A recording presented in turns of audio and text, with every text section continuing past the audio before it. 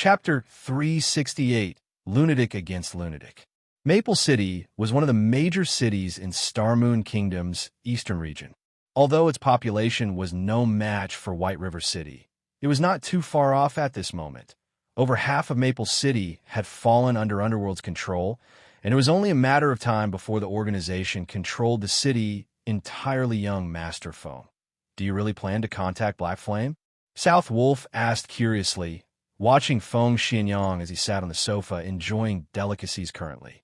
Black Flame had become one of the great experts ranked on the God's Domain experts list and had even received the title of Azura from the Secret Pavilion. He had now become an expert recruiting. However, Black Flame had once rejected their kind offer in the past, going as far as to toy with Feng Xianxia. He had even ruined Underworld's plans. Based on Feng Xianxia's personality, he would continue to plan Black Flame's destruction now. However, Feng Xianxia had actually taken the initiative to contact the Black Flame he hated so fiercely. There are some things you will never understand. Based on our previous investigations, that Mechanical Slayer was a very special monster, Feng Xianxia said as he examined the compiled data in his hands, a playful smile appearing on his handsome face. A special monster? South Wolf was confused. That's right. According to the information I have here, any player killed by the Mechanical Slayer had to wait 1 natural day before reviving. Even healers' resurrection skills were ineffective on these players. Moreover, the penalty for death doubled. After these players revived, they also entered a weakened state for 2 natural days. During this period, all their attributes have decreased by 30%, and the EXP they can receive has decreased by 50%. Feng Xianxia reported pleasantly as he lightly shook his head. Do you understand what this means? South Wolf shook his head, growing more confused at Feng Xianxia's words. Have you ever seen a monster with such strength? With God's Domain's basic settings, the stronger a monster is, the greater its loot will be. The Mechanical Slayer's loot must be stunning. There might even be many epic items among its drops. Meanwhile, Zero Wing is the largest beneficiary from the looting war. They claimed more drops than any other guild in White River City. Obtaining these drops could skyrocket Underworld's future development. However, it is simply too difficult for us to obtain them. Moreover, we don't have any concrete information about the loot. Trying to steal it from Zero Wing would not be easy, hence I've decided to invest in Zero Wing. Although we would have to spend a large sum of money, when I become one of Zero Wing's stockholders, I can easily obtain any information I want. Afterward, I can just set up a trap to steal those items and slowly but surely destroy Zero Wing from the inside. Just money. I have plenty of that. Feng Xianxia was determined to join Zero Wing. Nobody could resist the enticement of 1 billion credits. As long as he could get a hold of a small percentage of Zero Wing's shares, he could obtain all information relevant to Zero Wing fair and square. Previously, not only had Shi Feng acted so arrogantly before him, but Shi Feng had also caused his plans to support Dark Star to fall short. So, why would he ever let Shi Feng escape his punishment? South Wolf trembled upon hearing Feng Xianxia's plan suddenly. South Wolf realized that he was still naive. His understanding of Feng Xianxia was still too shallow. Feng Xianxia's plans were simply insane and terrifying in South Wolf's opinion. Feng Xianxia's plans weren't related to the Mechanical Slayer's loot at all. Feng Xianxia just wanted his revenge on Shi Feng. The drops were an excuse to take action. To think that Feng Xianxia was actually willing to spend 1 billion credits just to destroy Zero Wing and get his revenge. He was a lunatic. Young Master Feng, I'm not trying to overstep my boundaries, but we have gone looking for trouble with Black Flame many times before. We have hunted Zero Wing's core team. Now that we're trying to become the guild's shareholders, won't he just reject us outright? South Wolf said softly, of course, I've already considered that. Although we were behind the attacks on Zero Wing, Dark Star stood in the forefront. I have never personally made an appearance. Although Black Flame knows the truth, on the surface, we maintain our pretenses with each other. Moreover, the reason I've contacted Black Flame during his time of glory is that I want him to think that I noticed his potential and that I am willing to pay any price to obtain him. That way, I can smoothly become a shareholder of Zero Wing without arousing any suspicion.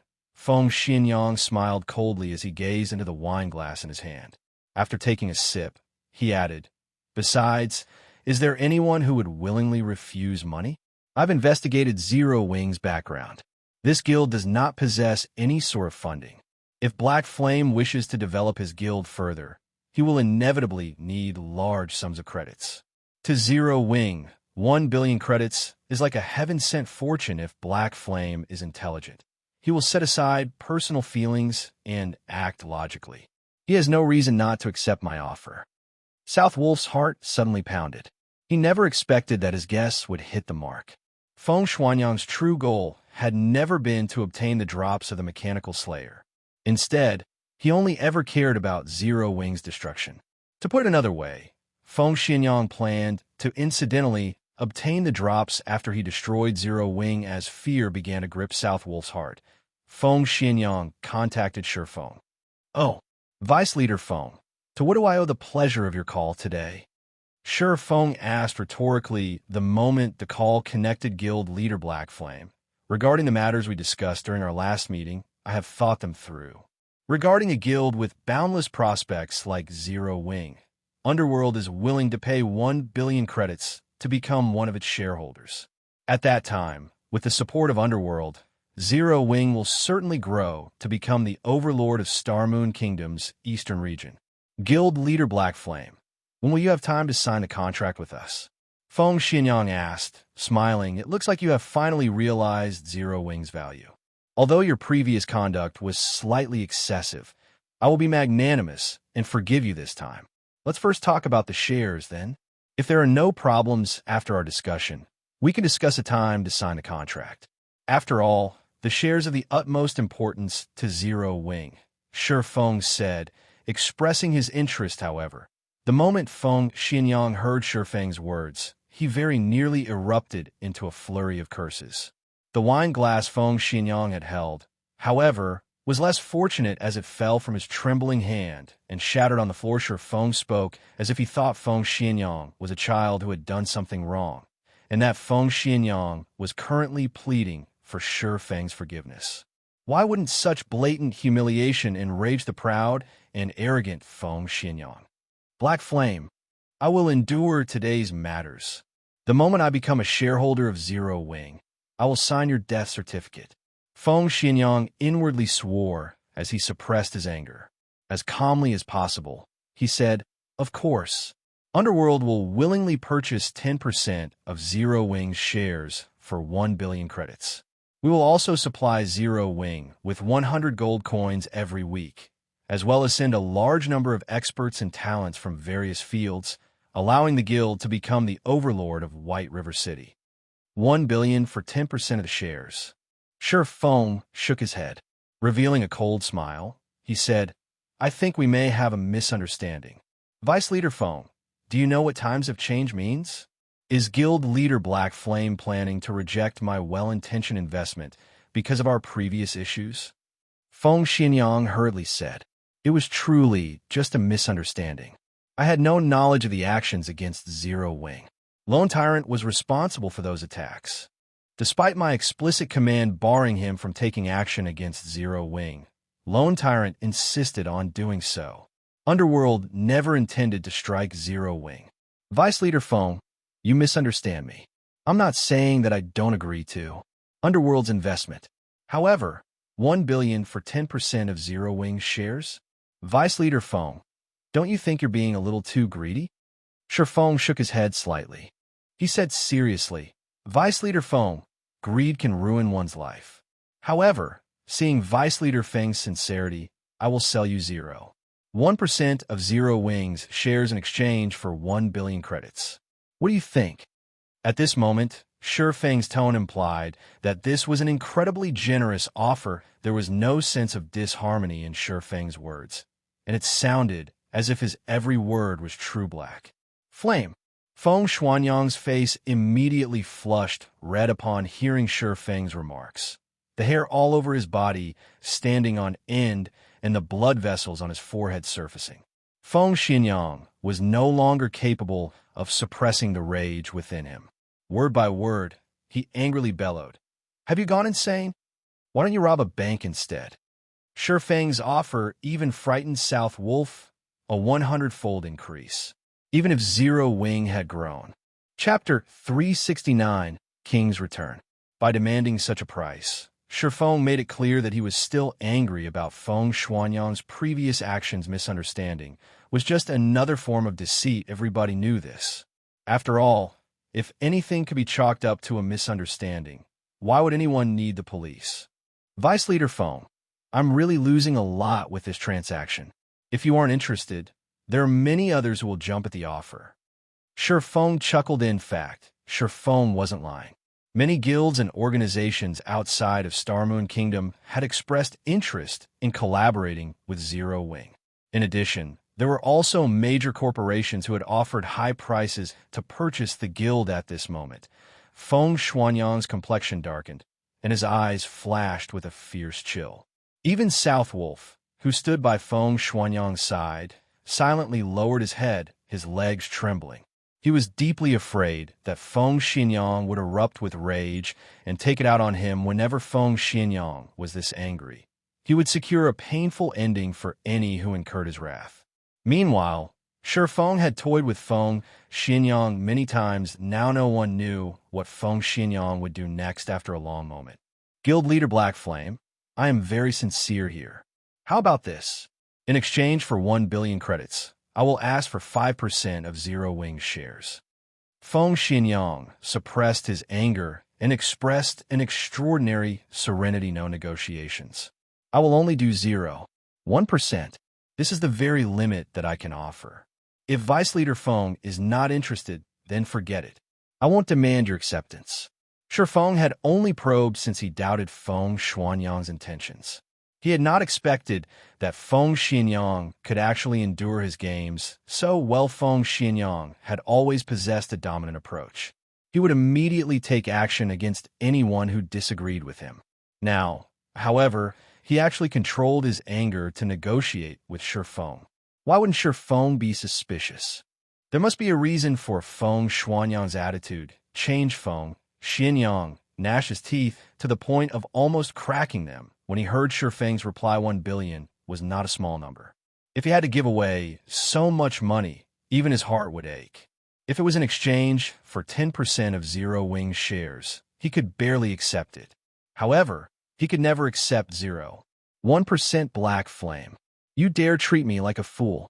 Sooner or later, I will make you pay this debt 100-fold. Feng Xuanyang inwardly bellowed. As long as he became one of Zero Wing's shareholders, he could investigate Zero Wing fair and square and insert his own men into Zero Wing's core. When that time came, he could crush everyone in Zero Wing. Hence, suppressing his anger right now, he said in a low tone, I understand. I hope that Guild Leader Black Flame will not disappoint me. Let's sign the contract as soon as possible then. Feng Xuanyang's agreement surprised and concerned Shifeng. Originally, he thought he could anger Feng Xuanyang and send the young master flying into a rage. He had expected Feng Xuanyang to break off their relationship completely, spouting a few curses and making some vengeful statement such as not resting until one of them was annihilated, and the like. However, Shifeng had never expected this ending. Feng Xuanyang had actually endured such an insult to his reputation. Feng Xuanyang was actually willing to exchange 1 billion credits for 1% of Zero Wing's shares. Unless Feng Xuanyang had truly lost his mind, he was definitely plotting something. Considering the events up to this point, Shifeng revealed a faint smile and said, Vice Leader Feng, why are you in such a hurry? I still haven't finished. Aside from the 1 billion credits, I also want 50% of Underworld shares. If you can promise that, I won't hesitate to sign. Black Flame, you're courting death. Feng Xuanyang exploded. He was now fully aware that Shifeng was not deliberately raising the price out of anger. Instead, Shifeng was wholeheartedly toying with him. Right now, not only did Shifeng want to sell 1% of Zero Wing shares for 1 billion credits, but he also wanted 50% of Underworld shares. What was Underworld? It was a force that far surpassed a first-rate guild. not to mention 50%. Feng Xianyang did not even possess 1% of the organization's shares. Yet, Shi Feng wanted 50%. Vice Leader Feng, you're not going to keep up the act anymore? Shi Feng faintly smiled. I wanted to play around with you for a little longer. Black Flame, don't think that just because you are invincible in White River City that I can't do anything to you. You underestimate Underworld too much. Zero Wing is merely the overlord of White River City. Meanwhile, the several cities surrounding White River City have already fallen under our control. It won't be long before I personally finish you off and eradicate your guild. Feng Xianyang could no longer control his anger. Like a berserk beast, he let out a lung-piercing roar, causing everyone who heard it to shiver with fear. Black Flame, originally, you could have had 1 billion credits as your retirement fund. Now, you no longer have that chance. I will force you into a corner, bit by bit, and make you regret all your actions today. At first, Shi Feng was slightly surprised when he heard Feng Xianyang's fury. In the next moment, however, he smiled and said, I will be waiting. Afterward, Shi Feng disconnected the call, although he had only said 4 words. His statement contained utter confidence and determination. Even Feng Xianyang was slightly stunned. Having no comeback, Feng Xianyang fully understood the meaning behind Shi Feng's word. Zero Wing is not afraid to start a war. If you think you're strong enough, bring it on. However, Feng Xianyang was confused. Just how Shi Feng remained so calm, even when facing 1 billion credits. It seems that I need to speed up my plans, Shi Feng thought after he disconnected the call. His surprise during the call had not been due to fear. Instead, it was because he had not expected Underworld's background to be so powerful. They had acted so quickly and had already conquered the cities surrounding White River City. If it were not for Feng Xianyang losing his cool for a moment and revealing this information, Shi Feng would not have known how serious the situation was. However, Shi Feng could now release a sigh of relief. Fortunately, he had not discovered this too late. He could still prepare if he started taking action right now. It wasn't Underworld's iron grip on those several cities. Rather, they were under the absolute control of the guilds beneath Underworld. Otherwise, Feng Xianyang would not have tried to spend 1 billion credits to bury Zero Wing currently. The average player's level was still low, so interaction between cities was limited. However, when players reached higher levels, they would have to head to higher-leveled areas. Meanwhile, these high-level areas were close to the common borders between cities. At that time, Underworld could trap Zero Wing. With enemies on all sides, Zero Wing's members would not be able to level up safely as they would face the risk of an enemy ambush at any time. In the end, Zero Wing would slowly but surely be pushed into a corner. However, thanks to Feng Xianyang's temper tantrum, Shi Feng could act early to prevent such a situation. Otherwise, by the time everyone had leveled up, Zero Wing would be declawed. Considering the situation, Shi Feng hurried back to White River City. Upon his return, Shi Feng discovered that the area outside the teleportation hall had already been fully repaired. Meanwhile, many players wandered the streets. A majority of these players were independent. Whenever these independent players saw someone wearing Zero Wing's emblem, they would watch that person enviously, letting the Zero Wing member feel very proud. As for the members of Darkstar and other guilds, whenever they saw a member of Zero Wing, they would consciously avoid contact. These guild players were no longer as arrogant as before. Moreover, Shi Feng discovered that the independent players walking around on the streets possessed very high levels. These independent players were clearly above the standard of ordinary players.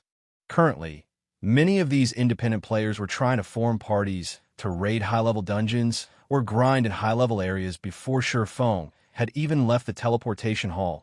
The atmosphere on the street changed. Practically everyone turned to stare at him. I sent. He one-hit Azura. Black Flame. Guild leader Black Flame has returned. Where? Wah. It's real. It's the real deal. He's just too handsome. Crap.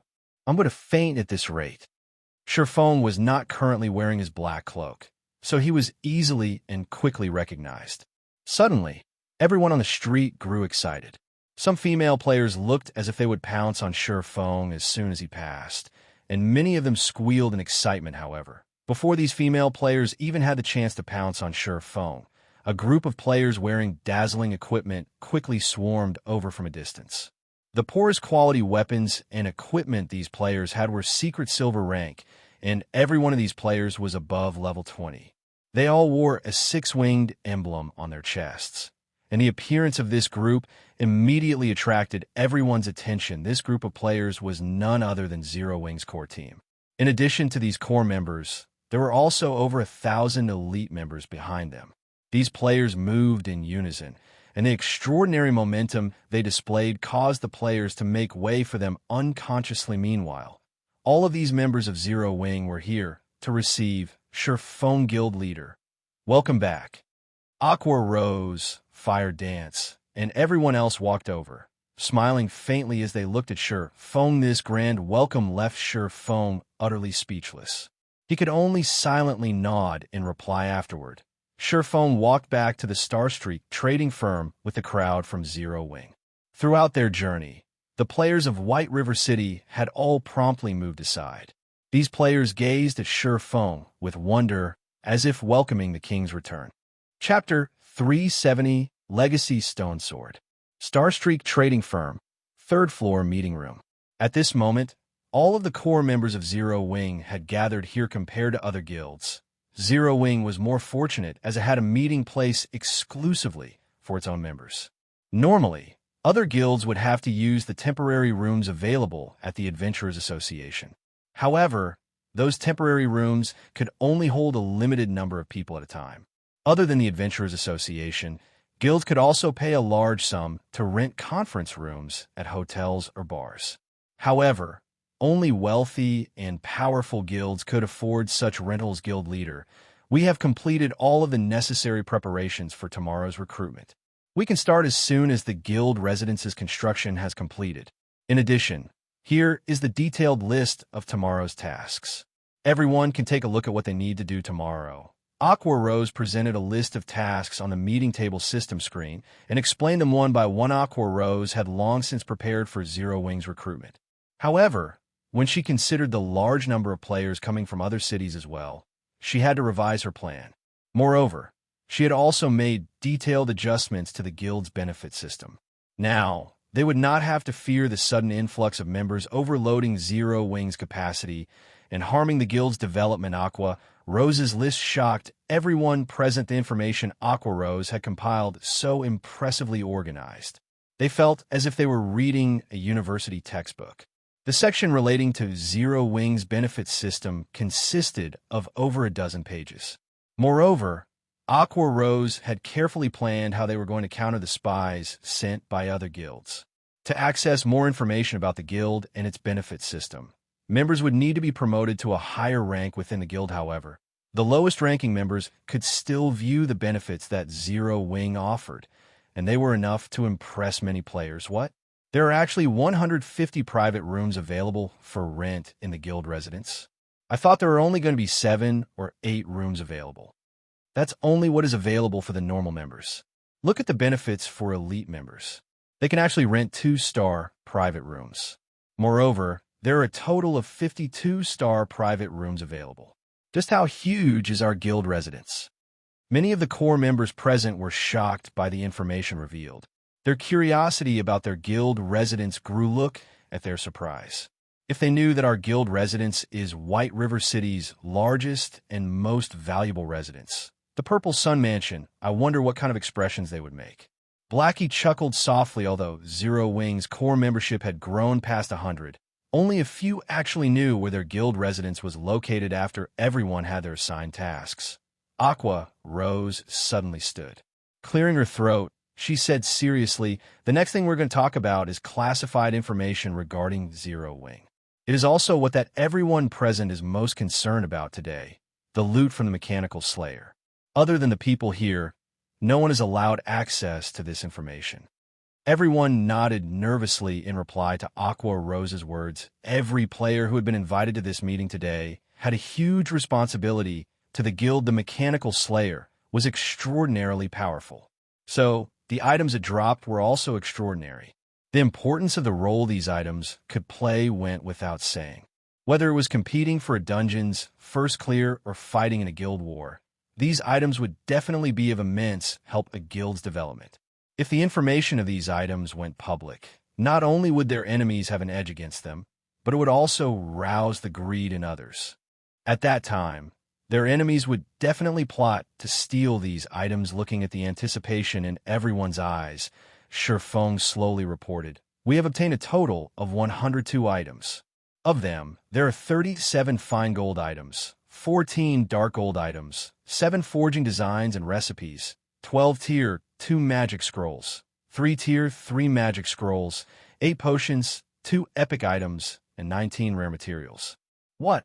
They're actually epic items? Awesome. With epic items, our guild will flourish in dungeons. We can claim all of the first clears easily. Everyone grew incomparably excited after listening to Shifeng's report. The large number of fine gold and dark gold items alone had greatly shocked the team. They could fully arm a 20-man team with so many items. Just the thought of having a 20-man team fully geared in fine gold and dark gold ranked weapons and equipment was enough to give them the shivers. Not even first-rate guilds could produce such a powerful team. Fully arming a team with secret silver equipment was already impressive.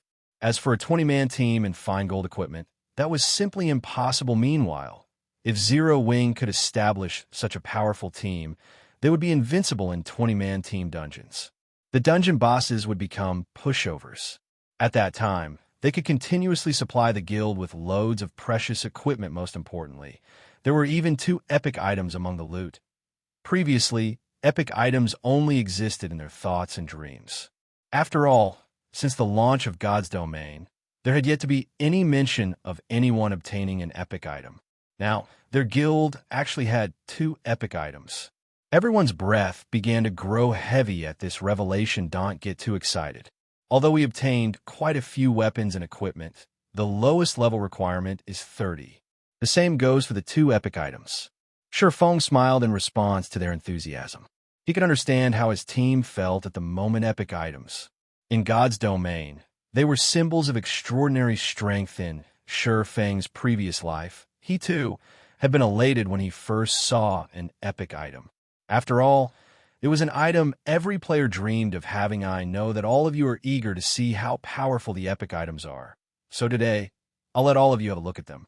While we're at it, I'll let all of you know that I do not plan to allocate these 2 epic items to anyone in particular. Instead, I'll place both of them in the guild warehouse. However, only core members can see them. Once you have accumulated sufficient contribution points, you can trade your points for any of these 2 epic items at any time, Shifeng explained. He then presented the information of the 2 items on the screen of the meeting table. Song of Beatrice, Staff, Epic Rank. Level 30, Level 90. Equipment requirement, Intelligence 200. Attributes will be adjusted according to users' level. Magic damage increased by 25%. Cooldown of all spells reduced by 20%. Casting speed increased by 20%. Spell critical rate increased by 15%. Cast range +3. All magic type skills +2 levels. Ignore levels +15. Durability 200/200. Additional passive skill, Song of Elements. All successful attacks have a chance to trigger this skill, increasing players' magic damage by 20% for 15 seconds. Does not stack. Cooldown 1 minute. Additional skill 1, Forest Sprites. Summons 3 forest sprites to battle for you. Forest sprites can also be sacrificed to recover players' mana. Each forest sprite sacrificed will recover 15% of players' maximum mana. Cooldown 20 seconds. Additional skill 2, Elemental Domain. All allies within a radius of 50 yards will have their magic damage increased by 15%, cast speed increased by 15%, and mana consumption decreased by 20% for 1 minute. Cooldown 30 minutes. Additional skill 3, Song of Sprites. Increases the effect of a specified spell by 300%. Cooldown 5 minutes. Shadowcraft, Leather Armor, Epic Rank. Level 30, Level 90. Equipment requirement, Agility 200, Strength 150. Attributes will be adjusted according to users' level. Agility increased by 25%, strength increased by 10%. Evasion plus 20. All magic resistance plus 20. Defend plus 4 levels. Ignore levels plus 10. Additional passive skill 1, Dark Shadow. Movement speed increased by 20%. In dark places, movement speed increased by 30% and agility increased by 10%. Additional passive skill 2, Rapid Movement. Agility increased after receiving damage. Agility increases by 5% with every 10% decrease in HP. Additional skill, Shadowless. Player can consecutively appear behind targets within a distance of 40 yards. Each use consumes 1 charge. Replenishes 1 charge per minute up to a maximum of 3 charges of the 2 epic items. The Song of Beatrice required 600,000 guild points, whereas Shadowcraft required 400,000 guild points. 1 guild point was the current equivalent to around 30 copper coins. Even Aqua Rose and Fire Dance would require a relatively long time before they could accumulate so many points. When everyone saw the attributes on the 2 epic items, they were all stupefied. The equipment they wore was simply too inferior compared to these 2 items. Meanwhile, when everyone thought about how they could trade guild points for these items, a passionate flame lit up in all of their eyes. The absurdly high demand of guild points didn't deter their passion at all. At this moment, they wanted to rush out of the room and start earning guild points immediately. UVE, seeing the attributes on these items for yourselves. As to whether or not you can trade for them, that will depend on the effort you put in. In addition, I also have some good news to tell all of you. I will reward guild points to the first 100 members in the guild to get promoted into a Tier 1 class. First place will receive a reward of 50,000 points, so all of you, work hard. Seeing the high morale of the crowd, Shurfeng added more fuel to the fire. Currently, not a single player had become a Tier 1 class in the entire Starmoon Kingdom. The various guilds around the kingdom were all focused on raiding the 50-man team dungeons in their respective cities. None of them knew the importance of Tier 1 players. Presently, only Shurfeng knew that Tier 1 players were the key requirement to raid a level 20, 100-man team dungeon. In addition, Tier 1 players also played an important role in the competition between guilds. The sooner a guild possessed Tier 1 players, the more beneficial it would be to the guild's future development. This was the reason why Shurfeng had ordered his guild members to level up quickly rather than waste time competing over the first clear for the level 10. 50-man team dungeons. Everyone's fighting spirit soared once more when they heard Shurfeng's announcement. At this moment, they all viewed their decision to join Zero Wing as the best decision they had ever made. No other guild would offer fine gold and dark gold items to its members, much less epic items. On the other hand, not only had Shurfeng made the items available for trade, but he also spent a large sum of money to encourage everyone to raise their strengths. Players would never find these opportunities in any other guild if they could earn the reward of 50,000 guild points. Even if they didn't want the epic items, they could still gain several fine gold or dark gold items, greatly increasing their prowess. After the meeting ended, the core members headed towards the class association to receive their class change quest. Afraid that the others would beat them to the top prize, it should be about time for me to upgrade my class as well. Shurfeng smiled faintly. Shurfeng had wanted to take on his class change quest for a while now. However, he celebrated the fact that he had not already done so. He would have regretted that decision before the meeting started. Shurfeng had already appraised the drops from the Mechanical Slayer. In a looting war, Zero Wing had actually managed to obtain 103 items, not 102. There was one item Shurfeng had not revealed. The item Shurfeng hid was none other than the crystal-encased ancient sword. Shurfeng had kept it hidden because that item was simply too frightening. Even if he added together the value of the other 102 items, it would not reach even 1/100th of the sword in the stone. If others learned about this item, it would definitely cause a sensation to sweep throughout God's domain, which was why Shurfeng had decided to keep silent about it. The sword in the stone was neither a weapon nor armor. It was a legacy item. Moreover, the legacy it contained was no ordinary legacy. It was a legacy item even more powerful than the magic weapon Star's Reminiscence. Chapter 371, Peak legacy.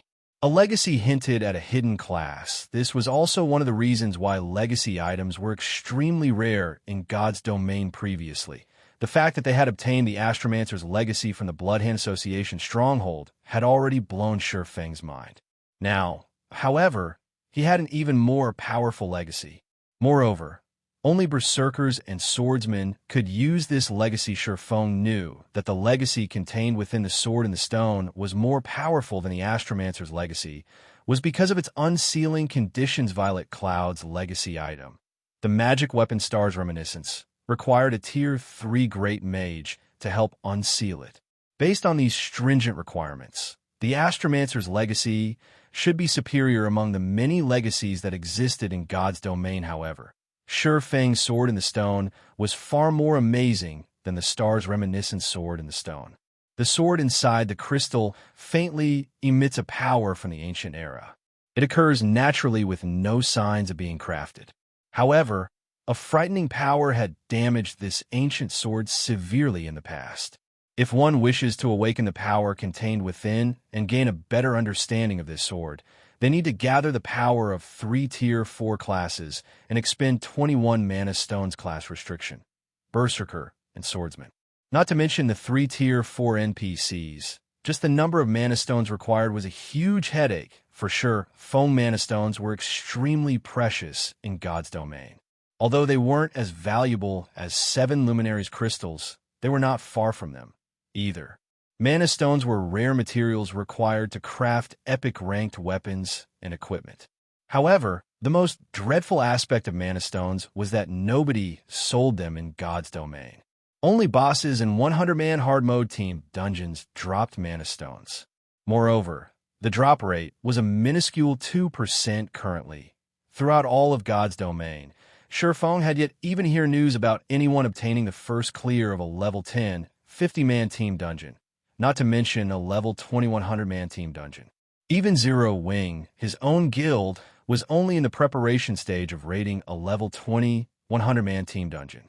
Only players who had gathered 100 Tier 1 players had a chance of success in the hard mode versions of those dungeons. In other words, it was simply impossible for Shifeng to get his hands on a Mana Stone right now, let alone 21 of them. The difficulty of unsealing the sword in the stone far surpassed the magic weapon Star's Reminiscence. Hence, Shifeng was certain that the legacy contained within the Sword in the Stone was far superior to the Star's Reminiscence. At the very least, it should be one of the peak legacies of God's domain. I can only give it a try. Shifeng smiled bitterly as he gazed at the Sword in the Stone inside his bag. The awakening conditions of the Sword in the Stone were too high. Ever since Shifeng had appraised the legacy item, he had constantly been thinking of a way to fulfill those conditions. He could not afford to wait until Zero Wing obtained the first clear of a 100-man hard mode team dungeon before gradually collecting 21 Mana Stones. If the guild leader of any other guild stood in Shifeng's place right now, activating the class change quest of the Sword in the Stone would be nigh impossible, and ordinary players could never meet these conditions. Only after racking his brain did Shifeng think a way to awaken the Sword in the Stone early soon. Shifeng left the meeting room as well and headed to one of the forging rooms on the 4th floor of the Starstreak trading firm. They had obtained a total of 7 forging designs and recipes from the looting war.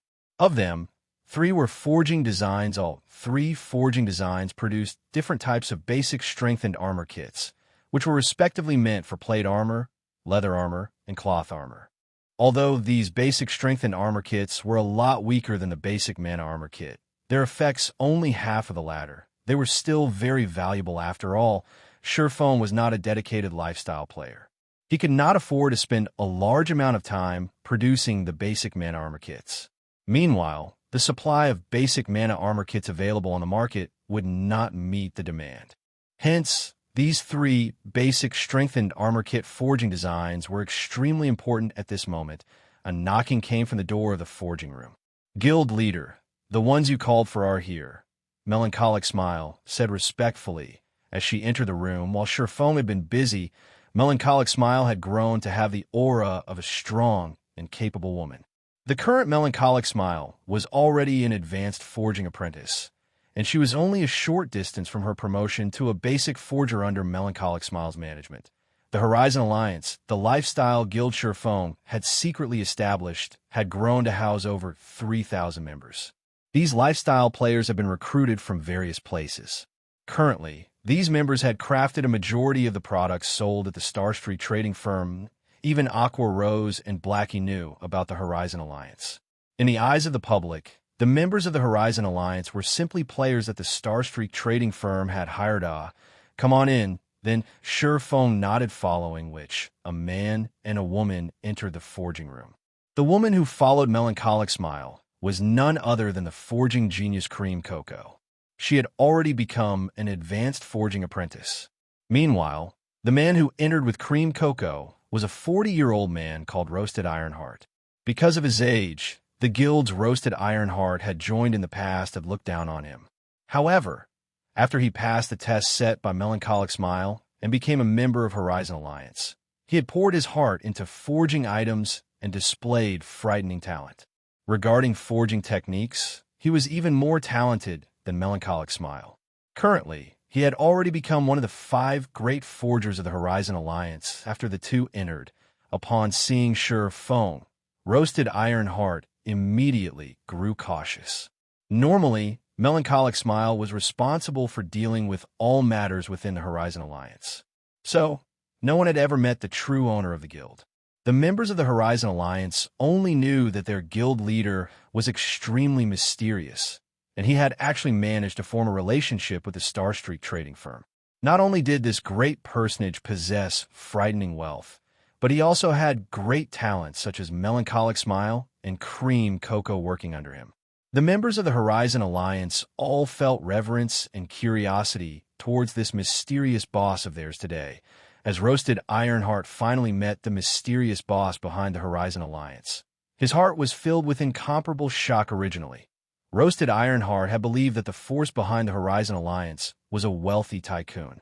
However, he would never have imagined that proprietor of this lifestyle guild was actually White River City's, no, the entire Starmoon Kingdom's #1 expert, the one-hit Azura, Black Flame. How could this revelation not shock him? Moreover, Black Flame was also Starmoon Kingdom's publicly acknowledged #1 forger at this moment. Roasted Ironheart's mind was a complete mess. There is no need to panic.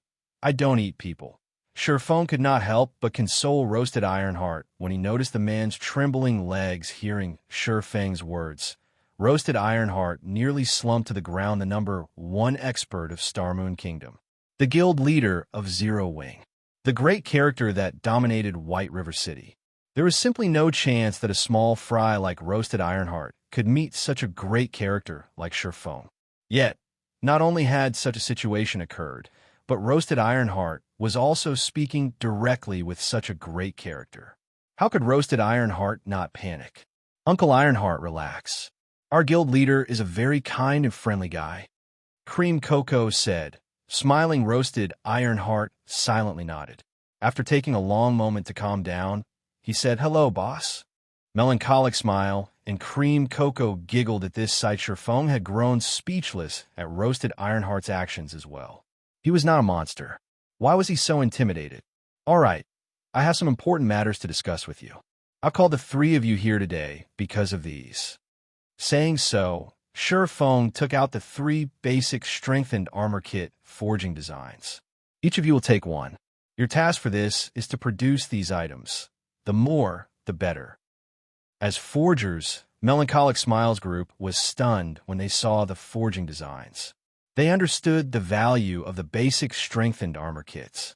By producing these items, not only could they increase their promotion speed to basic forgers, but they could also use these items to dominate the forging market and create names for themselves. When the trio thought about how Shurfeng was actually willing to let them learn such precious forging designs, their hearts were moved. I'll leave these forging designs to you, so research them properly. If you can achieve a 20% success rate, then you can start mass-producing them. Shurfeng said, although the basic strength and armor kits were not as difficult to produce as the basic mana armor kits, advanced forging apprentices still had a low success rate. Melancholic Smile and the others would be lucky if they could successfully produce 1 or 2 pieces out of 10 tries. Guild leader rest assured. We will accomplish this task. We definitely won't disappoint you." All three of them guaranteed following which, the three returned to their respective forging rooms and began their research on the forging designs meanwhile. Shifeng also departed from the Starstreak trading firm and hurried towards White River City's bank. He planned to start the first step of awakening the sword in the stone. Chapter 372, 5 Big Cities. Walking in the middle of the street in White River City, Shifeng had used the demon mask to change his appearance back to Yifeng. The color of his ID reverted to white as well, all this while Shifeng had used his artificial ID, a black flame. It had been a long time since he used his actual ID. In a rapidly changing game like God's Domain, not only were there tons of new players flooding into the game every day, but there were also many experts rising and falling with every passing moment. Meanwhile, the duration of Yifeng's disappearance from the public had been long enough for everyone in White River City completely forget about him throughout Shifeng's whole journey to the bank. Not a single player he passed by had recognized him. Although some players had glanced his way, they had not done so because of Shifeng's identity. Instead, it was because of the equipment he wore. The magic weapon Abyssal Blade and the dark gold ranked Purgatory's shadow hung from his waist. Even if Shifeng had removed the two weapons' glow effect, when one saw the intricate patterns carved onto the swords, as well as the flowing lights flashing on the blades, no one believed they were ordinary weapons. White River City sure has changed. Even the average level of ordinary players is almost the same as Starmoon City. Making a casual observation, Shifeng discovered that a majority of the independent players wandering the streets were level 15 or 16 and armed with a few pieces of bronze equipment. Shifeng occasionally saw some independent players who were level 17 or 18 and fully geared in bronze equipment, with a few pieces of mysterious iron equipment. In the past, this sight could not have been found in White River City. Suddenly, Shifeng thought of an idea. What if he transformed White River City into the heart of Starmoon Kingdom? Originally, Shifeng had intended to develop a branch guild in Starmoon City once Zero Wing was sufficiently powerful to compete for the resources available there. After all, Starmoon City was the heart of Starmoon Kingdom. It was a gem that incited fierce competition among the many first-rate guilds. Starmoon City was also the hub for elites. The player population there was simply immense, with no other city within Starmoon Kingdom capable of being its rival. Meanwhile, controlling Starmoon City meant obtaining the large number of elite players and resources there. A guild's development in Starmoon City would be much faster than in any other city in Starmoon Kingdom. However, when Shifeng saw the current state of White River City, a thought suddenly came to his mind. Why must he torture himself to compete over Starmoon City with all those first-rate guilds? Most players went to Starmoon City was because it had far more opportunities for development. The city also contained many advantages that no other city possessed, but what about now? Due to Zero Wing's existence in White River City and the fact that the guild did not recruit members in any other city, many players had now migrated to White River City. As for the reason behind this migration, wasn't it because Zero Wing offered advantages that no other guild possessed? As long as Zero Wing offered its members more benefits than other guilds, players would continue to flood into White River City. Moreover, as players' levels increased, their income would increase as well. Soon, the teleportation fee between cities would no longer be a problem. At that time, it was not entirely impossible for White River City to surpass even Starmoon City. Is it about Underworld's inside information? Shifeng suddenly heard the arrival of a message. Absolute Heaven had contacted him. Meanwhile, the assassin's message was perfectly timed. Underworld had already become the dominant force in the several cities surrounding White River City. As for how much control they possessed over those cities, and exactly which cities they controlled, Shifeng had no clue. Without that information, he could not take appropriate measures against Underworld. Shifeng did not want to waste too much time searching for Underworld and subsequently ruining the organization's plans. If he could find access to detailed information about Underworld, he would have a much easier time preparing for the future. There sure is a lot of information here.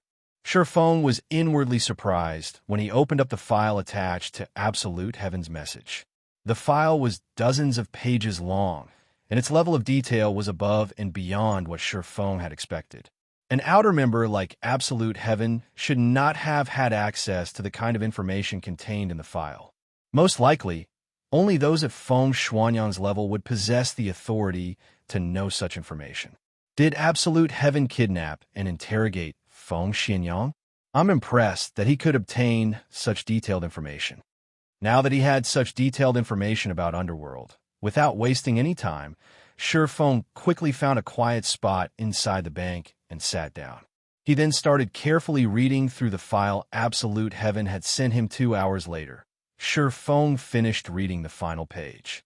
He could not help but exhale deeply. Although I already expected as much, I did not realize that Underworld is actually so terrifying. They control a total of 316 guilds in Starmoon Kingdom's eastern region. It is no wonder even Gentle Snow is wary of Underworld. Making a rough estimate, Shifeng guessed that Underworld controlled over 1 million players in Starmoon Kingdom's eastern region alone. Zero Wing's current member count was just over 5,000. To Underworld, Zero Wing was no more intimidating than an ant. Furthermore, there were also the Underworld Guards, a group of elites that the organization secretly nurtured. Although the Underworld Guards only had around 400 members, each one was an expert. If they formed a 100-man team, they could effortlessly annihilate hundreds of elite players out in the fields. In addition, Blue Frost City, Maple City, Gale City, Twin Lion City, and Cold Star City, the 5 big cities neighboring White River City, had all been dominated by the guilds under Underworld's control. Moreover, these guilds were not inferior to Underworld in the slightest. Without any powerful enemies, these guilds had grown rapidly. Of these guilds, Overwhelming Smile, the guild holding dominance over Gale City, was currently even more powerful than Darkstar had been during its peak. Without any obstructions, it was a matter of time before these powerful guilds became the overlords of their respective cities. Underworld really is a headache. This situation is much worse than what I had imagined. Shifeng wrinkled his brows and scratched his head, considering the situation carefully based on Zero Wing's current strength. Moving out and dealing with just one of the 5 cities under Underworld's control would be a massive undertaking. As for dealing with all 5, it was simply impossible. Setting aside the disadvantages of fighting in enemy territory, Zero Wing would first need sufficient strength. With the current number of members Zero Wing possessed, it wouldn't even be a threat for any of these guilds. For such an endeavor, not only would Zero Wing need to pay a large number of teleportation fees, but also had to waste a lot of manpower and material resources. As for Shifeng himself, although he was strong as an individual, he wasn't strong enough to threaten an entire guild with tens of thousands of members. I need to hurry and get my class change done. Shifeng looked at the sword in the stone inside his bag, a sense of urgency overwhelming his thoughts of upgrading his class no matter how. Shifeng racked his mind. He could not think up of a proper solution. The only thing he could do now was to increase his own strength. There was a large gap in combat power between a Tier 1 player and a Tier 0 player, not to mention a hidden class. If Shifeng could successfully upgrade his class and become a Tier 1 player, he could cause some trouble for the guilds controlled by Underworld and buy Zero Wing more time to grow, following which Shifeng walked towards the bank's counter, retrieving the larger of the 2 Philosopher's Stones from inside his personal warehouse. He then retrieved a large number of magic crystals from the guild warehouse. Guild members had come across these magic crystals while they had raided dungeons. Originally, these magic crystals were intended for equipment crafting, but as of yet, nobody within the guild could produce equipment that required magic crystals. Hence, a large stockpile had accumulated inside the guild warehouse. Now, however, Shifeng emptied their stock. Following which, Shifeng returned to his forging room inside the Starstreak trading firm. He then took out the Philosopher's Stone, and all of the magic crystals. Mana stones were originally born from the minerals inside magic crystals. If magic crystals were refined, there was a chance to obtain a mana stone. Hence, Shifeng intended to utilize the Philosopher's Stone to refine mana crystals into mana stones. However, mana stones were extremely rare and precious. The chances of obtaining a mana stone from refining a magic crystal were extremely low, and even Feng himself wasn't very confident in success. Hopefully, this works. Feng then grabbed a transparent magic crystal with one hand and the Philosopher's Stone in the other. Praying silently, he refined the magic crystal. Chapter 373, Alchemical Synthesis. With his right hand, Feng lightly tapped the Philosopher's Stone on the magic crystal in his left hand. In the next moment, the Philosopher's Stone released a faint blood-red glow, following which the magic crystal in Feng's left hand transformed into dust and scattered across the floor, leaving nothing behind. A magic crystal, which cost 8 silver coins, was gone, just like that. In the God's domain, 8 silver coins were the current equivalent of a day's income for an entire elite team. However, without even blinking, Feng snatched a second magic crystal from the table and attempted the elemental refinement. Once more, 2 seconds later, another pile of dust scattered to the floor. After over 100 consecutive attempts and failing every time, Feng stopped and reevaluated his actions. Is it not possible with elemental refinement? Feng frowned at the dust-covered floor. There were not many members in Zero Wing, so the number of accumulated magic crystals was not high. There had been only around 600 in the guild warehouse. Meanwhile, Feng had not obtained a single mana stone, even after refining over 100 magic crystals. At this rate, he would never refine 21 mana stones. No, it is just because the success rate is so low. Do I need to raise my chances before it'll work? Mana stones are the product of polymerization of magic crystals. Logically, it should be possible to refine a magic crystal into a mana stone. Is it because the magic crystal's quality is too poor? Thinking up to this point, Feng took another magic crystal and tested his theory this time. After clicking refine, Feng thoroughly focused on observing the changes that occurred during the refinement process of the magic crystal after God's domain underwent its first evolution. Both forging and alchemy had become far more realistic. Moreover, Feng was currently playing the game using a virtual gaming cabin which possessed a synchronization rate of 97%. Hence, if he observed the refinement process of the magic crystal carefully, he might discern the cause for failure. However, the refinement process happened far too quickly. Even if Feng had exceptional dynamic vision, everything still happened in a flash. It was too hard to see anything. System recording. Activate full simulation mode. Feng suddenly said, "System, please hold for system identification." System. Interface used by player detected as the virtual gaming cabin. Full simulation mode is supported. System. Full simulation mode has activated. After the system activated full simulation mode, Feng picked up a magic crystal and attempted elemental refining once more. As expected, the magic crystal still crumbled into dust that scattered all over the floor unperturbed. Feng said, "System, play the video recorded through full simulation mode."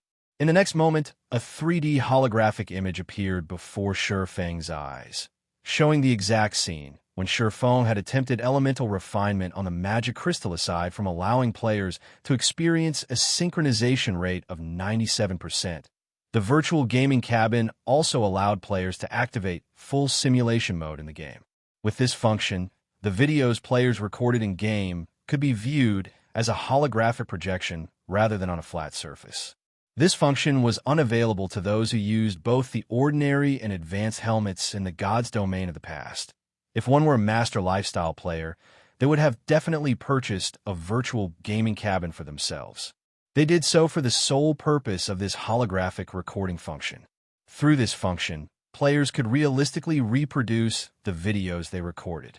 Players could experience what they normally couldn't through a flat-screen video, and this included the refinement process of the magic crystal. However, the main purpose of the full simulation mode lay in the analysis of enemies. Players could record their battles with enemies to study their enemies' fighting habits, defenses, attacks, dodges, and other detailed actions. After analyzing their enemies' habits and weaknesses, even if they were weaker than their opponents, players could take advantage of said habits and weaknesses to triumph against their enemies.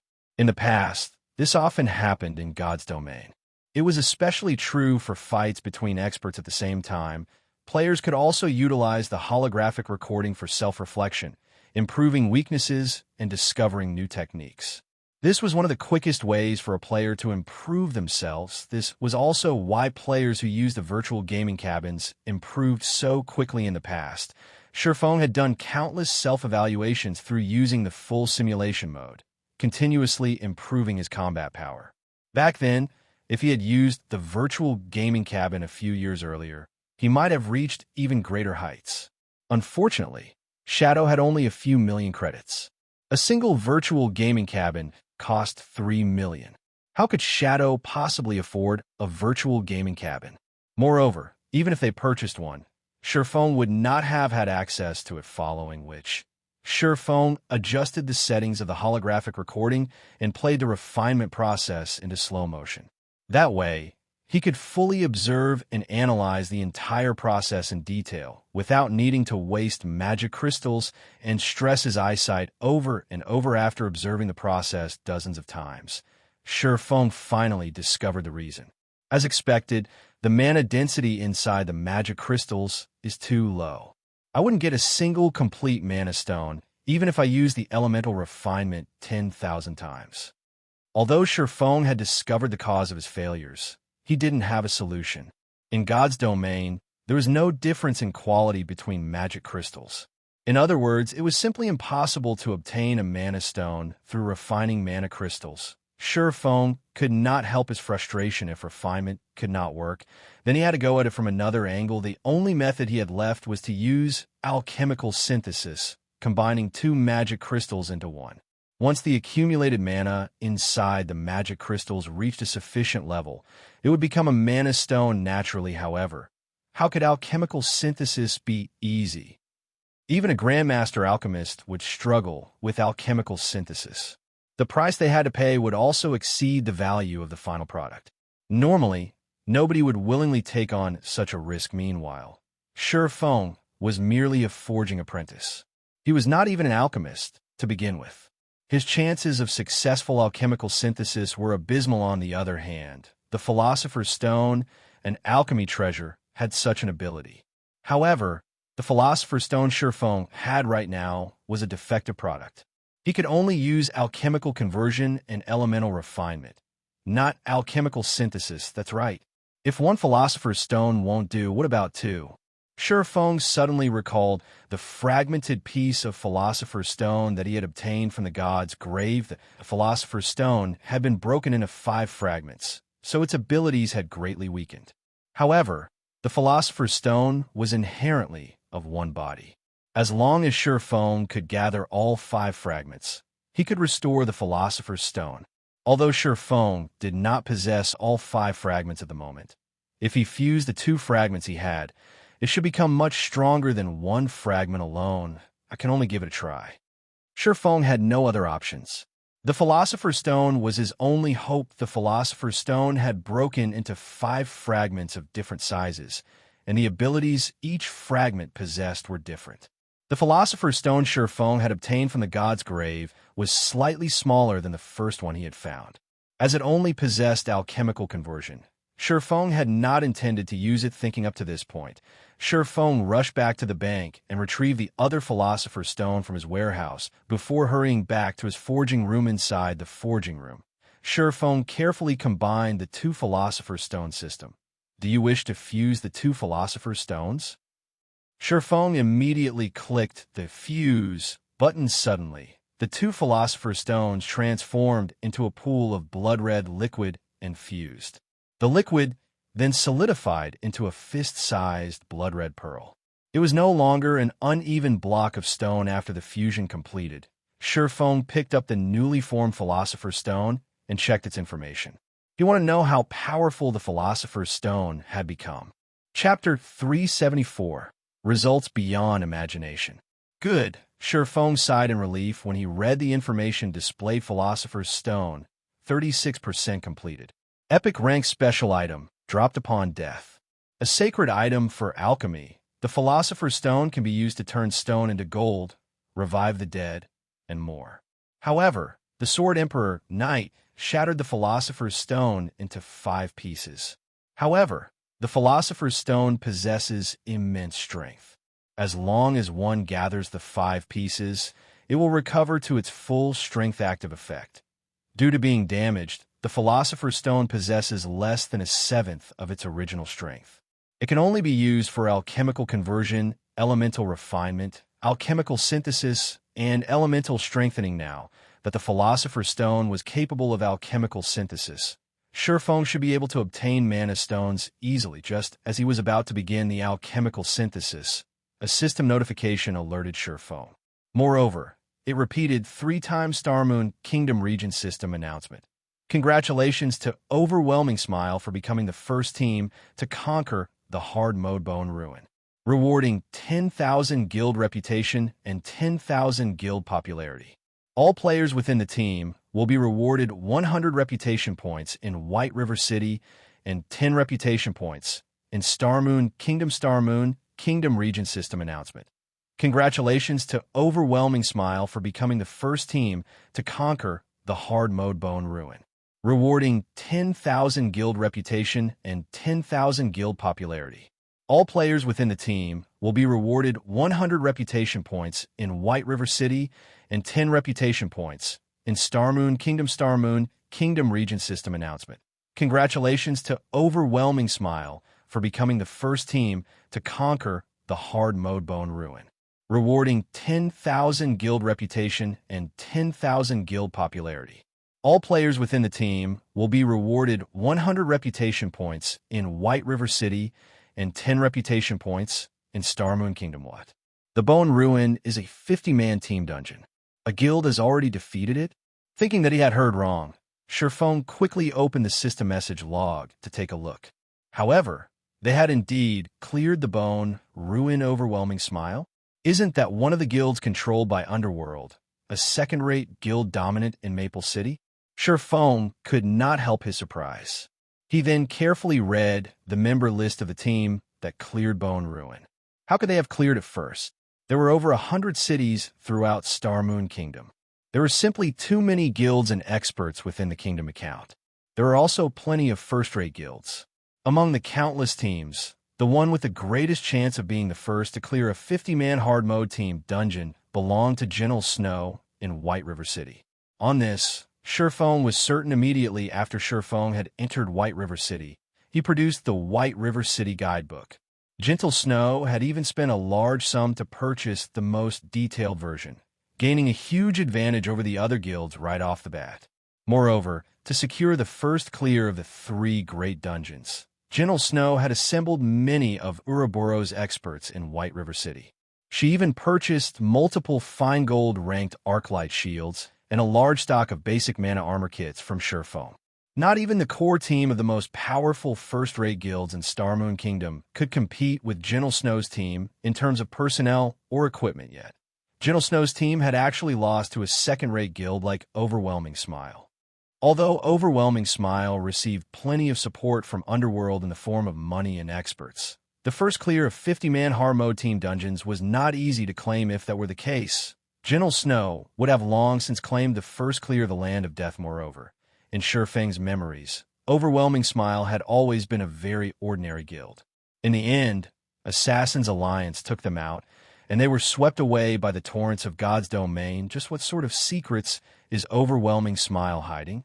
In the information Shifeng received from Absolute Heaven, there was nothing special about Overwhelming Smile.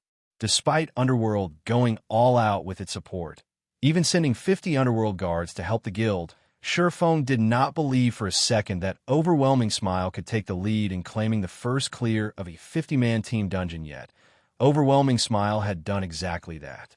This showed that Overwhelming Smile's team had an advantage that not even Gentle Snow's could compete with if Overwhelming Smile continued to develop without rival guilds.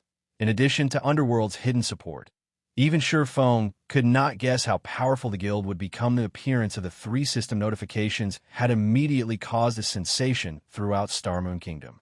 Previously, everyone had their guesses as to which first-rate guild would be the first to claim the first clear of a 50-man team dungeon.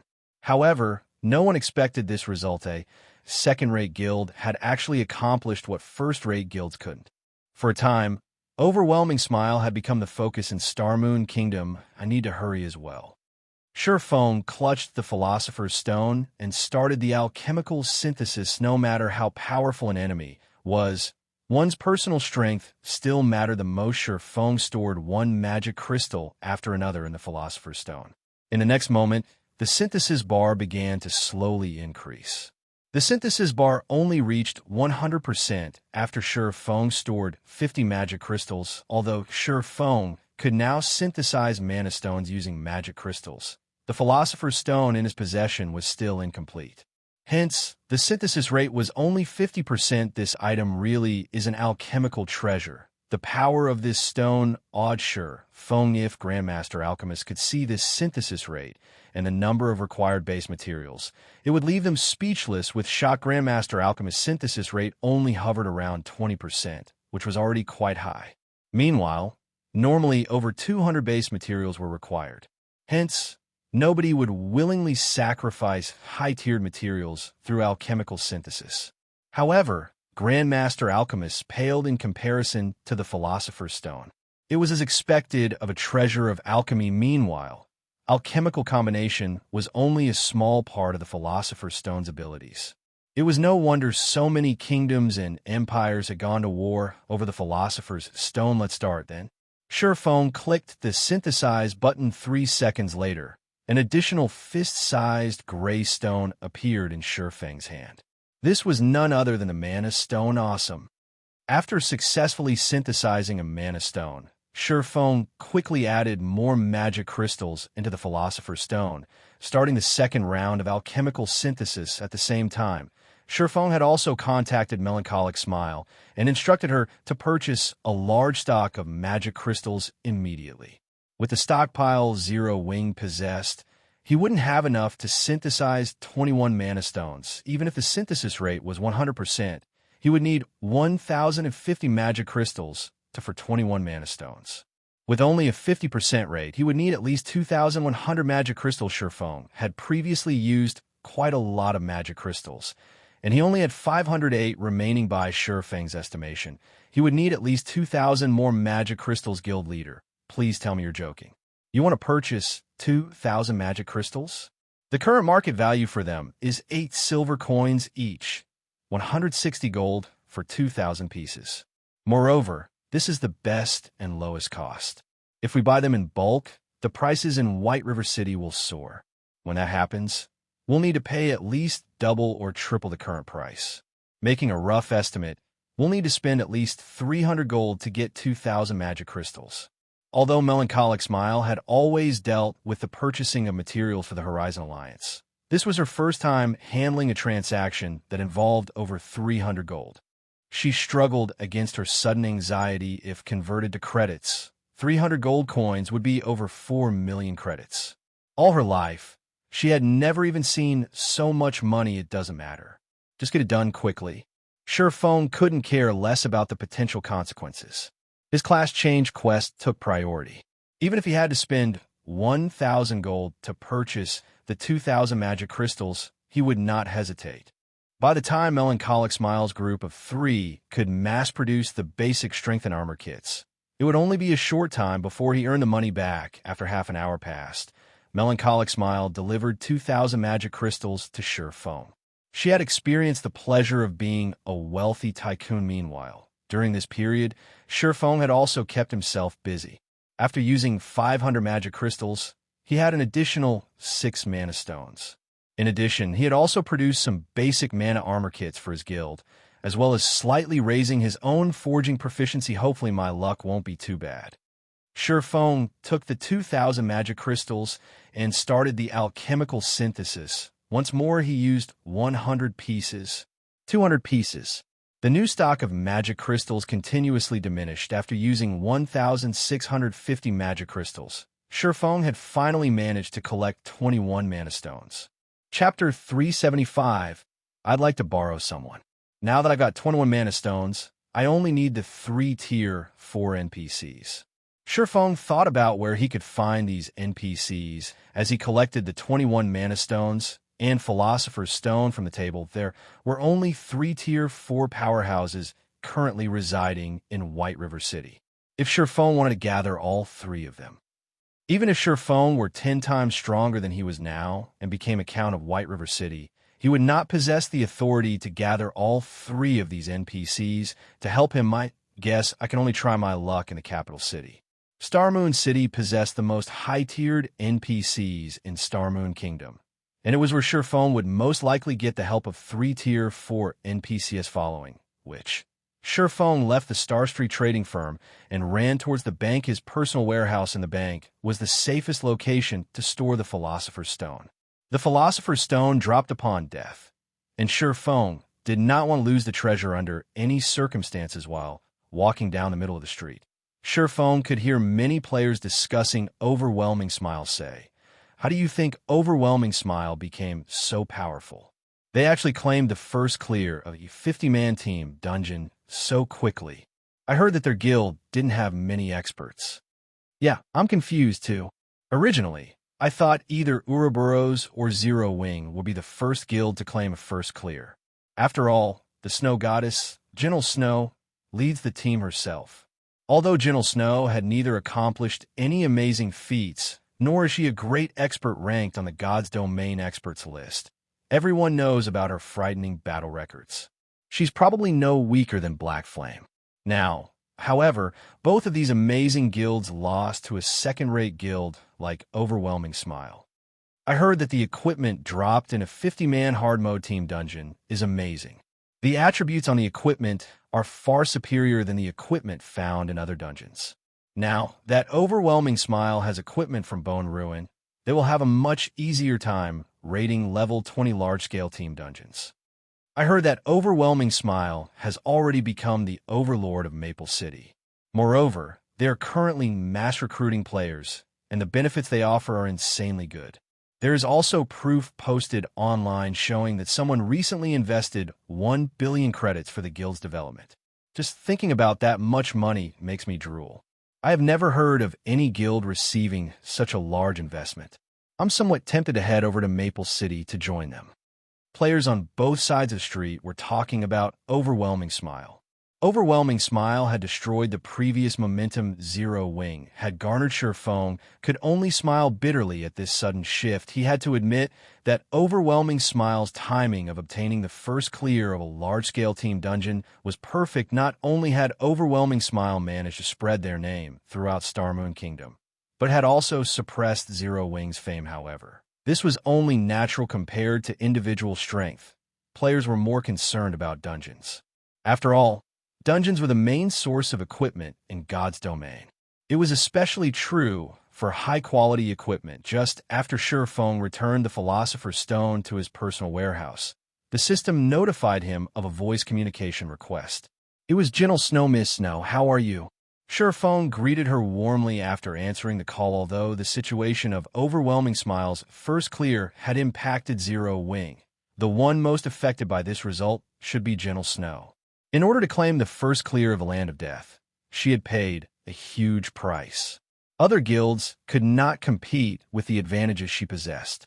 Yet, just as she was about to harvest the fruit of her efforts, Overwhelming Smile stole the Glory Guild leader Black Flame. "I wish to discuss something with you." Gentle Snow's tone was indifferent. Only she understood her current state of mind. "Miss Snow, please speak your mind," Shurfeng said, smiling. "I like to borrow someone." Gentle Snow said, "Borrow someone?" Shurfeng was confused. Ouroboros had many experts. They should not lack personnel. "That's right. I wish to borrow Yi Feng." Gentle Snow nodded, resolving Shurfeng's confusion. "As for the price, I am willing to pay 5 million credits. Borrow Yi Feng?" Shurfeng nearly stumbled. Just what was going through Gentle Snow's mind. Borrow Yi Feng? Didn't that mean she was trying to borrow him? Since when did he have such great charm to attract the attention of the Snow Goddess? Moreover, Gentle Snow even offered an astronomical price of 5 million to borrow him. That was the equivalent of a famous gaming expert's annual salary. And she only wanted his help with a single matter? Wasn't Gentle Snow's opinion of him a little too high? I know that this is somewhat abrupt. Honestly, I initially considered asking you, Guild Leader Black Flame. However, not only are you the guild leader of Zero Wing, but you're also very famous in Starmoon Kingdom. The implications for obtaining your help are too grave to ignore. Hence, my only option is to ask for Yi Feng's help, as he is only a member of Zero Wing. However, I doubt he will help me without your explicit permission, Gentle Snow explained. If she had any other choice, she wouldn't be asking. However, now that overwhelming smile had claimed the first clear of a large-scale team dungeon. This was her only option. Listening to Gentle Snow's request, Feng could guess that Gentle Snow needed experts. However, these experts could not be too famous, and the more hidden they were from the public eye, the better. Thus, she thought of the now-forgotten Yi Feng. Although I wish I could agree to your request, Yi Feng is currently busy in an extremely important task. I'm afraid he can't help you right now, Miss Snow. How about the other experts in Zero Wing? Although Feng wished to help Gentle Snow, his class change quest took priority. Other experts? Gentle Snow fell silent for a moment, considering the idea. She then said, "It is possible if they are as skilled as Yi Feng. I'm afraid they have yet to reach that level." Feng said, definitely setting aside techniques. If speaking purely in terms of weapons, equipment, and skills, nobody within the guild could even come close to being a match to him. In terms of techniques, though, Fire Dance, Aqua Rose, Violet Cloud, and Cola might catch up to him in the future. It was especially true for Violet Cloud, who had improved leaps and bounds with each passing day. If Feng hadn't had his decades' worth of experience campaigning in God's domain, Violet Cloud would have left him in the dust by now. I am afraid they won't do if they are not as strong as Yi Feng, Gentle Snow said, disappointed. However, when she gave it more thought, how could great experts such as Yi Feng be easy to find? She then asked, Guild Leader Black Flame, how long will it take for Yi Feng to complete his task? Normally, an ordinary class change quest required 2 to 3 days to complete. Meanwhile, Feng's class change quest should be a lot more difficult. At the very least, he would require 3 to 5 days. Around 5 days, Feng said, giving a conservative estimate. 5 days, huh? Gentle Snow's brows wrinkled slightly. After thinking for some time, she slowly asked, Guild Leader Black Flame, will 5 days really be enough? MHM. Feng nodded. Feng could tell that Gentle Snow was carefully considering a very important decision. I'll have to trouble Guild Leader Black Flame to pass on the message. Then, I'll transfer 5 million credits into your account immediately. Gentle Snow sighed in relief upon hearing Feng's confident answer. She then disconnected the call after thanking him. Chapter 376, Great Divine Official. Based on Gentle Snow's tone, Feng did not think that things were as simple as he had first imagined after experiencing a decade of battles and socializing between various guilds in God's domain. Feng was no longer the young and immature student that he had been in the past. This was merely the first clear of a large-scale team dungeon. At most, Ouroboros would lose the chance to earn some fame. Such a loss would not greatly affect the strength of the guild itself. In other words, Gentle Snow must have made some sort of personal bet regarding Overwhelming Smile being the first guild to claim the first clear of a large-scale team dungeon. However, she had obviously lost 5 days, huh? It seems that I can't slack off. Now that Feng had agreed to help, he would not go back on his word, unfortunately. Even Feng was not completely confident that he could gain the help of 3 Tier 4 NPCs in Starmoon Kingdom. He needed to waste a lot of time to earn their assistance. It was not easy to ask NPCs for help. It was especially true for high-tiered NPCs, following which Feng took out the pass to Blackwing City, teleporting immediately, being a neutral zone as well as a famous city in God's domain. Blackwing City was many times stronger than Starmoon Kingdom. Naturally, a lot of high-tiered NPCs would reside there. If luck would have it, he might even meet a Tier 5 powerhouse. One could not meet such an NPC even in the capital city of Starmoon Kingdom. It had been quite some time since the launch of God's domain. The population of the game had increased rapidly.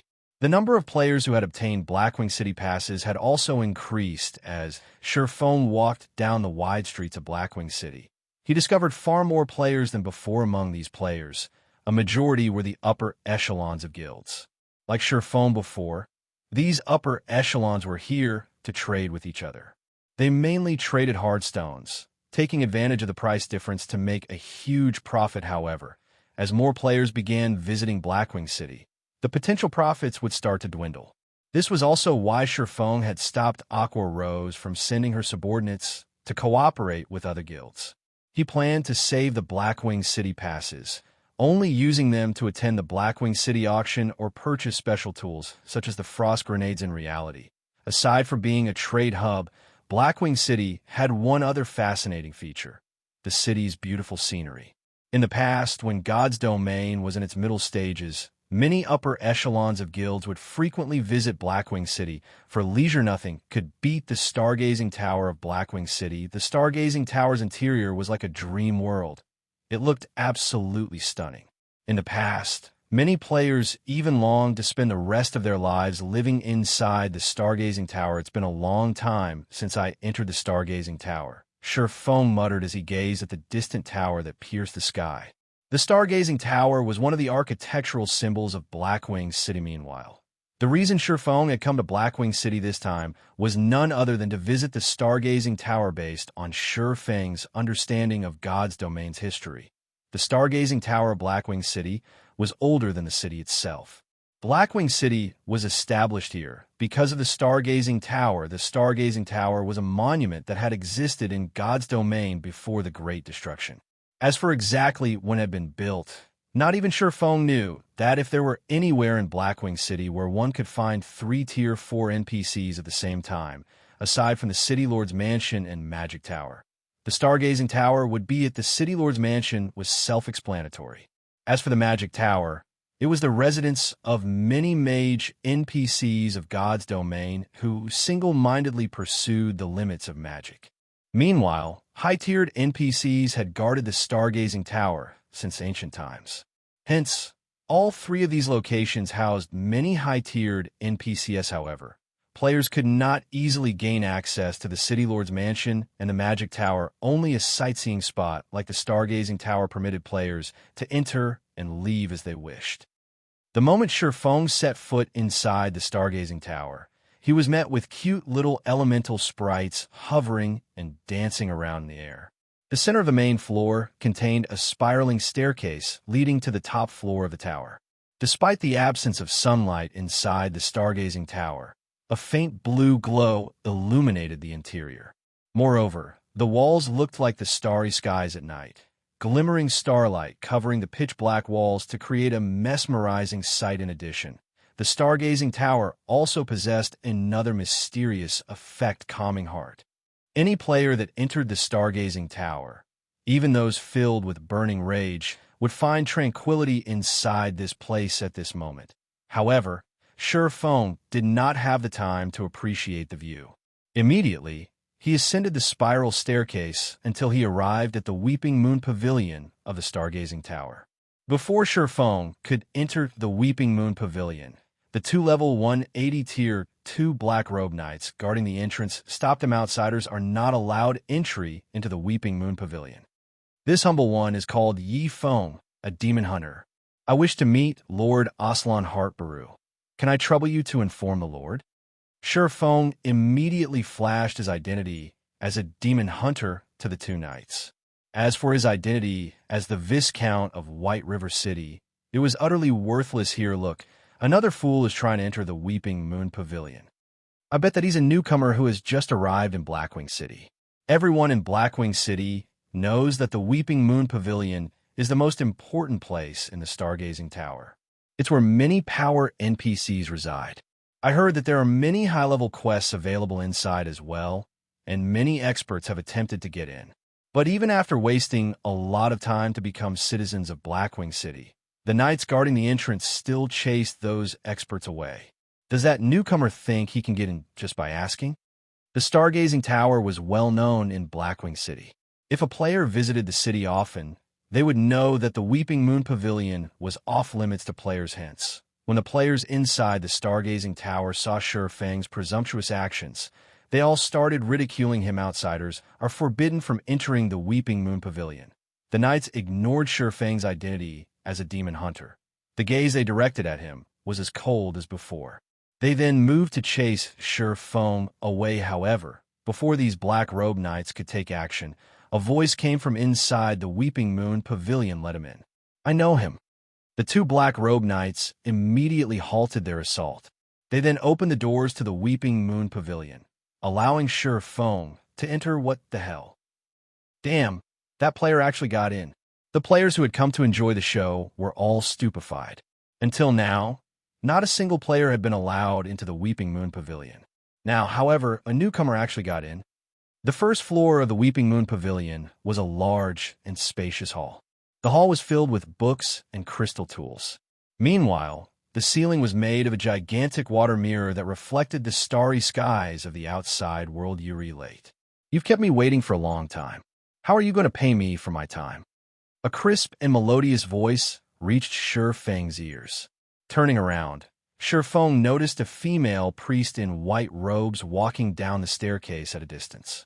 Meanwhile, this female priest who emitted a sacred aura was none other than the divine official Charlene. Listening to Charlene's accusatory tone, Shifeng suddenly recalled the scene back at the city hall of White River City. Back then, Weissman had told him that Charlene would wait for him in the stargazing tower. However, as he had been preoccupied at the time and had completely forgotten about it, watching Charlene's slowly approaching figure with a saintly smile plastered on her face, a sense of foreboding bloomed in Shifeng's chest. Moreover, Charlene was no longer the Tier 3 divine official that Shifeng had known now. She was a Tier 4 great divine official. Chapter 377, Unknown. Shifeng stared at Charlene's information, dumbfounded by what he saw from a level 8 NPC in Red Leaf Town. Charlene had first jumped to become a level 20 Tier 3 divine official. Then she grew from a level 20 Tier 3 divine official to a level 180 Tier 3 divine official. Now, she had grown even further, becoming a level 200 Tier 4 great divine official. She was now on the same level as the Tier 4 wizard. Weissman. Lady Charlene, I heard that you have been looking for me.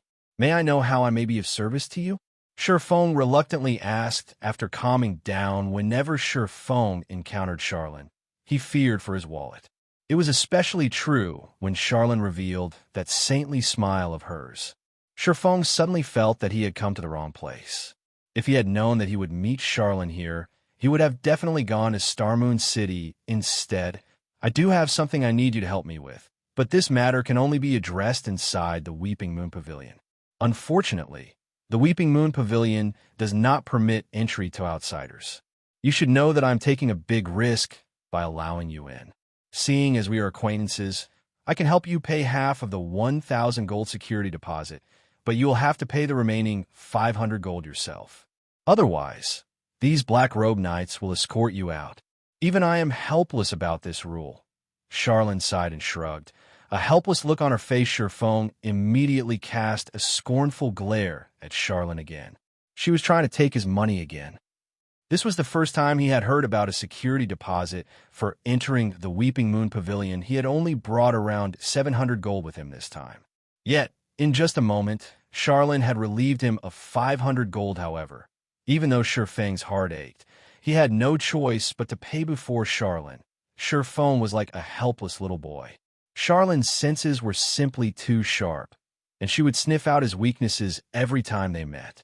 This time as well, in order to find 3 Tier 4 NPCs to help him, he had to enter the Weeping Moon Pavilion no matter what. Although he had other plans he could use to try to enter the Weeping Moon Pavilion, there was no guarantee that those plans would succeed. Moreover, those plans would demand a lot of his time. Reluctantly, Shifeng took 500 gold coins from his bag and handed them over to Charlene. Why are you looking at me like that? This is only a security deposit. It's not like you won't get it back, Charlene said. At this moment, her eyes were completely glued to the glittering gold coins in Shifeng's hands. With a slight wave of her delicate finger, the gold coins flew in her pocket inwardly. Shifeng flipped her off. Since this is a security deposit, why are you pocketing the money instead of the administrator of the Stargazing Tower? As if having read Shifeng's thoughts, Charlene smiled faintly as she took out a silver moon emblem and pinned it to her chest. The words carved onto this silver moon emblem were Stargazing Tower Administrator. Damn, just how many jobs does she have? When Shifeng saw the silver moon emblem on Charlene's chest, Shifeng understood one thing. He would never see that 500 gold again. There was not even a trace of hope of getting his money back, in which case he had not just paid a security deposit, but an entrance fee. Moreover, it was an entrance fee of 500 gold. Oomph. Little dummy, did you really think that I'd lie to you? Charlene tapped the silver moon emblem on her chest, chuckling. All right, let's go then. Sighing helplessly, Shurfeng followed Charlene up the pavilion. As for the sword and the stone, it would not be too late to ask for Charlene's help after accepting her quest. The second floor of the Weeping Moon Pavilion consisted of a single wide corridor with many tightly locked rooms. It looked like an apartment complex. Massive stone doors loomed at the end of the corridor. Numerous images were carved onto the stone doors, and each image carried its own meaning and story. Charlene pointed towards the distant stone doors, smiling as she said, "Beyond those doors lie the deepest secret of the stargazing tower. Do you want to go in and have a look?" "Can I?" Shurfeng had always been curious about the stargazing tower. In God's domain, any monument that survived the ancient era was a massive treasure, not to mention a monument that had survived the Great Destruction. If a player could explore the secrets hidden beyond those stone doors, their path towards godhood would definitely become much easier. Unfortunately, Shurfeng had not been strong enough in the past, and he simply had not qualified to explore the secrets beyond those doors. Of course not. I should remind you that, without sufficient strength, you are better off not knowing certain things. Just like how you open the entrance to the endless abyss. Now, not only do you carry a stigmata on your body, but you also plan to gather the 7 treasures. You're looking to get yourself killed. Do you know how many years the War God's Temple has spent trying to gather those treasures? Meanwhile, you haven't even obtained your Tier 1 class. Do you think it is even possible for you to accomplish something the War God's Temple cannot? They're only trying to... Forget it. There are some things you're better off not knowing. Charlene sighed as she looked at Shurfeng, emotions such as pity and anger filling her eyes suddenly. Shurfeng realized that Charlene was a unique NPC. It was no longer a matter just high intelligence. Charlene was almost human, following which Charlene led Shurfeng to her own room. Charlene's room was very simple. Other than a place to rest, bookshelves covered the remainder of her room. Rare, ancient books crowded the shelves, all of which would normally be impossible to find anywhere else sit. Charlene made a wave with her finger. In the next moment, a wooden chair appeared behind Shurfeng. "I've called you here because I have something I need you to do for me. People such as myself cannot complete this particular task. Only heaven-blessed individuals like you can accomplish it. However, this task is extremely dangerous. Will you accept it? Of course, if you do, I can give you a chance to obtain an advanced legacy. This would help your growth immensely in the future. If you can complete this task, I can even make you the lord of the city. You will possess your very own fiefdom." Charlene's words stunned Shurfeng into a silence. He could obtain an advanced legacy just by accepting the quest. Moreover, if he could complete the quest, he could even become the lord of the city. Just what rank was this quest? System. Do you wish to accept Charlene's unknown quest? It seems that I won't know anything about the quest if I don't accept it. Shurfeng felt uncertain when he saw Charlene's grave expression and the unknown quest. Shurfeng was very clear about the iron law of God's domain equivalent exchange. The greater the risk, the greater the reward. With Beta, advanced legacy alone was no trivial matter, let alone the reward of becoming the lord of the city. Although he could afford to ignore the advanced legacy, the reward was something he could not ignore. Opportunity seldom knocks twice. It was now or never. The term becoming the lord of the city did not mean that players would be allowed to take control of a city controlled by NPCs such as White River City. To begin with, these NPC cities would never accept the rule of players. When Charlene spoke of becoming the lord of the city, it meant that she would reward Shurfeng with his own fiefdom, qualifying him to establish his own city. Normally, when a guild wished to establish their own city, it would first need to capture a town not governed by any kingdom or empire. The second option was starting it from scratch and establishing a town from nothing. However, that was much more difficult, and the resources needed would also be several times higher than if the guild just captured town. On the bright side, The guild could determine the location and geographic advantages of the town. Meanwhile, once they obtained a town, a guild would have to develop the town over a long period before it could become a city. Moreover, the conditions for a town's promotion to become a city were numerous and very demanding. However, Charlin's reward would allow Shifeng to establish a city directly, eliminating many of the challenges one would normally face. Chapter 378, Immortal Crown. A city completely under his control. This was a dream for Zero Wing. Shifeng had once led Shadow, a guild that owned 10 city-states, so he knew how valuable and how great the advantages were for owning his own city. Although Zero Wing was developing well at the moment, its lack of a stable source of income for credits was a major flaw. Their first-rate and second-rate guilds had support from wealthy corporations. These corporations would provide funding to their partnered guilds, allowing these guilds to develop steadily without worrying about a shortage of credits. Although Shifeng had many ways to earn coins in God's domain, it was not easy to support a guild with coins alone. Moreover, along with the guild's development and the influx of new members, its demand for coins would increase as well. Converting large sums of coins into credits was not a suitable long-term plan to develop a guild. However, it would be a different story if Shifeng possessed a city of his own. Why were large corporations willing to invest so many credits into a guild? Wasn't it to earn money? However, how are they going to earn money? The answer was a player-established autonomous city. If a guild possessed an autonomous city, it could start seeking investors to rent out shops and such in its city. Through these investors, the guild could then earn a large amount of credits and coins, thereby solving the problems of the guild's future development. Thus, Shifeng was determined to obtain the rights to establish his own city. Even if he had to pay a huge price in the process, he would. After a moment of silence, Shifeng answered, "Lady Charlin, I accept your conditions." "Good. I really did not choose the wrong person. Since you've agreed, the contract between us will be established from this moment onward." Charlin nodded and drew a silver rune in midair. She then imprinted the rune on the back of Shifeng's hand and said, "This is a spirit seal and can be used to absorb immortal souls. What I want you to do is to collect 10,000 immortal souls." "Collect immortal souls?" Shifeng said, unable to suppress his shock.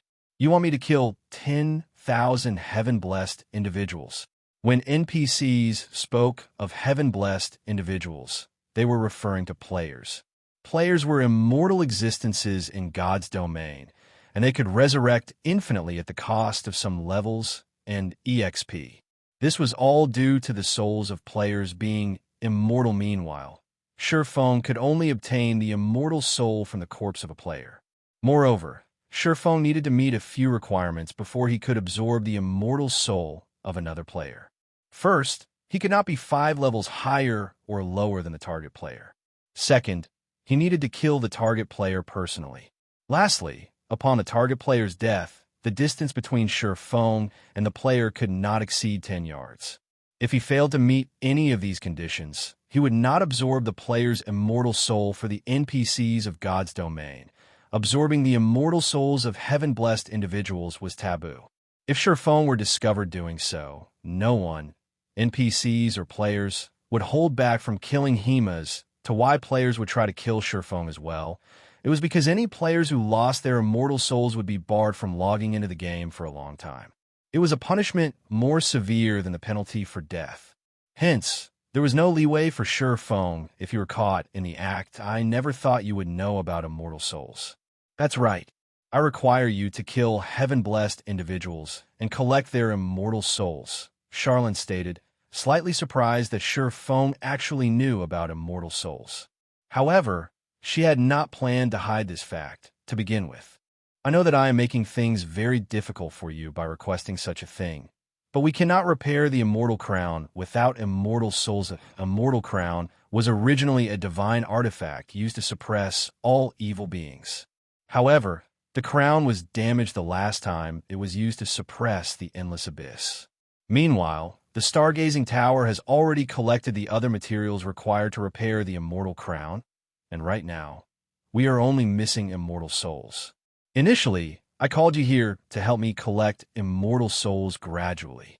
However, I had not expected the Endless Abyss to escape its confinement so soon. The Endless Abyss is simply too powerful. Without the Immortal Crown, we have no chance of resisting the invasion of the Endless Abyss.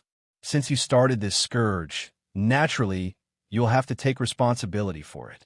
In order to repair the Immortal Crown quickly, we need a large number of immortal souls. However, I do not want others to know of this, so I have no choice but to ask you to complete this task by yourself. The magic array that keeps the Endless Abyss in place will not last long. By my estimation, it will hold out for another 3 months. In 3 months, we will have no choice but to face the Endless Abyss directly. Hence, you must collect 10,000 immortal souls within that time. However, it won't be easy, which is why I asked you to meet me here. There are many legacies within the Stargazing Tower. As long as you can pass the test of one of those legacies, you will have a much easier time collecting the immortal souls. System, you have accepted the epic hidden quest Immortal Crown. Quest details. You are required to collect 10,000 immortal souls within 3 months. If you fail to do so, your soul will be cursed and barred from logging into God's domain for 1 month. In addition, your soul will enter a weakened state for 3 months, decreasing your attributes by 90%. During this period, Shifeng's head started to ache after reading this quest notification. To put simply, failure meant hell. Failing this quest would deal a heavy blow. If he could not log into God's domain for a month, just how far would he fall behind? Also, even after he could log back into God's domain, with all of his attributes decreased by 90%, how was he even supposed to play the game?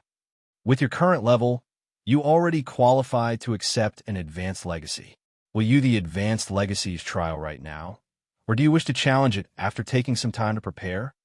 Charlene asked patiently as she watched Shifeng. Oh, I should remind you that advanced legacies are extremely precious. Even with my status, I can only give you 1 chance. You must be careful. If you're not confident in succeeding, it is best to challenge it at another time. The trial of an advanced legacy is no less difficult than an epic quest. If you think that an advanced legacy will be too difficult for you, I can offer an intermediate legacy. Not only will the difficulty decrease, but you will also have 3 chances to complete it. Charlene explained the options patiently. Shifeng understood her intentions in God's domain. A class change was the equivalent of obtaining the legacy of a higher-tiered class. Meanwhile, a majority of the players in God's domain would normally receive their class change quest from the class association in their respective city. By doing so, players would be challenging basic legacies. Intermediate legacies were 1 rank above basic legacies. Intermediate legacies were relatively rare in God's domain, and normally, these legacies allowed players to obtain a common hidden class. Advanced legacies were 1 rank higher. Advanced legacies were extremely rare, and players could take on a rare, hidden class. Astromancer was one of these rare, hidden classes. Peak legacies were 1 rank higher than advanced legacies. In God's domain, peak legacies were like phoenix's feathers. Even the Stargazing Tower should not possess such a legacy. In Shifeng's decade of playing God's domain, he had only seen a few people obtain peak legacies. After giving it some thought, Shifeng said earnestly, "Lady Charlene, can I pass this chance to another person?" To Shifeng, an advanced legacy held little significance. After all, he possessed the Sword in the Stone, a legacy item containing a peak legacy. How could he give up on a peak legacy to accept an advanced legacy? Chapter 379 Awaken. Shifeng's question stunned Charlene. She looked at Shifeng, surprise flashing in her beautiful eyes. What were advanced legacies? A heaven-blessed individual could only come across an opportunity like this if they were lucky. They'd never find an advanced legacy by searching alone. Even if one tried to trade 10 epic items, they could never afford it. Even she, the manager of the Stargazing Tower, had paid a massive price to obtain this 1 chance to challenge an advanced legacy. Yet Shifeng wanted to give this precious chance to someone else. The legacies of the Stargazing Tower cannot be passed to others. If you do not wish to accept the legacy, I can give you an epic item as compensation instead, Charlene said, shaking her head. The words, epic item, were tempting. However, Shifeng was not satisfied. Lady Charlene, may I exchange the advanced legacy for a favor from you? Shifeng asked once more. A favor? Charlene grinned. Chuckling, she said, "Little dummy, do you know how valuable an advanced legacy is? And you want to trade it for a favor? Don't tell me you want Big Sister to—" Looking at Charlene's blushing cheeks, sweat streamed down Feng's forehead. Hurriedly, he said, "Don't get the wrong idea. You mustn't misunderstand me. I only want you to awaken an item for me. Only Tier 4 classes can awaken it." Awaken an item? Charlene was suddenly interested. She then focused on Feng, thoroughly scanning his body from top to bottom. Her eyes widened in surprise when her gaze landed on the bag hanging from Feng's waist. With a teasing laugh, she said, "I don't see anything on your body that needs to be awakened, though. You can't be asking me to wake that withered dragon hanging from your waist, right?" Based on Charlene's comment, Feng had finally confirmed something. Charlene could see the contents of his bag. This was how Charlene could always squeeze him dry every time they met him. She hasn't discovered it? Feng felt that something amiss when he saw Charlene's ridiculing smile. Since she could see the contents of his bag, why didn't she discover the extraordinary power within the sword and the stone? If a Tier 0 player like himself could see it, how could a Tier 4 Great Divine official not? Thus, Feng removed the sword and the stone from his bag. Charlene, who had still been chuckling, immediately became serious upon the appearance of the sword and the stone. She was no longer laughing. Indescribable emotions flashed in her eyes as she fixed her gaze on the crystalline-cased sword in Feng's hand. Charlene reacted, as if the sword in Feng's hands had suddenly appeared out of thin air. Just what is this? It actually escaped the detection of my eyes of God. Charlene was momentarily surprised. Even as she looked directly at the sword, her eyes of God could not discern any information. It was as if the sword before her did not exist. Eyes of God was a Tier 3 advanced detection spell, and even legendary items could not escape its detection. Yet, the sword and the stone had actually— "Can I have a closer look at it?" Charlene asked, her curiosity reaching its peak. Feng did not reject Charlene's request. Handing the sword and the stone over to her, the moment Charlene received the sword, she immediately cast over a dozen spells in quick succession. Every time one of her spells faded, Charlene's expression would grow slightly more serious. Amazing. It seems that I'll have to use my true abilities. Charlene smiled. Suddenly, a terrifying amount of mana burst forth from her body, and in the next instant, Charlene's holy light domain had devoured the room simultaneously. Two golden magic arrays appeared on both the ceiling and the floor. Feng immediately felt his body grow heavy, the mana in the room rendering him immobile. Charlene's holy light domain was much stronger than the Tier 4 Sky Piercer Weissman had used against the Mechanical Slayer at this moment. Feng had finally realized just how powerful Charlene was. It was no wonder why she could casually offer him the qualifications to establish his own city. However, Charlene was not done after summoning the twofold magic array, as her hands continuously drew line after line of divine runes in the air. After a short moment, the twofold magic array became a fourfold magic array, before finally becoming a sixfold magic array. At this moment, magic arrays covered all 6 sides of Charlene's room. The Tier 4 Sky Piercer Weissman had used only required a fourfold magic array to channel it. Yet, the spell Charlene channeled now required a 6-fold magic array. At the very least, Charlene's spell should be a peak Tier 4 spell. Although Feng did not know what Charlene was trying to do, he felt incredibly fortunate. It seemed that asking Charlene to help him was the right choice after all. If Charlene could summon such a powerful magic array, her position in the Stargazing Tower should be relatively high. She might even be able to invite 3 Tier 4 NPCs to help him awaken the sword and the stone. At this moment, the rune Charlene drew seeped into the stone and the sword, which floated in midair. After another few minutes had passed, the golden divine runes separated from the stone and the sword and flew into Charlene's palm, forming a golden ball. Following which, the magic arrays disappeared from the room, and the stone and the sword landed in Charlene's hand once more. However, Charlene paid no attention to the sword and the stone. Instead, she focused the ball of divine runes, seemingly studying it. How could this be? Charlene muttered in utter disbelief. Not even divine appraisal, a peak Tier 4 spell, can analyze this sword. To think that you have such an item, I have really underestimated you. Even after exhausting every option I have, I still can't uncover a single thing about this item. How did you learn that this thing requires Tier 4 classes to awaken it?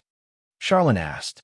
By this time, she had completely given up on analyzing the stone and the sword. Shurfeng wondered the same thing. I have simply used omniscient eyes.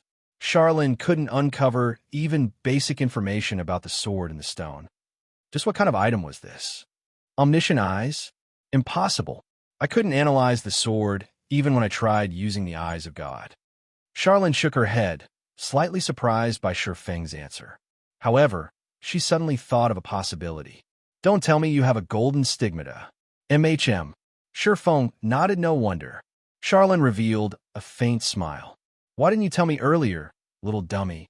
Throughout God's domain, the omniscient eyes of the golden stigmata is only inferior to the eyes of truth. I really did not expect the war god's temple to be so generous as to give you a golden stigmata. Tell me, then, what are the conditions to awaken this item?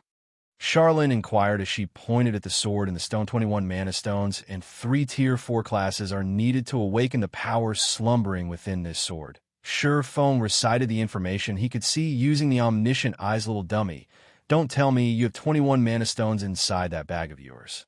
Even Big Sister here doesn't have that many of them. Charlene's eyes glowed as she looked at Shurfeng. Stretching out her jade-like hand, she said, out with them then. I only have 21 pieces. Shurfeng instantly panicked. What kind of person do you take me for? Charlene rolled her eyes at the sight of Shurfeng's caution. She then said, relax, I won't rob you. I just want to awaken the power inside this sword. It needs 3 Tier 4 classes to awaken this sword, Shurfeng reminded, unwilling to hand over the mana stones. I know. However, do you think Tier 4 powerhouses have the time and energy to help you? Charlene said, disgruntled. This sword is no trivial matter. Fortunately, you met me. Otherwise, even if you found 3 Tier 4 powerhouses, they wouldn't help you. Their answers wouldn't change even if you offer each of them a fragmented legendary item. Chapter 380, Destroyer of Immortality. They won't help me even if I offer each of them a fragmented legendary item? Shurfeng was taken aback. He did not think Charlene was lying. He had personally witnessed how extraordinary the sword and the stone was. Even Charlene, a Tier 4 great divine official, could not uncover its secrets. Meanwhile, he had only obtained the golden stigmata due to luck. Otherwise, he would have never known that the sword and the stone was a legacy item. Fortunately, I made the trip here. Otherwise, I would have missed my chance. Shurfeng inwardly celebrated his luck as he looked at the sword and the stone. Originally, Shurfeng had thought he only needed to hire 3 Tier 4 NPCs to help him. Now, it would seem that even if he found 3 Tier 4 NPC powerhouses, there was no price he could pay to gain their help based on Charlene had said. However, even if he could afford the price, he still couldn't awaken the power within the sword and the stone, right? Let's begin. I, too, want to see just what sort of item this is. Little dummy, stand back. Charlene was greatly interested in the sword and the stone right now. After saying so, Charlene tossed the 21 mana stones into the air and started chanting an incantation. The 21 mana stones suddenly split up and flew in all directions. Fortunately, Charlene's room was sufficiently large. After the mana stones flew 20 yards, they immediately stopped, hovering in the air. The mana stones then started to spin slowly. In the next moment, silvery white light shone from under their feet. Shurfeng immediately distanced himself from the magic array that appeared, watching silently from afar as the 21 floating mana stones rotated. The sword and the stone hovered in the center of the magic array. Charlene then shouted.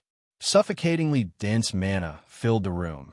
Buzzing as if unable to withstand this immense pressure, the 21 mana stones immediately shattered into dust, forming clouds of gray smoke that flowed into the sword and the stone when the sword and the stone completely absorbed one of the mana stones. The legacy item emitted a thumping sound that resembled a heartbeat. Shurfeng even wondered if his ears were playing tricks on him at first. However, as more mana stones fused with the sword, the thumping became much louder and more powerful.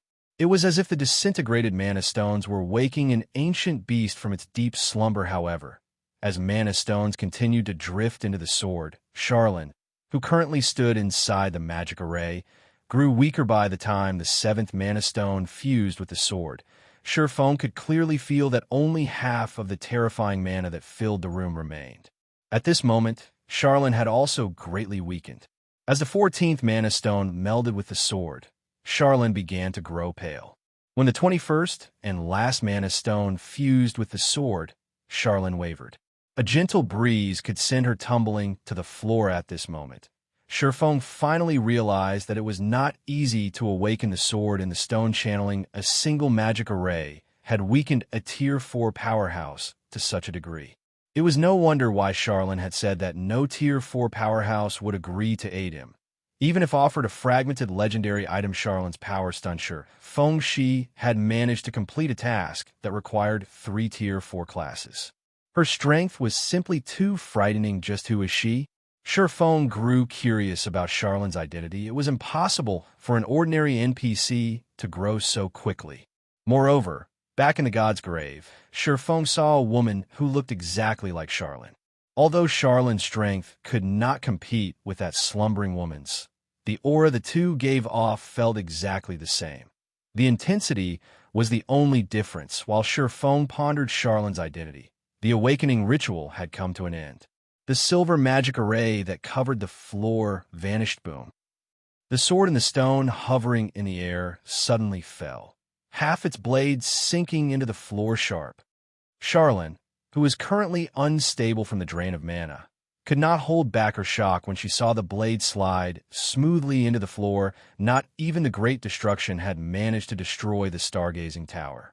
The strongest and highest quality materials had gone into this monument's construction. Magic arrays reinforced the building further. A full-powered blow from a Tier 4 sword emperor armed with a legendary rank sword could not even scratch the floor. Yet, the hovering sword in the stone sunk effortlessly into the would-be. Now, the transparent crystal encasing the sword had completely disappeared. Only a sword with a golden hilt and guard remained, with a blade that was as pure and clear as a diamond. Impossible. This is actually the destroyer of immortality. Charlene was tongue-tied when she read the sword in the stone's information, which was now fully visible. Destroyer of immortality. A creation born of nature, containing unrivaled power. Although it was greatly damaged during the war between the ancient gods, it had absorbed some of their powers. If one can master this blade, they will obtain a trace of the ancient gods' powers class restriction. Berserker and Swordsman. Destroyer of immortality? Shurfong was puzzled. He had never heard this name before reading the item's introduction. Apparently, its origin was quite amazing. The ancient gods had actually used this weapon. Shurfong knew a little about the ancient gods. The ancient gods were born from nature, and they had the power to decimate the heaven and earth. Even the Tier 6 god-rank classes of God's domain were no more than ants before an ancient god. They were practically invincible. However, all of these ancient gods had perished in the great ancient war. You must have heaven-defying luck. It is no wonder you didn't want an advanced legacy. Charlene smiled. She then explained, the Destroyer of Immortality is one of the 10 great saint legacy items in ancient records. Moreover, the legacy is unique. Not even the peak legacy of the Stargazing Tower can compete with it. 10 great saint legacies. Shurfong was at a loss. The highest legacies he had heard of in the past were peak legacies. This was the first time he had heard of the 10 great saint legacies. I, too, have only read about the 10 great saint legacies. Today is my first time actually seeing one in person. However, I don't know any details about them. Even so, I will remind you not to look down on these saint legacies. A peak legacy is already as difficult as a legendary quest. At the very least, the trial of 10 great saint legacies should be just as difficult. If you're not confident in succeeding, you should not recklessly attempt to challenge it. You might lose your life, even if you are a heaven-blessed individual. Charlene was extraordinarily serious when she looked at Shurfong, even more serious than when she gave the Immortal Crown quest to Shurfong. When she spoke of death, She had even paused for a moment. Feng could clearly discern the kindness in Charlin's tone. And he, too, knew how dangerous and difficult the trial of the Saint Legacy would be. God's domain's law of equivalent exchange held true everywhere naturally. There was danger in challenging the trial of a legacy. Take basic legacies, for example. If a player failed to clear the trial of a basic legacy, they would lose 3 levels, be weakened for 3 days, and be barred from accepting the trial again for 10 days. Meanwhile, the penalty for failing an intermediate legacy was much harsher. Players would lose 5 levels, be weakened for 7 days, be barred from accepting the trial for 20 days, and permanently lose a small portion of their attributes for advanced legacies and peak legacies. Feng was 90% certain that he could complete an advanced legacy. As for a peak legacy, Feng had around 50% to 60% certainty of success. However, the legacy he had eagerly looked forward to turned out to be one of the 10 great saint legacies. Feng had never even heard of a saint legacy, so he was not too sure how well he would fare. Chapter 381, Attacks from Above and Below. Charlin was a Tier 4 Great Divine Official. The information she had access to would definitely surpass a player like Feng. The fact that she knew about the Destroyer of Immortality proved this point. Should I wait a little longer? Feng pondered in silence as he looked at the translucent sword that penetrated the ground. Now that the Destroyer of Immortality had awakened, he could take on a legacy trial anytime he wanted to. He could slowly build his strength before challenging the trial. That way, he would have a higher chance of successfully clearing it. After all, as one of the 10 great saint legacies, the consequences of failure would be severe. It might turn out just as Charlin had guessed. Death. Heaven-blessed individuals were immortal existences, being able to resurrect infinitely. Yet, despite knowing this, Charlin had still made such an ominous claim. This proved that the penalty of failure would be unbearable, and players would have no choice but to delete their accounts and start all over again. The wisest choice for Feng right now was to first increase his strength before challenging the Saint Legacy's trial. However, after campaigning in God's domain for a decade, Feng understood one thing clearly: life in God's domain was like a boat sailing against the current. Either he kept going forward, or he would fall behind. Pursuing stability constantly was not enough. Sometimes, one needed to take risks to achieve a breakthrough. Moreover, Feng did not have too much time to waste. Risks and opportunities coexisted. The sooner he obtained the Saint Legacy, the smoother his path towards godhood would be. Originally, Feng had not been certain that he could become a Tier 5 class in this life. To do so, he had to plan and prepare carefully. As for becoming a Tier 6 God rank class, that was nigh impossible. That was the apex of God's domain. How could something like that be so easy to achieve? Feng was aware of his own capabilities. His current performance right now was only amazing due to his decade of experience playing God's domain. It was not possible to walk the path toward godhood just by having a few additional years of experience. However, if he gained one of the 10 great saint classes earlier on, coupling it with careful planning and preparation, he would have a better chance of becoming a god. Feng stepped up to the Destroyer of Immortality. He then grabbed the golden hilt of the sword. When he tried to pull the translucent blade out of the ground, however, it did not budge. No matter how much strength Feng exerted, the sword remained firmly stuck in the floor. Instead, the sound of a system notification reached his ears. System: do you wish to accept the legacy trial? Remaining time: 23 hours, 54 minutes. Well, shit. Feng bitterly smiled. The Destroyer of Immortality never intended to give him a chance to raise his strength. Sighing, Feng accepted the trial. Suddenly, the Destroyer of Immortality released a divine golden light, enveloping Feng. In the next moment, both the Destroyer of Immortality and Feng vanished from the room. Space transfer. Charlin's eyes flashed with surprise at both Feng's and the Destroyer of Immortality's sudden disappearance. A powerful barrier protected the stargazing tower, and all forms of teleportation magic were rendered ineffective here, regardless of whether said magic was used to enter or leave the tower. Yet, the Destroyer of Immortality had effortlessly accomplished this feat. Hopefully, That little dummy can pass the trials. Charlene smiled faintly, gazing at the spot where Shifeng had stood a moment ago. Awakening that sword drained me to such a degree. I'll have to rest for a long time. I'll let him off too lightly by taking only 500 gold. The next time we meet, I'll collect this debt with interest. At this moment, Shifeng was at a complete loss. In the blink of an eye, he arrived in a dimly illuminated field. Swords were everywhere, from the sky to the earth. This place was literally a world of swords in the distance. Shifeng could see a mountain piercing the sky. A faint, silver glow radiated from the mountain's peak, and it was the only source of light in this dim world system. You have discovered the origin sword domain. System. You are in a unique realm. All forms of communications have been sealed. You are unable to make contact with the outside world. It would seem that this origin sword domain is independent of God's domain. Shifeng tried to call up the system map. However, the map was blank. Shifeng then took a look at his surroundings. As far as the eye could see, other than the mountain in the distance, there was nothing but flatlands. Moreover, the further one traveled from the mountain, the darker it would become. It looks like the only exit is at the peak of that mountain. Shifeng then examined the swords stabbed into the ground, all of which were immovable. Some even resembled buildings and plants.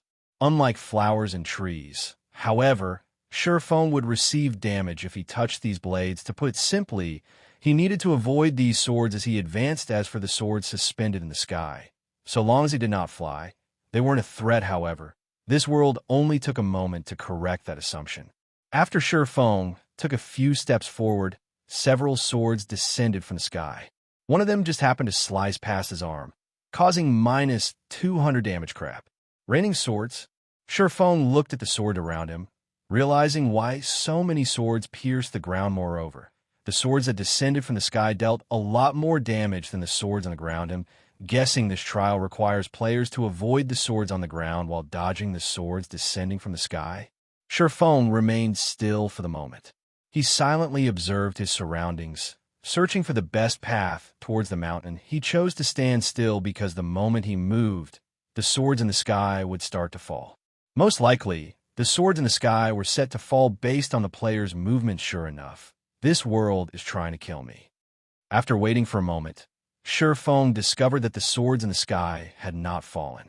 However, before he could rejoice over this discovery, the swords in the ground started trembling, and one after another, these swords sunk into the ground, vanishing completely. Feeling that something was amiss, Shifeng kept his gaze on the ground beneath his feet. Suddenly, tens of swords sprung up from the ground beneath him, soaring into the sky. Reacting quickly, Shifeng performed a backflip, dodging these blades. However, due to his backflip, the swords above plunged towards him. This is a joke, right? Shifeng immediately unsheathed the abyssal blade and purgatory shadow, defending against the incoming flying swords. One after another, blades of light struck the flying swords, scattering them. After these attacks, Shifeng finally realized that this world intended to toy with him until he died. If he rested, the swords on the ground would attack him after a short time. If he moved, the sword hovering in the sky would rain down on him. Such an attack pattern allowed him little to no time to rest or recover, keeping him on guard. Shifeng also discovered something else. The swords that descended from the sky were growing more accurate and faster as he advanced. Is this place trying to exhaust me to death? Shifeng's lips curled up slightly with amusement. Immediately, he switched out the aura of space on the 7 luminaries ring for the aura of wind, increasing both his movement speed and attack speed by 40% and agility by 30%. He then dashed towards the distant mountain. The moment Shifeng moved, the countless blades in the sky began their assault. They all turned their blades towards Shifeng and shot towards him. However, Shifeng was like a gust of wind. Relying on his movement speed alone, he avoided most of the attacks. In addition, his increased attack speed allowed him to strike down the remaining swords effortlessly as he darted onward. However, after running for a few minutes, the ground in front of Shifeng suddenly split apart. In the next moment, bone knights in silver armor crawled out of the fissure, every one of them emitting frightening killing intent as they rushed towards him. Skeleton warrior, undead creature, elite rank. Level 25. HP 20,000/20,000. Chapter 382, Legacy Chapter. The silver suits of armor shone brilliantly under the dimly lit sky, creating an exceptionally conspicuous sight through assault from all directions, forced Shifeng to an abrupt halt facing such intense attacks. Shifeng had no choice but to stop. Even he was not confident of defending against so many attacks on the run. This won't do. I won't last long at this rate. I need to move faster. Looking at the swords decorating the sky, an idea, inspired by his years of experience, struck Shifeng purgatory power. Shifeng's attack speed rose by 100%. He then brandished the abyssal blade and the purgatory shadow, sending blades of light at the incoming swords and striking them down. After continuing this process for 3 seconds, Shifeng successfully deflected all of the swords that attacked him, scattering them around him. Undead creature. Shifeng activated omniscient eyes and examined the distant skeleton warrior. Shifeng could not learn anything about these undead monsters. If he faced them one-on-one, Shifeng was confident that he could defeat such a monster with ease. If he had to face a group of them, however, even he was not certain that he would win. Moreover, the swords in the sky still posed a huge threat. When the two combined, Shifeng's very life was at risk. However, Shifeng did not know if death meant failing the legacy trial. If it did, then he would truly be finished. As a precaution, Shifeng did not immediately move after fending off the flying swords. Instead, he stopped to think of an appropriate countermeasure. Changing my path isn't possible. For now, let's put these skeleton warriors to the test. The only exit was at the mountain's peak. Naturally, Shifeng could not retreat. However, charging forward rashly and accidentally losing his life was unwise. Hence, Shifeng activated Phantom Kill, sending his doppelganger charging towards the skeleton warriors to test their strength.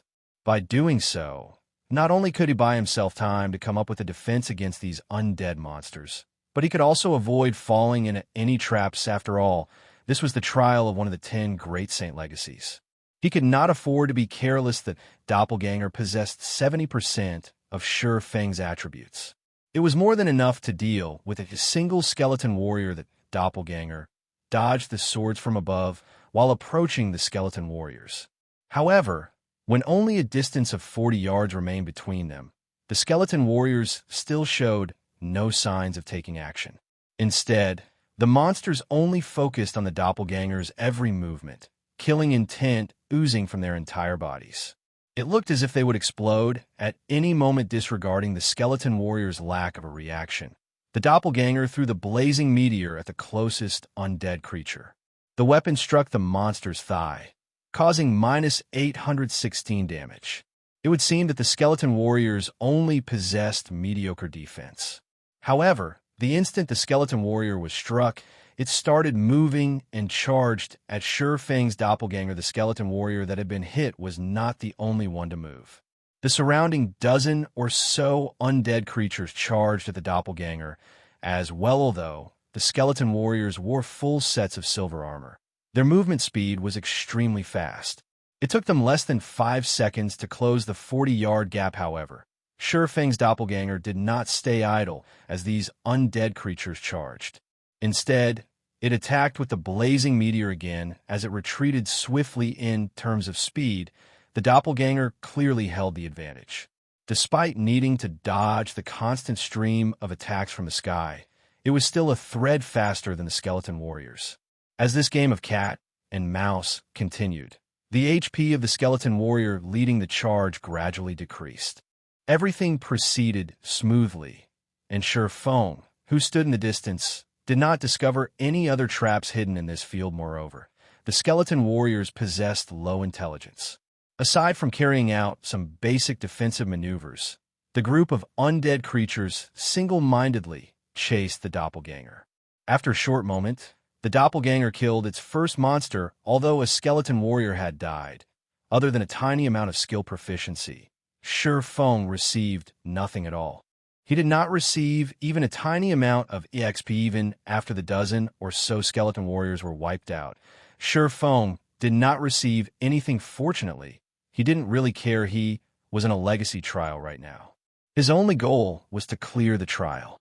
As for whether or not he could earn EXP or items, that was not very important with the doppelgangers probing. Shifeng's advance became much easier. There were no other traps in the surrounding area. The skeleton warriors also did not possess high intelligence or troublesome skills. As long as he dealt with the attacks from the sky properly, he could deal with these skeleton warriors by kiting them. What the doppelganger could do, Shifeng could do better. Shifeng's movement speed was too fast. Unlike the doppelganger, not only could Shifeng attack using the blazing meteor, but he could also cast AoE skills such as Thundering Flash and Earth Splitter to deplete the skeleton warriors' HPs while maintaining the distance between them. When the arcs of lightning weaved across the skeleton warriors, they dealt damages of -1,242, -1,784, and -2,439 to the undead creatures. Some of the skeleton warriors who received critical hits lost over half their HP in less than 10 minutes. Shifeng had reduced the hundreds of skeleton warriors into piles of pearly white bones scattered across the plains. What's going on with these bones? Just as Shifeng was about to depart from this field of bones, he noticed the bones begin to tremble. The bones then gathered in the blink of an eye. These bones transformed into an entirely new monster. This monster was 3 times the size of the skeleton warriors from before. It wielded a skeletal giant axe in one hand and a thick black chain in the other. Dark green flames burned in its empty eye sockets. Emitting an angry roar, it charged at Shifeng with massive, thudding steps. With every step this monster took, the land beneath its feet would crack and shatter. One could see just how powerful this monster was. Skeleton giant, undead creature, chieftain rank, level 30, HP 250, 000/250, 000. Why is it a level 30 chieftain? Shifeng was stunned. He instantly activated Windwalk and escaped. There was no way he could face a level 30 chieftain head-on while dealing with the incoming attacks from the countless swords in the sky. Moreover, with the skeleton giant's strength, a direct hit with its axe was all it needed to end Shifeng's life. Even if Shifeng dodged the monster's attack, the descending swords were no laughing matter. Each sword could deal -200 damage currently. Shifeng's HP was only slightly over 3,000. If 16 swords to hit him, he would lose his life all the same. Although the skeleton giant was colossal, it was frighteningly quick. Despite having activated Windwalk, Shifeng still could not shake off the skeleton giant, the distance between them never increasing. However, Shifeng also had to endure the rain of swords as he escaped. To avoid the blades, he was oftentimes forced to take action and strike back, affecting his speed as a result. Sometimes, in order to dodge a more densely packed attack, Shifeng had no choice but to dodge sideways, making a 90-degree turn. However, after Shifeng turned, the skeleton giant behind him would stumble. Its speed greatly fell when it changed directions, allowing Shifeng to widen the gap between them. Moreover, due to the skeleton giant's large frame, the sudden turn helped Shifeng block a few of the flying swords. When the sword struck the skeleton giant's body, the monster also received -200 damage from each attack. How could I forget? Due to their joints, skeletal monsters have difficulty dodging and turning. Shifeng smiled faintly upon seeing the skeleton giant's situation. Not only was the skeleton giant slow to react, but it would also receive damage from the swords above. Moreover, the skeleton giant's huge frame made the perfect shield considering the situation. A plan formed in Shifeng's mind, following which he made a 180-degree turn and charged directly at the skeleton giant's back to deal with Shifeng. The skeleton giant had no choice but to turn around as well. Although its body spun relatively quickly, its feet could not keep up with its body. By the time the skeleton giant had stabilized itself and started swinging its giant axe, Shifeng had arrived beside its feet.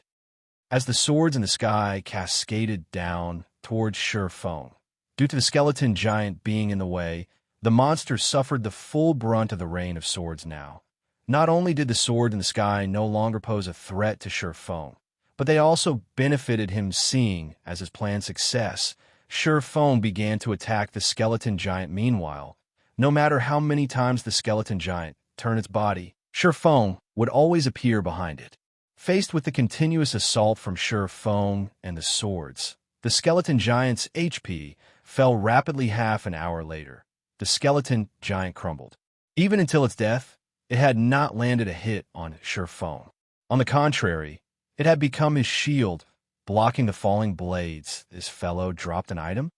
Feng noticed a golden piece of paper with divine runes laying beside the skeleton giant's remains. When Feng picked it up and tried to check its information, he only received an unknown in reply. Hence, Feng used the omniscient Eyes Legacy chapter. 7th page, a scattered page that has fallen out a legacy book written by the ancient gods. This legacy book holds records for one of the 10 great saint legacies. It has a total of 50 pages. After gathering all of the pages, the saint legacy contained within the legacy book will become available class requirements. Berserker, Swordsman. Chapter 383, Blade Demon. So this is it, huh? Reading the item's information, Feng got a general understanding of the situation. Even if he ran to the mountain and reached its peak, that wouldn't mean he passed the trial. He needed to collect all 50 legacy chapters to pass, however. Now that he knew what he needed to do, this trial would be much easier to defeat. He just had to search for skeleton warriors and kill skeleton giants to obtain legacy chapters. So, Feng began hunting around the fields for skeleton warriors, although the swords in the sky were a nuisance. Feng gradually understood their attack patterns and could dodge them more efficiently. Soon, they were no longer much of an issue. Even when dealing with a large group of skeleton warriors, these swords would nick him a few times at most, dealing negligible damage. After killing 12 skeleton giants in a row, Feng discovered a problem. Not every skeleton giant would drop a legacy chapter. In fact, the drop rate was very low. After killing 12 skeleton giants, he only obtained 2 legacy chapters. None of the monsters Feng killed gave him any EXP either. He also needed to dodge the swords from above constantly. Hunting these skeleton giants was truly exhausting, both physically and mentally. If not for the fact that one of the 10 great saint legacies beckoned him, Feng would never tolerate such a strenuous and unrewarding task. While Feng searched for skeleton warriors all around the mountain, an incident occurred in White River City. Dark Star, a guild that White River City had already forgotten, suddenly declared its dissolution. This news came as a great shock to everyone. Some of the guilds who had previously allied themselves with Dark Star simultaneously announced their dissolution as well. Originally, everyone had thought that White River City was on the path of becoming the overlord of Starmoon Kingdom. However, no one could have expected the following development. Half a day after the dissolution of these guilds, a branch guild of Overwhelming Smile suddenly appeared in White River City. More shockingly, Lone Tyrant, who was originally the guild leader of Dark Star, had become the vice leader that led Overwhelming Smile's branch guild. Furthermore, the benefits that Overwhelming Smile offered were impressive, at least twice as valuable as what Dark Star had previously offered. It was a blatant display of wealth. The members of the dissolved guilds promptly joined Overwhelming Smile's White River City branch within half a day. Since Overwhelming Smile's branch guild's establishment, its member count had already reached 30,000. Moreover, that number was still increasing. It continuously recruited new members, thinking of ways to steal players from Zero. Wing Big Sis Aqua. Overwhelming Smile thinks too little of us. Instead of recruiting in their hometown of Maple City, they ran all the way here to fight us over members. The guild leader also suddenly disappeared and cannot be contacted. If we allow Overwhelming Smile to continue, by the time we start our recruitment tomorrow, they will have stolen all the good saplings. Big Sis Aqua, why don't we start recruiting right now? Snow Goose asked anxiously. It had been Zero Wing's fame that had attracted players from other cities. Yet, now, Overwhelming Smile had come to steal the fruit of victory. It was truly despicable. Overwhelming Smile is truly ambitious. They've only obtained the first clear of a large-scale team dungeon, yet already they're hungering after White River City. Aqua Rose's eyes flashed with rage. Although she was not afraid of losing potential guild members, she could not stand Overwhelming Smile's arrogant attitude. They were clearly trying to provoke Zero Wing. Does Overwhelming Smile think it is so easy to weave a web in White River City? Let's start advertising our recruitment right now. I want to see how a second-rate guild without a guild residence plans to compete with Zero Wing in terms of benefits. Once Zero Wing began to prepare for its recruitment fervently as well, White River City exploded with activity on one side. There was overwhelming Smile, a guild that had claimed the first clear of a large-scale team dungeon in Annex Darkstar, one of the top 6 guilds of White River City. On the other side stood Zero Wing, a guild that possessed a guild residence and was led by Starmoon Kingdom's #1 expert. Many players on the forums were also discussing which guild they should join. Big Brother Shadow Sword. White River City is truly interesting. Despite only being the 5th-ranking city of Starmoon Kingdom, it is now contested over by the 2 most popular guilds in the kingdom. Which guild do you think these independent players will join? The female Guardian Knight, Turtle Dove, asked the berserker beside her, Shadow Sword. With an amused smile on her face, I don't know what others will choose, but my goal from the very beginning has been to join Zero Wing. Shadow Sword wasn't interested in the competition between the 2 guilds. His only thoughts right now were of passing Zero Wing's assessment and polishing his strength by learning from the experts in Zero Wing. He also hoped to learn from Zero Wing's guild leader, Black Flame. He had no interest in anything beyond that. Meanwhile, after spending an entire day at the Origin Sword domain, Shifeng had collected 21 legacy chapters. Oh, what's that monster? At this moment, Shifeng, who stood at the foot of Sword Peak Mountain, discovered a monster of steel slowly descended the mountain.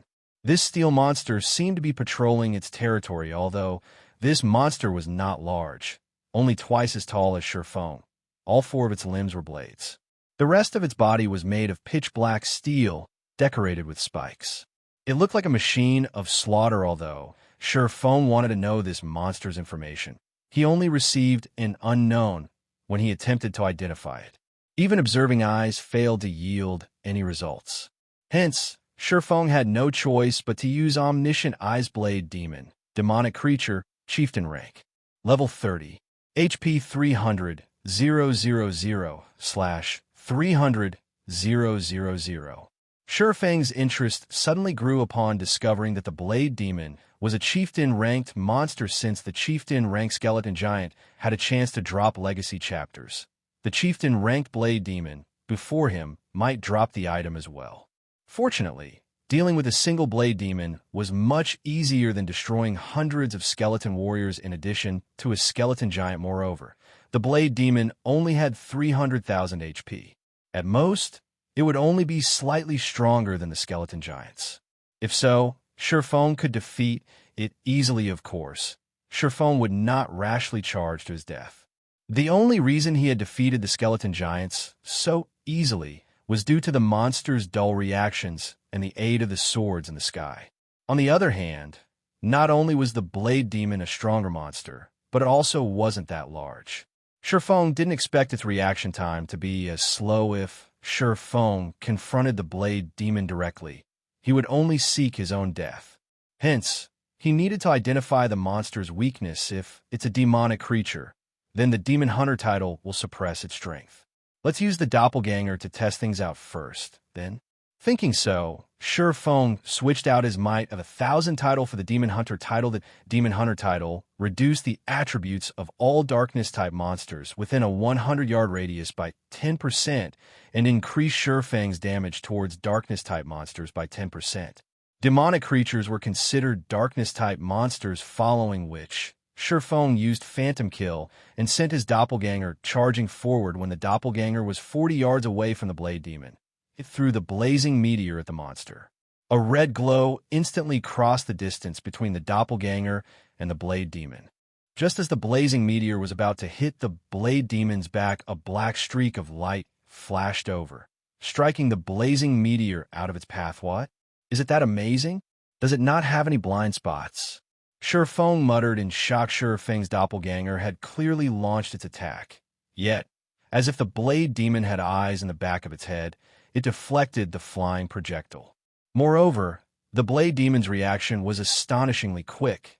The skeleton giants paled in comparison, however.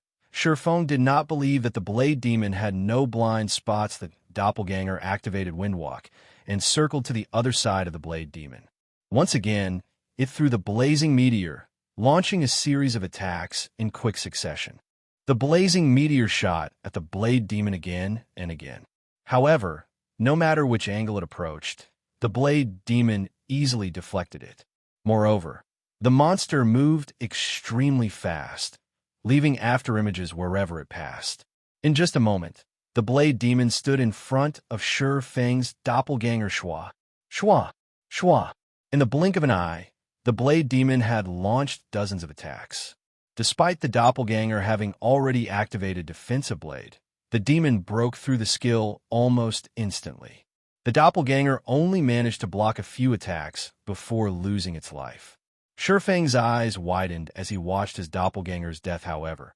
After a brief moment of shock, Shi Feng suddenly discovered that the Blade Demon had not returned to its wandering after killing the doppelganger. Instead, it turned around and charged directly at him. Chapter 384, Unique Set Equipment. Despite also being a level 30 chieftain, the Blade Demon was far more powerful than the skeleton giant. Realizing that he could not face the Blade Demon directly, Shi Feng immediately activated Windwalk and ran. He wanted to break away from the combat area as quickly as possible, however. After running for over 100 yards, the Blade Demon was still on his tail, although Shi Feng's movement speed was much higher than the Blade Demon's. With the countless blades in the sky restraining him, Shi Feng was not actually much faster than the Blade Demon. The distance between the two hovered around 30 yards. The Blade Demon was determined to chase Shi Feng to the ends of the world. As long as the Blade Demon caught up to Shi Feng, he would have to deal with the attacks from both the Blade Demon and the swords descending from the sky. At that time, his fate would be sealed. I need to find a way to deal with it. I'll be in trouble if it catches up. Shi Feng examined the surrounding terrain. The area around him was the very definition of flatlands. The fields were endless, and there was nothing that he could use to his advantage. However, as Shi Feng moved further away from Sword Peak Mountain, the number of swords that descended from above increased. It was as if they were reminding Shi Feng that he was not allowed to move away from the mountain. However, Shi Feng couldn't care less right now. If he stopped, only death awaited him. Hence, he continued running at full speed while enduring the countless swords raining down on him. After running for a certain distance, Shi Feng suddenly noticed that whenever the Blade Demon behind him touched the densely packed swords that had fallen to the ground, damages of -100 would appear above its head. Due to the hindrances in its path, the Blade Demon's speed also slightly decreased. Shi Feng's troubled expression transformed into a wicked smile. Just before the effect of Windwalk was about to disappear, Shi Feng took out a speed scroll from his bag and used it. He then continued running away from Sword Peak Mountain. This time, however, Shi Feng purposefully zigzagged. This way, if the Blade Demon wished to approach him, it would definitely collide with the swords on the ground as a result. Not only would the Blade Demon's speed decrease, but it would also receive a continuous stream of damage. The Blade Demon had a total of 300,000 HP. With its battle recovery, it could regain 3,000 HP every 5 seconds. Shi Feng could not kill the Blade Demon by relying only on the scattered swords. Hence, Shi Feng occasionally threw the blazing meteor at the monster. However, the Blade Demon's defensive capabilities were simply too powerful. Out of all of Shi Feng's attacks, only 10% struck the Blade Demon. Shi Feng also used skills such as Thundering Flash and Earth Splitter, dealing over -1,000 damage with each hit. Overall, the damage the Blade Demon received barely surpassed its battle recovery. If Shi Feng wanted to kill the Blade Demon, he would need to spend a very long time to do so. It seems that I can only drag things out. Shi Feng had no other options. The only fortunate thing about this situation was that the Blade Demon could eventually die. Time passed, bit by bit, while Shi Feng played his game of cat and mouse with the Blade Demon. White River City had become extraordinarily lively.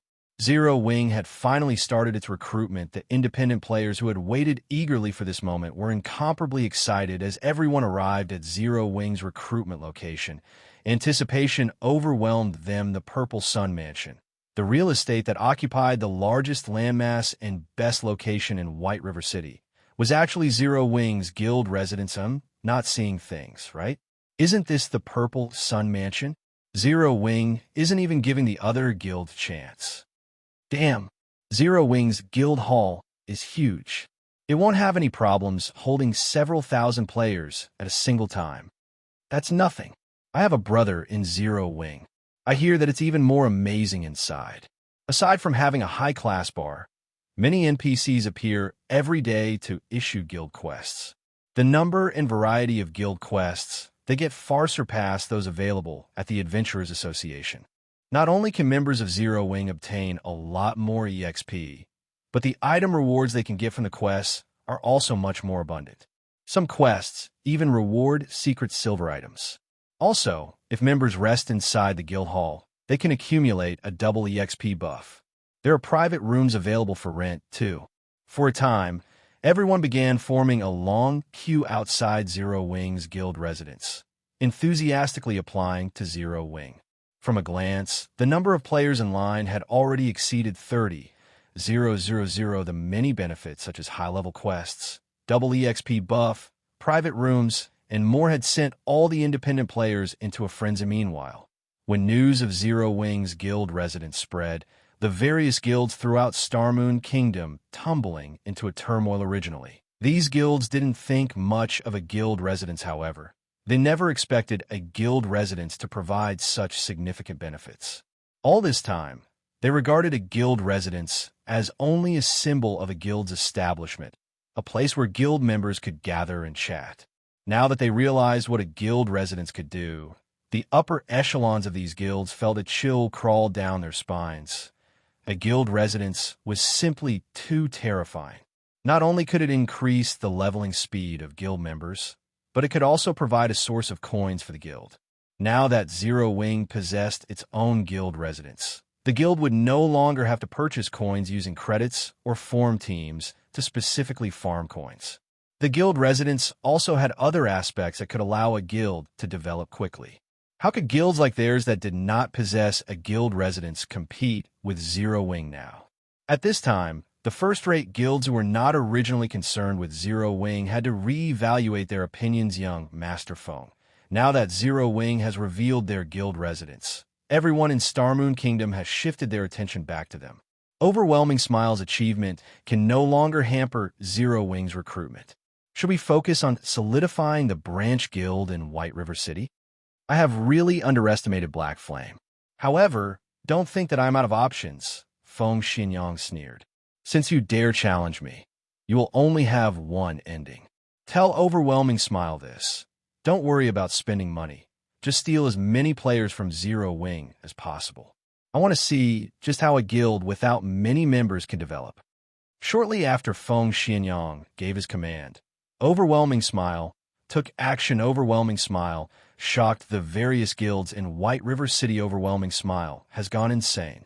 Snow Goose shouted when she read the latest information on Overwhelming Smile. In order to attract independent players, Overwhelming Smile had increased the benefits it offered once again. At this moment, it offered 4 times what Dark Star had in the past. Normal members alone would be treated far better than even elite players of other guilds. The benefits offered to Overwhelming Smile's elite members was beyond comparison. Overwhelming Smile even began to publicly poach Zero Wing's normal members, promising them threefold what the other guild members received if they joined the guild originally. Overwhelming Smile's increase in the benefits was already shocking. Now that they took it a step further and offered another threefold raise, how could the members of Zero Wing not be tempted? In fact, some members already considered withdrawing from Zero Wing and defecting to Overwhelming Smile. Is Overwhelming Smile planning to destroy us with money? Aqua Rose smiled bitterly, her expression turning grim. This move was truly vicious. Zero Wing had only established recently. Its funding had never been abundant. They had no chance against the large funding Overwhelming Smile possessed. While Overwhelming Smile was in the midst of waging a poaching war against Zero Wing, Shifeng had finally reduced the Blade Demon's HP to its last vestiges die. Abruptly spinning around, Shifeng dashed towards the low HP Blade Demon Abyssal Bind. Flame burst. Abyssal Bind immediately tethered the blade demon in place, following which the scorching abyssal blade slashed at the demonic creature's body 12 times in a row. Every slash dealt over -2,000 damage to the blade demon, devouring the monster's remaining 20,000 HP. As the blade demon died, Shifeng noticed a piece of paper falling beside the monster's body. He originally thought that it was a legacy chapter. However, upon picking it up, Shifeng froze. At that moment, he even thought he might be hallucinating broken steel forging design fragment. Epic rank unique set equipment.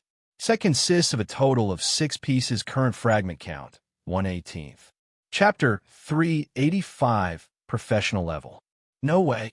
Shifeng struggled to calm himself even after staring at the forging design in his hand for a long time previously. When he obtained the fine gold ranked dragon scale set equipment back in the God's Grave, he had believed it to be the top set equipment currently available. Second to none, however.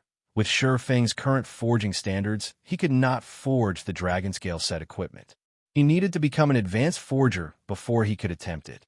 However, a lot of time was required to advance to an advanced forger, time that Shifeng did not have yet. Now, the forging design for an epic set equipment had fallen into his hands. If he could equip an epic set equipment, killing players would be as easy as slicing vegetables.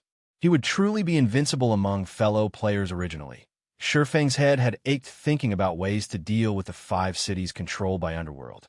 Now, however, this fragment swept those concerns away. As long as he could don the complete broken steel set equipment, he alone could become enough of a nuisance to disturb those guilds. Now that Shifeng knew the blade demons dropped the forging design for the broken steel set equipment. Even if he had to exhaust himself for a few days, he would obtain all the forging design fragment. Shifeng was suddenly brimming with enthusiasm. Turning around, he charged towards Sword Peak Mountain in search of another blade demon. Unknowingly, another day had passed in God's domain before Shifeng logged out of the game. He had killed several dozens more skeleton giants and blade demons. In the 2 days he had spent in the Origin Sword domain, Shifeng had obtained a total of 33 legacy chapters and 8 broken steel forging design fragments. He was not far from completing both the legacy book and the broken steel set equipment forging design. Shifeng had lingered in God's domain for 2 natural days without logging out to rest. As his body had been in the virtual gaming cabin all this time, the moment he stepped out of the cabin, his stomach growled a hungry complaint. However, his body did not feel any discomfort after laying motionless for 2 days. On the contrary, he felt extremely relaxed as expected of a virtual gaming cabin. It even assisted my body's absorption of the S-rank nutrient fluids. Shifeng clenched his fists and stretched. Revealing a faint smile, he thought, my punching power should be around 320 kilograms now. Originally, Shifeng had needed 5 days to absorb a bottle of S-rank nutrient fluids, allowing the liquid to restore his body's vitality and repair broken cells now. However, only 2 days had passed, and Shifeng had already absorbed the S-rank nutrient fluid. Shifeng judged that, based on his body's current condition, he should barely meet the standard of a professional fighter. His current body had already far surpassed his body in his previous life. At the very least, his physical fitness was no longer inferior to the apex experts of God's domain. Being young really is great. If I started training my body only after I turned 25, it wouldn't really make a difference. Shifeng was satisfied with his current physical fitness. As long as he continued his training, his physical fitness would continue to improve. At that time, he could exert more of his brain's potential, allowing him to break through the boundaries he had never been able to cross. Although Shifeng was hungry, he did not immediately look for something to eat. Instead, after leaving the virtual gaming cabin, he walked towards his fridge and retrieved a bottle of A-rank nutrient fluids. He then filled his empty stomach with the cold liquid after having not eaten for 48 hours. Although he had the protection of the virtual gaming cabin during this period, filling his stomach with solid food would negatively impact his body. It was best to drink nutrient fluids first and let his stomach gradually adapt. After a few hours, he could have a proper meal. Looking at the bottle of A-rank nutrient fluids in his hand, Shifeng felt like he was dreaming over 10 days ago. he had lamented spending 10 credits on a meal. Now, however, despite drinking a bottle of nutrient fluids that cost 10,000 credits, he felt nothing at all. Although his reincarnation was part of the reason, it was more due to his change in mentality brought about by strength suddenly. His doorbell rang. Accessing the doorway monitor through his quantum watch, Feng discovered Blackie standing outside his door. For some reason, Blackie looked panicked. It looked like he had some very urgent news. Feng promptly disabled the lock to his front door using his quantum watch. Brother Feng, where have you been these past 2 days? I haven't been able to contact you all this time. I even wondered if you were in some kind of accident. As Blackie burst into the apartment and saw that Feng drinking a bottle of nutrient fluids, he unconsciously heaved a sigh of relief. What could possibly happen to me? Feng chuckled. Did something happen while I was gone? Of course, something happened. Overwhelming Smile had been poaching our members.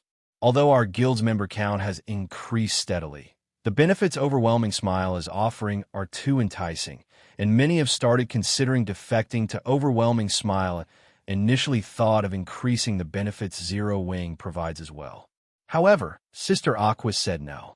Although Sister Fire Dance only focuses on the guild's core team, she agreed with Aqua Rose's opinion. However, at this rate, more members will leave the guild. If we allow this situation to continue, it will negatively impact Zero Wing as a whole. We need to think of a solution for this quickly. I have been trying to contact you all this time, but you haven't answered any of my calls or messages. I had no choice but to visit you personally. Blackie then explained the general situation to Feng. Overwhelming Smile is intent on destroying us with money. Feng smiled bitterly. Brother Feng, you too? Sister Aqua said something similar. Blackie was somewhat astonished. I understand the situation. However, I'm still tied up with my quest. Go back and tell Aqua to continue recruiting members. The benefits we offer will stay the same, but loosen the entry requirements a little. Feng also showed his support for Aqua Rose's decision. Let's see just how many players you can steal from us. How much money do you plan to burn? Taking Blackie's advice and increasing the benefits that Zero Wing offered was not a long-term solution. Moreover, Overwhelming Smile could simply counter by increasing the benefits it offered again. If this trend continued, the situation would soon snowball out of control and grow into an all-out economic war. At that time, the side with the most funds would be the final victor. Meanwhile, Feng Xianxia, who quietly supported Overwhelming Smile, aimed for just that. If he had to increase the benefits Overwhelming Smile offered dozens of times, he would. He was confident he could destroy Zero Wing this way. Meanwhile, although Zero Wing could cause Overwhelming Smile to suffer greater losses by raising the benefits it offered, they would still lose. Zero Wing did not have the support of a large corporation. It also did not have the funds to contend with Overwhelming Smile. If Zero Wing increased its offer, it would dig its own grave. Feng had seen many of such situations in his past life, and he had considered his options long ago. The best thing was to bide their time and stay on course. However invincible the opponents might seem, he would forever remain true to himself. Moreover, when Feng had established Zero Wing, he had intended to establish a guild that was pure, rather than one where its members would leave because of a little enticement. Zero Wing did not need such shallow people at this moment. Instead of cursing, Feng wanted to thank Overwhelming Smile for ridding the scum from his guild. Feng's reply left Blackie speechless. However, since Feng had already decided, he would fully support his guild leader. In truth, Blackie knew that increasing the benefits the guild provided would only increase the burden of Zero Wing. However, he still could not help his panic. Now that he had obtained Feng's reply, his anxiety began to fade. Chapter 386, Tier 1 Skill.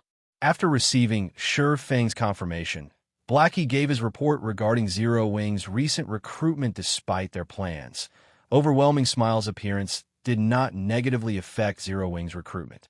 Instead, Overwhelming Smile had made Zero Wing even more popular than before, driving more players to apply to Zero Wing.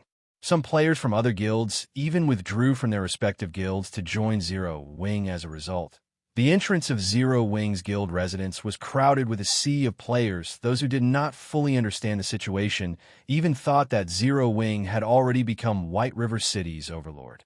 Though those who knew the situation silently ridiculed the players rushing to join Zero Wing after 2 days of chaotic recruitment. Zero Wing had grown from around 5,000 members to having over 10,000. If not for Overwhelming Smile's interruption, Zero Wing would have no problem surpassing the 30,000 member threshold. Unfortunately, many of the players who had been accepted into Zero Wing then defected to Overwhelming Smile almost immediately. By doing so, they could enjoy triple the benefits of the ordinary members of Overwhelming Smile, which was 12 times the treatment normally offered by other guilds. How could anyone resist such a tempting offer? Zero Wing will only suffer if this continues. I need to think of a plan quickly. Shurfeng frowned as he listened to Blackie's report. If the situation continued to evolve like this, Overwhelming Smile would have to waste astronomical sums of money. However, Overwhelming Smile's poaching of Zero Wing's members would also increase its prestige, increasing the guild's strength in White River City. Others might not know that Overwhelming Smile had underworld support from the shadows, but Shurfeng knew. In addition to Maple City, Underworld had also taken control of 4 more cities surrounding White River City. If Zero Wing and Overwhelming Smile went to war in the future, Zero Wing would be surrounded by enemies. After Blackie finished his report, he hurried back to Zero Wing's workshop, whereas Shurfeng started working out. Now that Shurfeng's body had finished absorbing the S-rank nutrient fluids, it was the perfect time to improve his physical fitness further. However, instead of focusing on strength training like before, Shurfeng now focused more on control over his own body. When noon arrived, Shurfeng called for a takeout. After finishing his meal, he dove back into the world of God's domain. Shurfeng had not come up with any good ideas to counter Overwhelming Smile suppression through wealth. The only thing he could think of right now was increasing his strength after logging into the game. Shurfeng continued his hunting operation through his previous 2-day search. Shurfeng had grasped the general respawn time for the monsters surrounding the Sword Peak Mountain. As for the location with the highest spawn rate, that would be on the Sword Peak Mountain itself. However, Shurfeng had not climbed the mountain throughout this period. He doubted that the legacy trial of one of the 10 Great Saint Legacies would be so easy to clear. Although the Skeleton Giants and Blade Demons were indeed challenging, a legacy trial that was supposed to be as difficult as a legendary quest should not be so simple in Shurfeng's opinion. The true danger of the Origin Sword domain waited for him on the Sword Peak Mountain. Hence, Shurfeng had yet to set foot on the mountain. Instead, he had searched for monsters around the foot of the mountain all this time, silently increasing his strength in the Origin Sword domain. Shurfeng did not obtain any EXP from the monsters he killed. The drops he obtained were also limited to the legacy chapters and broken steel forging design fragments. However, there was one other immediate benefit to killing these monsters' skill proficiency. The monsters here were all elites above level 25. Shurfeng's main targets, the Skeleton Giants and Blade Demons, were even level 30 chieftains. These chieftains exceeded Shurfeng by 8 levels.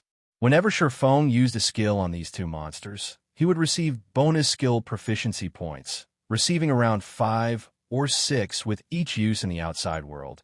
There was a limit to high-leveled chieftains available for players to kill. Hence, Shurfeng was able to raise his skill levels quickly here. In the Origin Sword domain, Shurfeng had upgraded the skills that he normally needed a lot of time to upgrade in just 2 days. At this point, all of his attack type skills had risen to level 10 or above, with some reaching level 11. When he upgraded a skill beyond level 12, it would become a tier 1 skill. Although players had weapons and equipment that could increase their skill levels, that particular increase would not allow a skill to undergo a qualitative change. Only the skill's level would change. For a skill to reach tier 1, players needed to raise the skill past level 12 personally. Meanwhile, as long as Shurfeng could grasp a tier 1 skill, his combat power would explode. This was why Shurfeng diligently killed the monsters outside the Sword Peak Mountain with this goal in mind. Shurfeng continuously searched for monsters and used his skills repeatedly, allowing his skill proficiency to soar. However, As Shifeng killed more monsters, he discovered something odd. The drop rate of legacy chapters and design fragments plummeted in the beginning. Shifeng could claim a drop in every 4 or 5 kills. Now, he would only get a single drop after killing over a dozen chieftains. The more legacy chapters and design fragments Shifeng obtained, the harder it became to collect them. If Shifeng did not increase his killing speed, it would be impossible for him to gather the required items within 5 days. On the bright side, where players in the outside world normally needed over a week of effort, Shifeng only needed a few hours to upgrade a skill from level 11 to level 12. His efficiency was staggering. After just half a day's worth of effort in God's domain, Shifeng had already promoted Chop to a Tier 1 skill. Chop, action type. Requires sword. Tier 1, level 1, proficiency 0/30,000.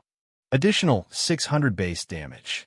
Deals up to 3 consecutive hits in 1 second.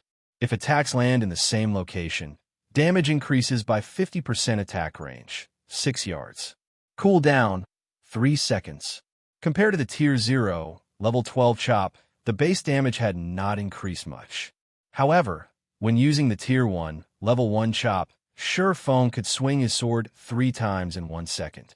Moreover, if his attack struck the same location, his damage would increase by 50%. Not only did Tier 1 skills increase a player's power, but they also increased a player's freedom of attack. In other words, the more skilled a player was, the more damage they could deal. This was why, despite being the same level, Tier 1 players were far more powerful than Tier 0 players.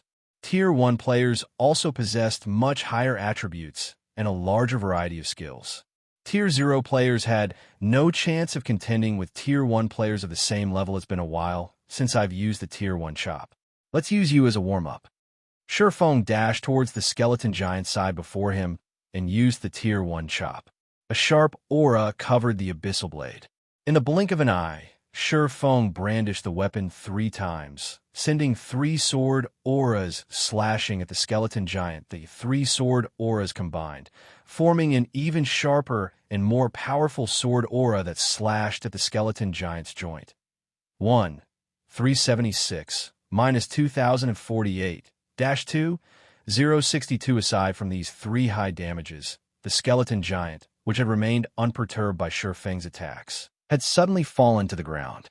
The power of the Tier 1 skill was clear after the skeleton giant fell. Shifeng had a much easier time attacking it, following which, Shifeng used one skill after another on the undead creature. If the skeleton giant stood up, Shifeng would use Chop to attack its joints, knocking it to the ground once more. A short moment later, Shifeng had slaughtered the skeleton giant effortlessly due to the Tier 1 Chop. Shifeng's battles between the skeleton giants and blade demons had become much easier and took less time than before. Moreover, as Shifeng's efficiency grew, he used his skill more frequently. After spending another 2 days, Shifeng finally upgraded Thunderflame Explosion to Tier 1 as well. Now, Shifeng's attack type skills that required skill proficiency were all Tier 1 skills. Compared to when Shifeng had just entered the Origin Sword domain, his combat power was far more frightening. It should be about time to climb the Sword Peak Mountain. Chapter 387, Magic Night. Shifeng had already stayed in the Origin Sword domain for 3 days, now after killing a large number of chieftain-ranked skeleton giants and blade demons. The number of legacy chapters and broken steel forging design fragments he could obtain from these 2 monsters had also reached its limit. No matter how many of these monsters Shifeng killed, they no longer dropped any items, if not for the fact that Shifeng wanted to upgrade all his attack type skills to Tier 1 skills and raise his current combat power to its utmost.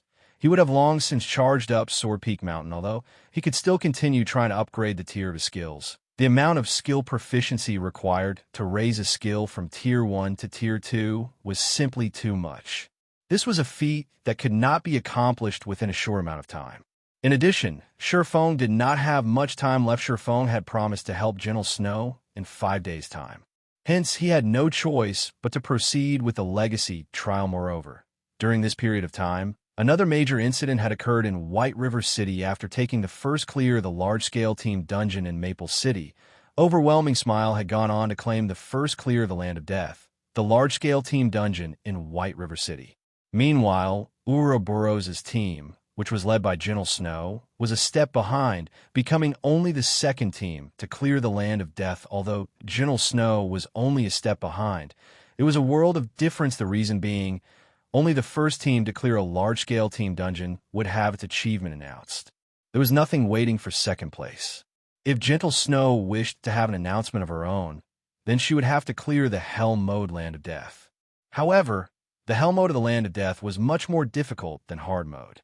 She would require a large amount of time to raid the Hell Mode Land of Death, making it not worth her effort at all. It was much better for Gentle Snow to place her focus on raiding level 20 large-scale team dungeons, especially 100-man team dungeons, compared to going from level 10 to 20. The time span between level 20 and 30 was much wider. Leveling in God's domain took much longer the further one went. After reaching level 20, players would find themselves taking far longer to level up. Hence, guilds would have much more time to challenge dungeons than before on Sword Peak Mountain. Shurfeng had not met with any danger throughout his entire journey. He also did not meet a single monster on the mountain. However, the closer he got to the light at the summit, the faster the swords in the sky descended.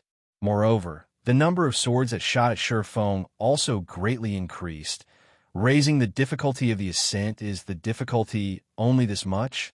Shurfeng felt very surprised. Although these dropping swords were indeed giving him some trouble, he would have no problems reaching the top of the mountain through dodging and blocking after spending 4 days in this place. Shurfeng had collected a total of 49 legacy chapters and 17 design fragments. He was only one piece away from completing both items as the only exit of the Origin Sword domain. The peak of the mountain definitely held the final legacy chapter and design fragment. What's that? Shurfeng suddenly discovered a majestic-looking armored knight standing at the mountaintop. The knight's hands gripping a great sword. This armored knight was different from the skeleton giants and blade demons. The reason being, this great sword-wielding knight was not a monster, but an NPC. Instead, Doran Paley, Tier 1 Magic Knight. Level 30. HP 300, 000/300, 000. Level 30 Tier 1 NPCs were much harder to deal with compared to level 30 chieftains. Meanwhile, the Tier 1 NPC in front of Shurfeng was clearly not an ordinary existence. Although Doran Paley only possessed 300,000 HP, the same amount as the level 30 chieftain rank Blade Demon, the skills and intelligence he possessed would definitely be far stronger and higher than the Blade Demons. To players, Doran Paley was a nightmare. However, Shurfeng no longer had a path of retreat right now. He could only advance. After making his preparations to confront the Magic Knight, Shurfeng charged forward while dealing with the swords raining down on him. Yet, the moment Shurfeng stepped onto the stone platform Doran Paley stood on, the sword in the sky also stopped attacking him, as if declaring that Shurfeng had completed the game of cat and mouse challenger. Since you have managed to arrive at this place, it shows that you indeed possess some strength and are qualified to fight me. As long as you can defeat me, you will be allowed to continue advancing. When Doran Paley noticed Shurfeng, instead of entering battle immediately, he revealed an excited expression and explained, "Starting now, you have 5 minutes to prepare. 5 minutes later, I will start attacking. Of course, you are also allowed to initiate an attack ahead of time. I hope that you do not disappoint me." A one-on-one duel? Shurfeng looked at his surroundings but failed to discover any other traps or monsters. However, after giving it some thought, Shurfeng found nothing strange about this situation. The NPC before him was a Tier 1 class. Doran Paley was definitely not an opponent ordinary players could contend against. Since Shurfeng was given 5 minutes to rest, he would certainly not waste it. He promptly sat down on the stage and took out a delicious steak to eat. Not only would he recover stamina and HP this way, he would also receive some bonus attributes. Although running and dodging for long periods of time did not greatly affect a player's body, it was a massive drain on their mental power. Meanwhile, 5 minutes was plenty of time for Shurfeng to restore himself to peak condition. However, Shurfeng did not just spend his 5-minute rest drinking and eating. He also carefully observed the surrounding environment, as well as studied the NPC named Doran Paley Shurfong, had seen the class known as Magic Knight before in his previous life. It was considered a rare, hidden class in advanced Legacy Magic Knights, and Astromancers were classes notorious for being unorthodox attacks of Astromancers, were known for being strange attacks of Magic Knights, were known for being violent compared to a Tier 1 swordsman. A Tier 1 Magic Knight had more variety in their attacks. The reason being, they incorporated various sorts of magic. In other words, their attacks inflicted a combination of physical and magic damage. Not even Tier 1 shield warriors could endure the attacks of a Magic Knight, however. This hidden class also suffered from a very glaring weakness. In order to increase their attack power, Magic Knights had discarded their life-saving skills. Hence, they were very poor in terms of survivability. The seconds and minutes quickly passed by. Of course, Shurfong would not wait until the 5 minutes were up to attack Doran Paley in this kind of battle. The first person to strike held the greatest advantage. Hence, Shurfong took the initiative to start the battle when Shurfong was only 40 yards away from Doran Paley. He suddenly took out the blazing meteor and threw it at the Magic Knight's vital point. Doran Paley simply scoffed at Shurfong's attack. He retrieved the silver greatsword from his back and lightly swung it. Immediately, blades of flame shot out from Doran Paley's greatsword. These blades of flame collided with the blazing meteor, striking it down, before proceeding toward Shurfong. However, when these blades of flame were only about halfway to their target, Shurfong suddenly appeared behind Doran Paley and initiated a Tier 1 chop at the Magic Knight's back. Doran Paley suddenly smiled. He spun around abruptly, the flames covering his greatsword growing even more prominent. With a swing of his greatsword, he sent a flame tornado clashing against Shurfong's abyssal blade. When the two swords collided, sparks splattered the surroundings. After clashing swords for dozens of times in a row, Shurfong concluded that, in terms of strength, he was no match for the Magic Knight.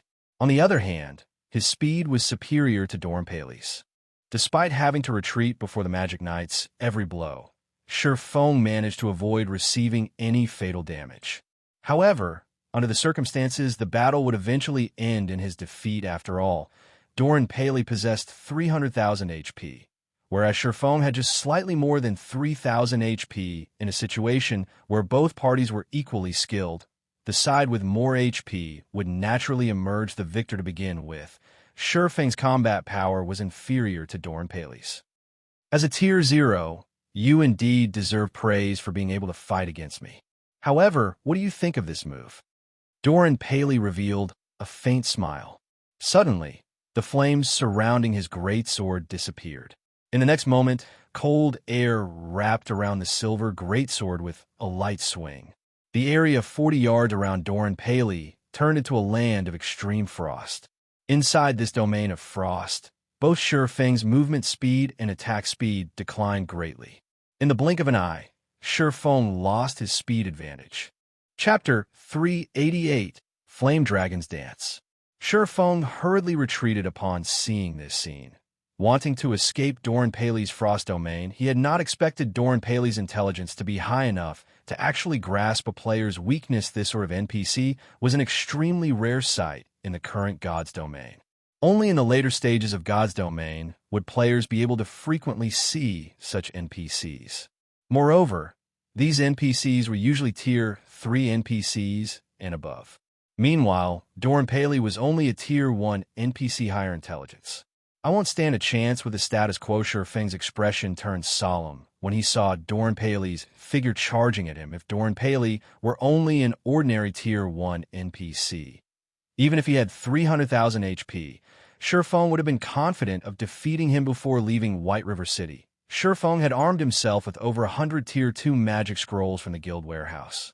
Meanwhile, most of these Tier 2 magic scrolls came from the Bloodhand Association's stronghold, with the rest from the dungeon raids carried out by guild members. The Origin Sword domain was different for the 12 trials Shurfong had previously undergone. In the 12 trials, Shurfong had not been allowed to use any tools to assist him. However, the Origin Sword domain did not impose such a restriction. He could use as many magic scrolls as he liked here. If he had over 100 Tier 2 magic scrolls, It would be an easy task to deal with an ordinary level 30 tier 1 NPC. Even if Doran Paley had 300,000 HP, he would still die under the might of so many tier 2 magic scrolls, however. The situation was different now in the past.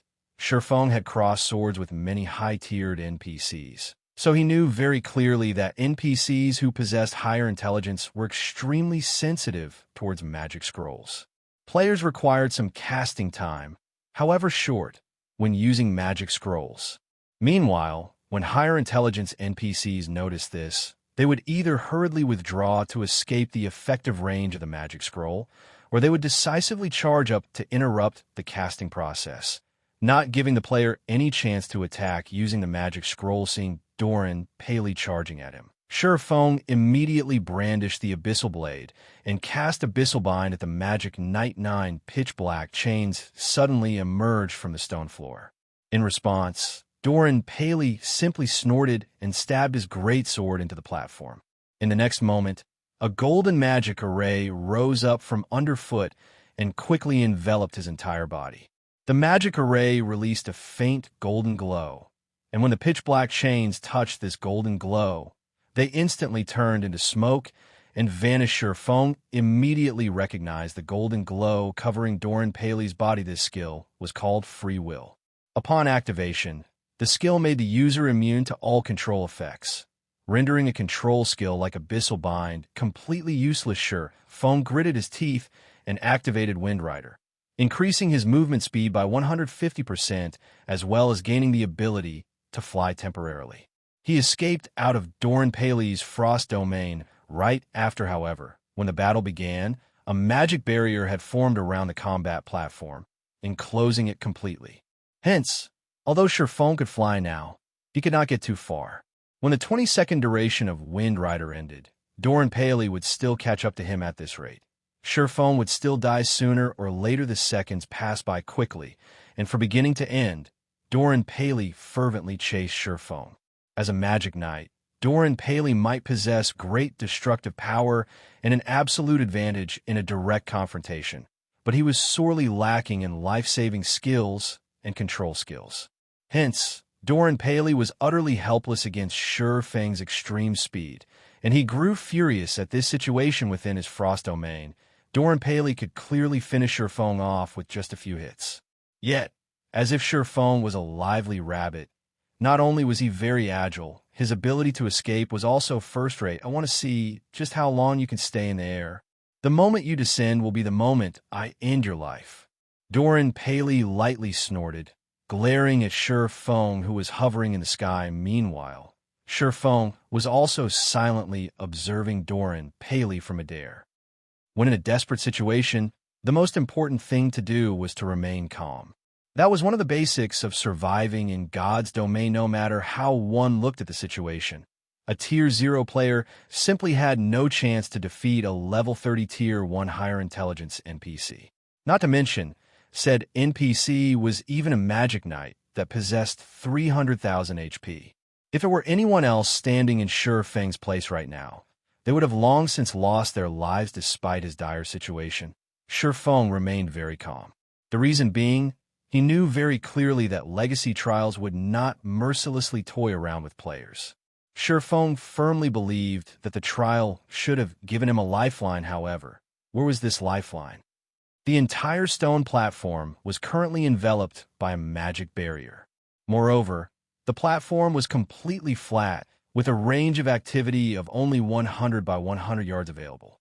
The entire platform was paved with black stone slabs with strange patterns engraved all over them. Meanwhile, the patterns on these dozens of stone slabs came together to form magic patterns that Shifeng had never seen before. Other than those, there was nothing else on the stone platform. Is my lifeline, these magic patterns. Shifeng had a certain amount of understanding in regard to magic patterns. However, he only grew confused when he looked at the magic patterns engraved into the stone slabs. Just what function did these magic patterns have? Soon, Wind Rider's duration ended, and Shifeng descended back to the stage. Doran Paley immediately charged at him. Shifeng hurriedly activated Purgatory Power and abruptly jumped.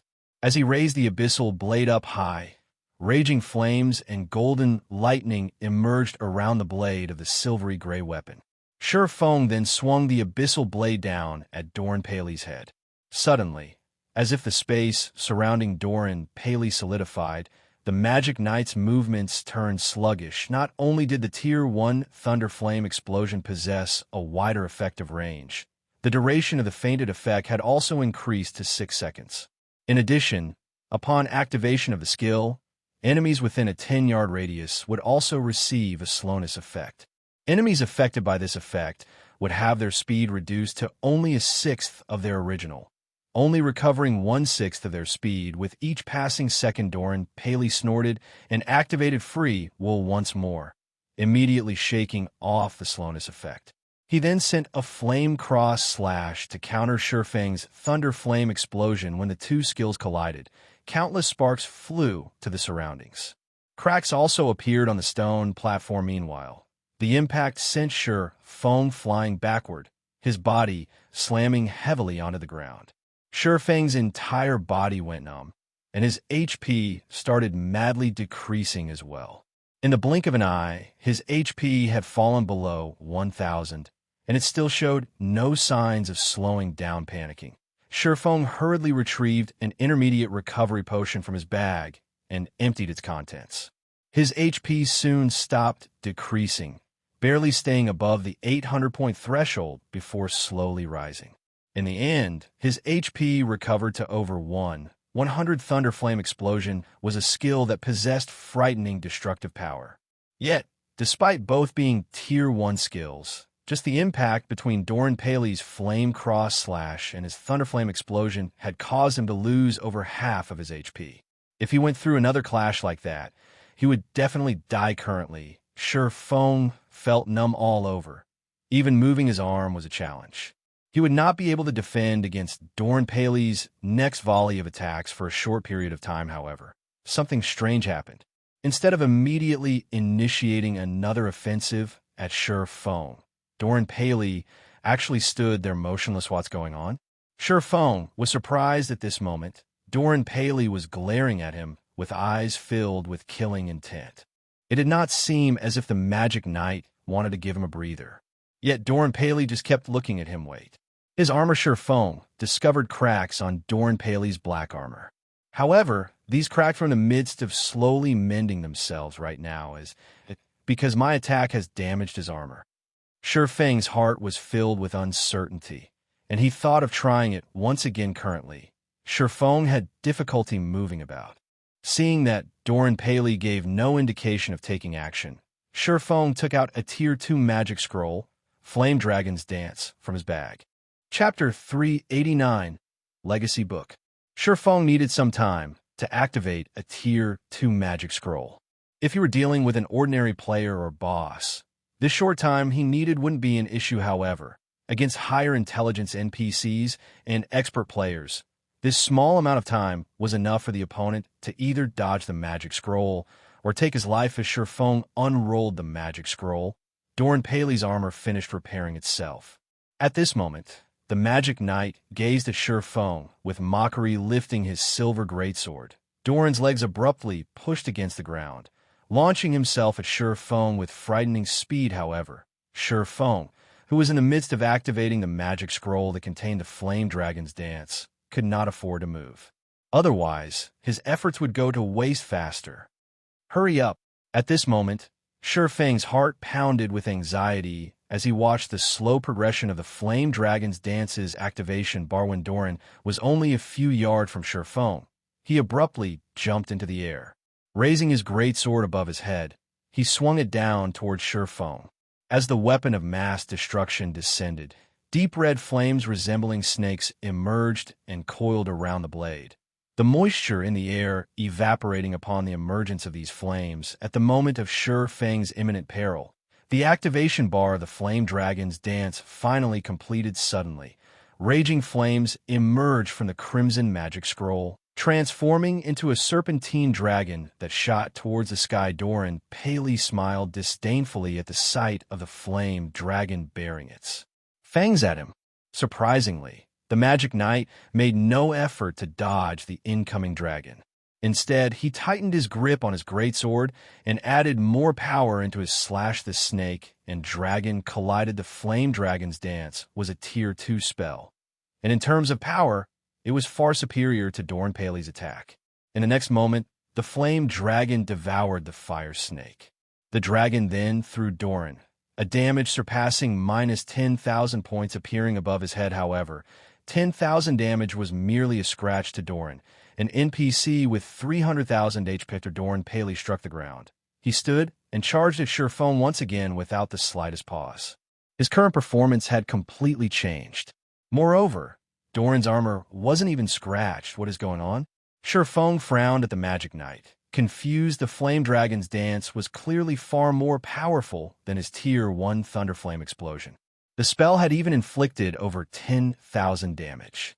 Yet, not only was the NPC's armor intact, but Doran also brimmed with fighting spirit. Considering the situation, Shurfong quickly came to a realization. The cracks in Doran Paley's armor had not been due to damage. Watching the Magic Knight charge at him once again, Shurfong suddenly thought of a possibility. Let's hope this works. Shurfang's body was still slightly numb. Even if Doran did not activate his Frost Domain, Shurfong could never outrun him. Shurfong had also exhausted his arsenal of escape skills. Shurfong then raised the Abyssal Blade and activated Earth Splitter. When the skill had fully charged, Shurfong swung down his viciously sharp blade. However, Shurfang's target was not Doran Paley this time. It was the black stone slab beneath him. Upon witnessing this attack, Doran's eyes widened with shock, and his expression became extremely ugly. He suddenly increased his speed again. However, no matter how much faster Doran became, he was not fast enough to counter Shurfang's attack on the stone slab like a hot knife through butter. The silvery gray Abyssal Blade sliced apart the black stone slab beneath Shurfang's feet. The slash also split several other stone slabs, creating a deep, long fissure following which a crack also appeared on Doran Paley's armor. Bingo. Shurfong inwardly rejoiced. If he attacked and damaged the black stone slabs under his feet, he could force Doran Paley to halt his assault momentarily. He could then activate Tier 2 magic scrolls without worry. Despicable challenger. Doran Paley was no longer as carefree as before. With bloodshot eyes, he glared at Shurfong and bellowed, "Your corpse will decorate this ground for eternity."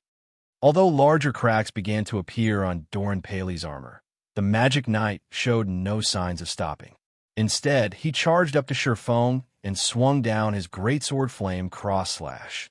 Before Shurfong could grasp the situation, he instinctively used parry to defend himself. Shurfong retreated 4 steps before he managed to stabilize his body. Although Shurfong had been forced back and had to use his life-saving skill, parry, he revealed a joyous smile on his face. Originally, even if he negated the damage from Doran's attack, the impact would have sent him flying back over a dozen yards. Now, although his hands were slightly numb, he had only been forced to take 4 steps backward. This showed that Doran Paley's strength had greatly weakened indeed. Just as Shurfong had guessed, damaging the black stone slabs would weaken his adversary. Previously, Doran had not immediately dashed forward and attacked Shurfong because he was worried that Shurfong would discover this secret. Hence, he decided to hold back and allow his armor to repair itself. However, the display of his armor's recovery had been another facade. In reality, Doran had tried to hide the black stone slab's recovery. Previously, Doran's position had just so happened to block Shurfang's vision, preventing Shurfong from seeing the damaged stone slabs behind him. As to why Doran had launched himself up to attack Shurfong the second time, it was to prevent the Flame Dragon's Dance from damaging the black stone slabs. Once more, unfortunately, Doran's attempt at repeatedly disguising this fact could not escape Shurfang's beast-like insight naturally. After Doran Paley realized that his secret had been exposed, he no longer attempted to hide it. Instead, he began a vicious assault on Shurfong, hoping to annihilate his opponent sooner. However, a known secret was no longer a secret. Now that Shurfong knew Doran Paley's weakness, he activated Defensive Blade and used Thundering Flash on the stone beneath them. Streaks of blue lightning shot out from the Abyssal Blade. In the next moment, the lightning transformed into hungry wolves that dove into the black stone slabs. charring them die. Doran Paley's rage flared as he swung his greatsword at Shur Feng desperately. However, Defensive Blade deflected every slash. Most importantly, with each consecutive slash, Doran's attacks grew weaker. When Defensive Blade was almost exhausted, Shur Feng switched out the Aura of Wind on the 7 Luminaries ring for the Aura of Water. Received healing increased by 60%, cast consumption reduced by 30%, activatable skill dash. Life Bloom. Heal selected target for 20% HP every second for 40 seconds cooldown. 1 minute 30 seconds. Currently, Shur Feng had less than 1,100 HP. Even if Doran Paley had grown weaker, Shur Feng would still not survive more than a few hits from the Magic Knight. Hence, he cast Life Bloom on himself in the blink of an eye. Shur Feng recovered more than 1,000 HP. For the next 40 seconds, he would also receive over 1,000 HP every second, following which Shur Feng began to confront Doran head-on while defending against Doran Paley's attacks. Shur Feng also made sure to attack the black stone under his feet. Shur Feng could not help but admit that Doran Paley was indeed very powerful. Despite losing so much of his strength, the NPC could still inflict over -1,500 with Flame Cross Slash. Fortunately, Flame Cross Slash had a long cooldown. By the time Doran could use the skill again, Shur Feng's HP would have long since fully recovered. During Life Bloom's 40-second duration, Shur Feng had destroyed over half of the stone slabs of the platform. Meanwhile, not only had Doran Paley's strength sharply decreased, but his speed had also fallen by quite a bit. Shur Feng now had a much easier time facing the NPC occasionally. Shur Feng also used Phantom Kill, allowing his doppelganger to pin down Doran, while he used a Tier 2 magic scroll from the side to destroy the black stone slabs. Unfortunately, although this infuriated Doran Paley, he could do nothing to stop Shur Feng. As soon as Shur Feng had shattered all of the stone slabs on the combat platform and was about to focus his attacks on Doran Paley. Suddenly, Doran Paley's armor shattered, the metal shards scattering across the ground. Doran Paley then gripped his head with both his hands and let out an agonized scream that echoed throughout the Sword Peak Mountain. In the next moment, Doran Paley's full HP bar emptied, his body transforming into particles of light, and vanishing 4 items dropped to the ground in place of Doran's body. There was a pitch-black key with a faint blue glow, a silver stone tablet, and the final legacy chapter in broken steel forging design fragment. Before Shur Feng could pick up the drops, all of the legacy chapters he possessed flew from his bag and combined with the legacy chapter Doran had dropped, forming a thick and heavy ancient book. Golden divine runes decorated its cover. If translated to the language of players, these divine runes would read as Legacy Book. Chapter 390, Secret Sword Technique. Shur Feng sighed in relief when he saw the dazzling golden book of legacies. With this, the trial should be over, right? Shur Feng picked up the drops before walking towards the hovering golden book before him. He then clicked on the Book of Legacies, checking its information system. Completion rate 70%. Do you wish to open the Book of Legacies and accept the legacy within? What? Only 70%? Shur Feng was surprised. Taking another look, he was sure his eyes were not playing tricks on him after defeating a Tier 1 Magic Knight like Doran Paley, which was no easy feat. He had only completed 70% of the trial. Legacies in God's domain were categorized into different ranks. Similarly, there were differences within each rank, and these differences were based on the completion rate of the legacy trial. Completion rates between 51% 60% would be given a C rank evaluation. At C rank, players would obtain the basic skills of the legacy. Completion rates between 61% 70% would be given a B rank evaluation. At B rank, players would obtain the basic skills of the legacy in addition to 3 legacy skill points. Completion rates between 71% 80% would be given an A rank evaluation. At A rank, players would obtain the basic skills of the legacy in addition to 9 legacy skill points. Completion rates between 81% 90% would be given an S rank evaluation. At S rank, players would obtain the basic skills of the Legacy in addition to 18 Legacy skill points. Completion rates between 91% 100% would be given an SS rank evaluation. At SS rank, players would obtain the basic skills of the Legacy in addition to 36 Legacy skill points. Legacy skill points would unlock the class skills in a Legacy book. Moreover, the more powerful a class skill was, the more Legacy skill points would be required to unlock it. The number of powerful skills a player possessed was important in determining their combat power. It was especially true for powerful class skills, hence, Legacy skill points were extremely important. However, it was not easy to obtain Legacy skill points. After obtaining the Legacy book, aside from receiving one Legacy skill point every 3 levels, players could only obtain more points by completing special quests and challenges. In general, Legacy skill points were an extremely rare commodity right now.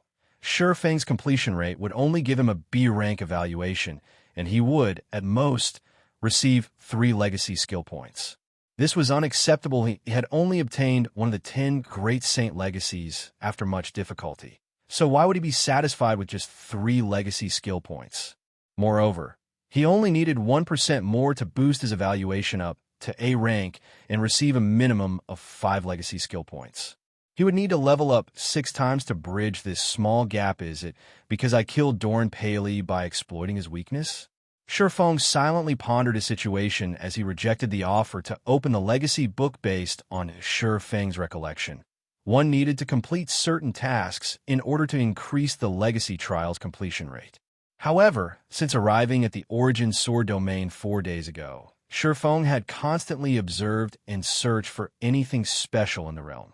He had done so precisely because he wanted to avoid missing anything, resulting in a low completion rate. Yet, after 4 days of careful observation, Shifeng had not discovered anything special.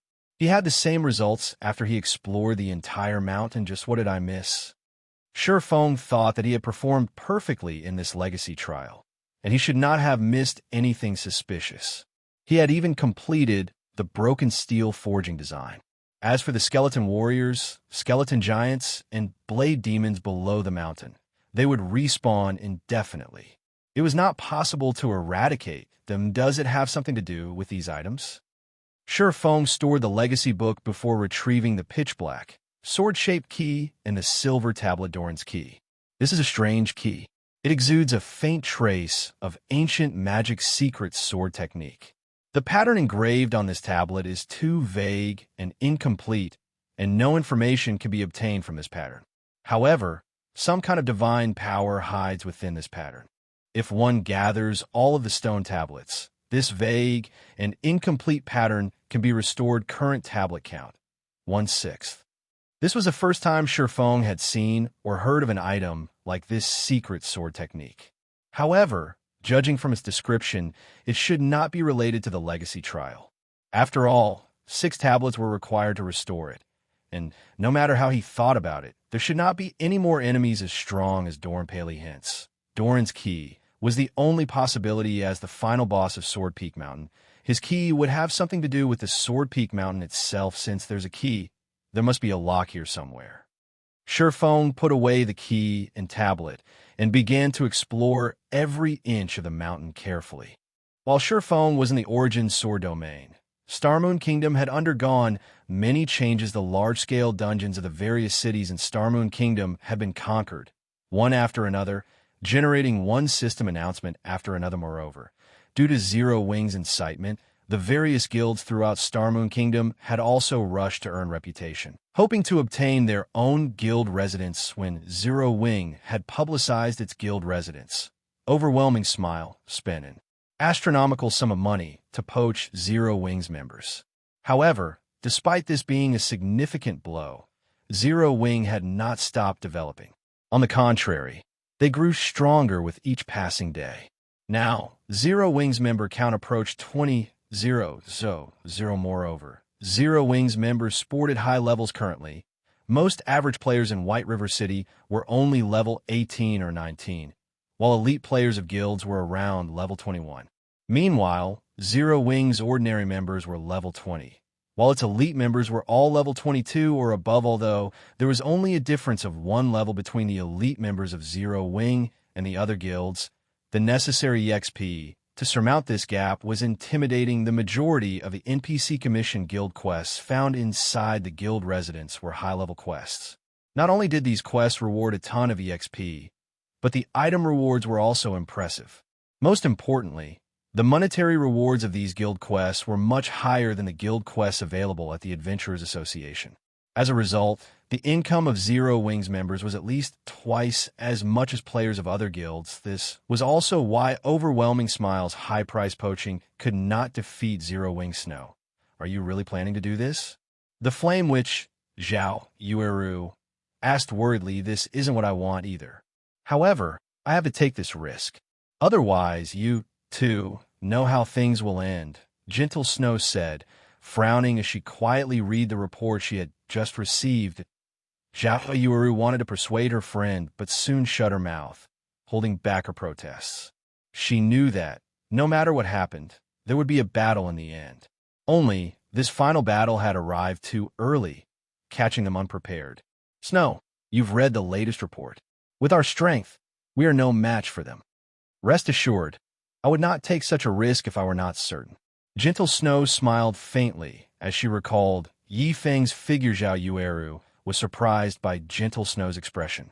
Facing such a desperate situation, she never thought Gentle Snow could still smile with such confidence. Meanwhile, back on Sword Peak Mountain, after spending most of the day searching, Shifeng finally discovered a pool on the mountainside. This place is somewhat suspicious. Slowly, Shifeng walked towards the pool of water. Dipping his hand into the pool, Shifeng immediately realized that ice had formed over his hand, freezing it solid. The water inside this pool was icy. If he dove into this water, he would freeze to death. Chapter 391, Underwater Mysteries. This pool of water seems interesting. Not only is the water so cold, but it is also light as air, weightless. Moreover, even with 60 points in ice resistance, it still freezes my hand, Shifeng muttered, shocked as he examined his frozen hand. Just what is this water? With 60 points in ice resistance, players could withstand most cold environments in God's domain. However, Shifeng's resistance was useless against this water. It was astounding. Following which, Shifeng took Doran's key from his bag, hoping the key would trigger some sort of reaction. However, despite making a full circle around the pool while holding the key, nothing happened. He did not discover any kind of lock. Either is it inside the pool? Shifeng was fairly confident that was the case. According to the statistics collected on God's domain in the past, most chance encounters and treasures were normally found in treacherous lands. Only a few treasures and encounters occupied safe areas, and these normally required players to possess sufficient status or luck. As for the so-called treacherous lands, players also knew them as forbidden lands.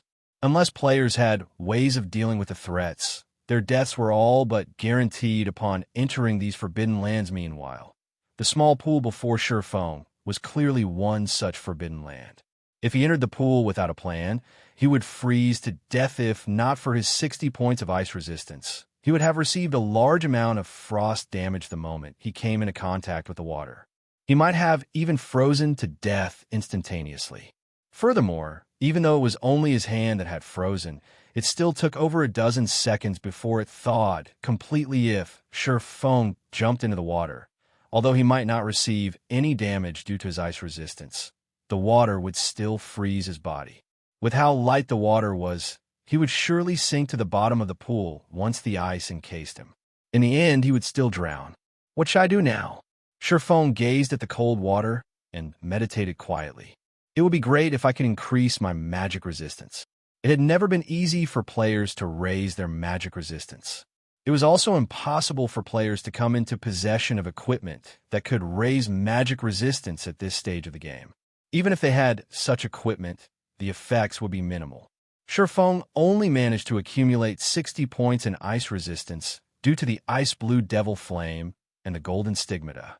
For ordinary players, they'd be lucky if they had 10 points of ice resistance at this stage of the game. Of course, the quickest way to raise one's magic resistance was to consume a magic resistance potion. Even a basic magic resistance potion could raise one's magic resistance significantly. If Shifeng could consume an intermediate magic resistance potion, adding that to his own magic resistance, he might be able to cope with the frosty water. However, Shifeng did not have any magic resistance potions on him at the moment. The recipe for basic magic resistance potions only dropped in level 20 maps and above. Meanwhile, the recipe for intermediate magic resistance potions only dropped in level 40 maps and above. Obviously, Shifeng could not obtain any of these recipes right now. Not to mention the recipe for the specialized ice resistance potion. However, if he could not enter the pool, how was he supposed to obtain the remaining 30% completion rate? If he entered the pool, he would become an ice sculpture. Unless he could get his hands on an ice resistance potion, he had no way to combat the powerful cold within the pool. This freezing effect is truly troublesome. I wonder if Fantasy World's magic damage immunity will work. Shifeng touched the water and allowed his hand to freeze once again. He then tried the activatable skill of the Aura of Illusion. Fantasy World, however, even after activating Fantasy World, the freezing effect had not dispelled. If Aura of Illusion won't do, what about Aura of Space? Unwilling to give up, Shifeng waited for another minute before switching to the Aura of Space and submerging his hand into the pool water once again. This time, a miracle actually happened. Although Shifeng could still feel an unbearable, biting cold, his hand did not turn into a solid block of ice as expected. Heaven will always leave a door open. As long as he dealt with the pool's effect, which bound his movements, he would have an easier time dealing with the water. So what if he had to endure a little cold? Shifeng was confident that he could tolerate it, following which Shifeng activated Phantom Kill and had his doppelganger remain by the poolside as insurance. Within 40 seconds, if his life were threatened, he could immediately swap positions with his doppelganger. Shifeng then dove into the pool, creating a loud splash. As the water was extremely light, Shifeng managed to sink quickly with little effort. Moreover, the deeper he sunk, the darker it became. Soon, darkness devoured Shifeng's surroundings. It was as if he had fallen into a bottomless pit. Currently, Shifeng felt as if he had suddenly been thrown into the Arctic North, naked. The slightest movement stung painfully inside this chilling water. If any normal person were in his place, they would have definitely screamed in pain. However, from beginning to end, Shifeng only gritted his teeth and remained silent. As Shifeng sunk deeper into the pool, the stinging sensation became more intense. At this moment, even someone with a strong will, such as Shifeng, could no longer cope with the pain. His complexion had paled, and his eyes were bloodshot. The pain was so unbearable that he could not even scream if he wanted to. Why haven't I reached the bottom yet? Shifeng's anxiety grew as he looked at the time. 10 seconds had passed since he jumped into the water. Although he had not received any actual damage thus far, the pain took a huge toll on his mental strength. He had greatly underestimated this water. He did not think that the water below would become so cold. Shifeng was already approaching his limit after spending 10 seconds in this pool. He was also surrounded by darkness, so he could not see anything below or around him. Struggling, Shifeng activated Ice Blue Devil Flame. Even while underwater, the Ice Blue Devil Flame burned brilliantly as it wrapped around Shifeng's body, causing the temperature of the surrounding water to rise rapidly. The light from the flames also illuminated Shifeng's surrounding. Shifeng breathed a sigh of relief at the effects of the Ice Blue Devil Flame. The rise in temperature allowed him to recover from the cold and pain, and the chill was just barely tolerable. As Shifeng observed his surroundings, he suddenly discovered that the pool of water was much larger than he had imagined. Previously, he could not see anything due to the darkness. Now that he had the Ice Blue Devil Flame, he could see everything clearly. How was this a pool? There was actually a courtyard beneath him. Hence, Shifeng started swimming downward. Hastening his descent, the courtyard at the bottom of the pool looked ancient. Its architectural style was completely different from the buildings he had seen in the current god's domain. It looked like the Elysium spoken of in legends. It was fascinating, although this place was very beautiful. Shifeng could sense great danger. Moreover, whether it was in this life or his previous life, this was the strongest sense of danger he had ever felt. System. You have discovered the eternal courtyard that should be the place. Shifeng swam towards the spiral building with a shut gate that he had seen from the courtyard. Even the stargazing tower paled in comparison to this beautiful and mystical place. If not for the danger Shifeng felt, he would have stopped and admired the scenery. The tightly shut gate was made of gold, and many drawings have been engraved on it. These drawings seemed related to the destruction of the ancient gods. Shifeng had even discovered the image of an ancient god that he knew of. The twilight goddess, some sort of power protected the Golden Gate, and it was impossible to destroy it with external forces. Currently, Shifeng was not of the mind to study the images, as he had discovered a keyhole on the gate. Meanwhile, this keyhole was centered in an image of the sun. Shifeng then took out Doran's key and inserted it into the keyhole, twisting it gently. Chapter 392, God's Will. Sure enough, it works. Upon turning Doran's key, Shifeng noticed the blue glow surrounding the key flow into the Golden Gate. Suddenly, the gate released a brilliant golden radiance. As if it were the sun, the gate illuminated the eternal courtyard. The gate clanked as it slowly opened, following which a surge of cold air bubbles rushed out of the gate. Reacting quickly, Shifeng immediately jumped backward. However, as Shifeng was currently underwater, he could not move as fast as usual. As a result, the bubbles blasted him backward. Shifeng only felt a stinging pain before his HP instantly fell by 2,000 points. The cold air here is so powerful. Shifeng looked at his HP bar in disbelief. Fortunately, his ice resistance was sufficiently high. Otherwise, that air bubbles would have killed him. Shifeng then took out an intermediate recovery potion from his bag and drank it, recovering some of his lost HP despite having 60 points in ice resistance. He had still lost 2,000 HP instantly. How cold was it beyond this gate? Fortunately, after the gate finally opened, the cold air scattered, and the spiraling tower was no longer as cold as before. After Shifeng entered the temple, he was immediately greeted by a large hall containing golden statues of various ancient gods. Among the many statues, there was one particularly eye-catching statue that depicted a valiant man raising up his sword. That man stood in the very center of the hall, and high-grade swords littered the area around him. A simple glance told Shifeng that there were over 1,000 swords stabbed into the ground. Meanwhile, every sword seemed like it was submitting to the Monsi Feng, could even faintly feel the abyssal blade in his hand grow restless, as if it, too, wanted to go forth and submit to that. Monsi Feng was astounded that man in the center of the hall was simply a statue. Yet, the abyssal blade that Shifeng feared even showed signs of submission to him. Just how powerful had he been when he was alive?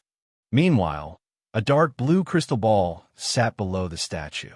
This crystal ball emitted an intense cold. Upon seeing this crystal ball, Shifeng came to a realization. The reason the pool of water containing the eternal courtyard was so cold was that of the crystal ball. Before him, Shifeng's heart suddenly trembled at this discovery. If the crystal ball was capable of lowering the temperature of this large pool to such a degree, it was definitely a treasure. Following which, Shifeng quickly swam towards the crystal ball, hoping to claim it. However, before Shifeng could reach the crystal ball, a sharp pain shot through his fingers, a damage of minus 1,000 points appearing above his head.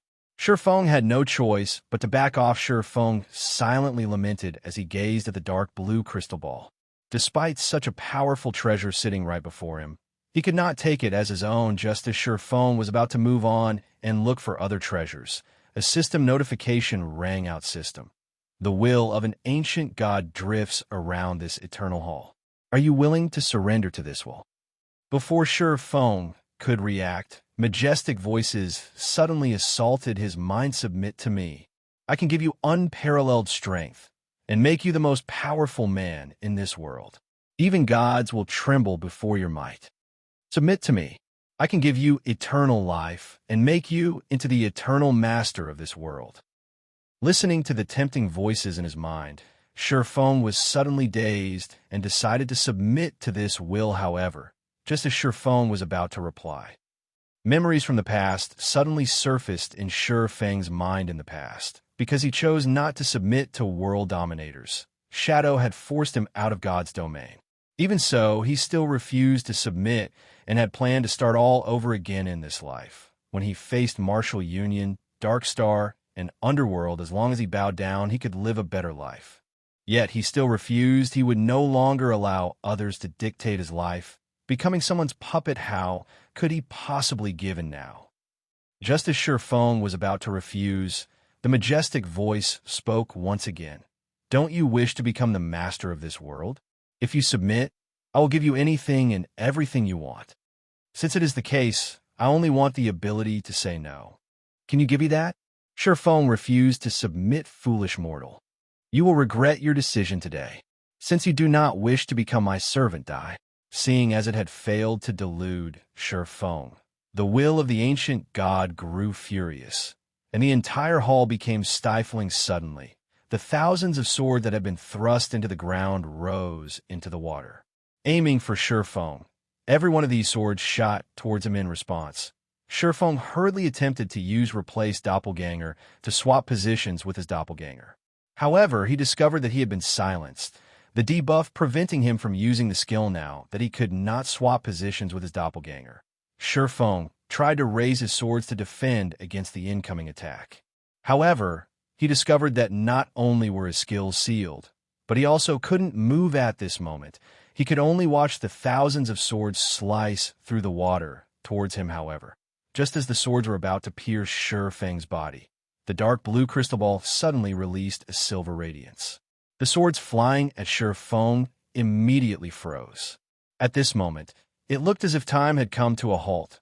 A second later, the thousands of swords shattered like glass, the metal shards drifting to the floor, after which a loud bang echoed throughout the space of the hall. Black cracks began to appear around the hall, and soon the space inside the hall shattered as well. Along with the shattering of space, the stifling pressure Shifeng felt before also vanished, his body regaining its freedom. Damn, you actually dare spoil my business. Although this heaven-blessed individual has rejected me, I can still look for others. You cannot stop me forever. Meanwhile, this despicable heaven-blessed individual will die here. The will of the ancient gods' rage grew, and even the hall trembled. The golden gates suddenly closed as the hall began to collapse at this moment. As if having lost its power, the crystal ball darkened. It no longer released the astonishing cold as it had moments before, although Shifeng did not know what was going on. When he heard the will claim that this heaven-blessed individual would die here, he knew what he needed to do: escape. Shifeng immediately grabbed the dark blue crystal ball and placed it into his bag before activating Replace Doppelganger in the blink of an eye. Shifeng appeared outside the pool. The doppelganger had only been 1 second away from disappearing when Shifeng activated Replace Doppelganger.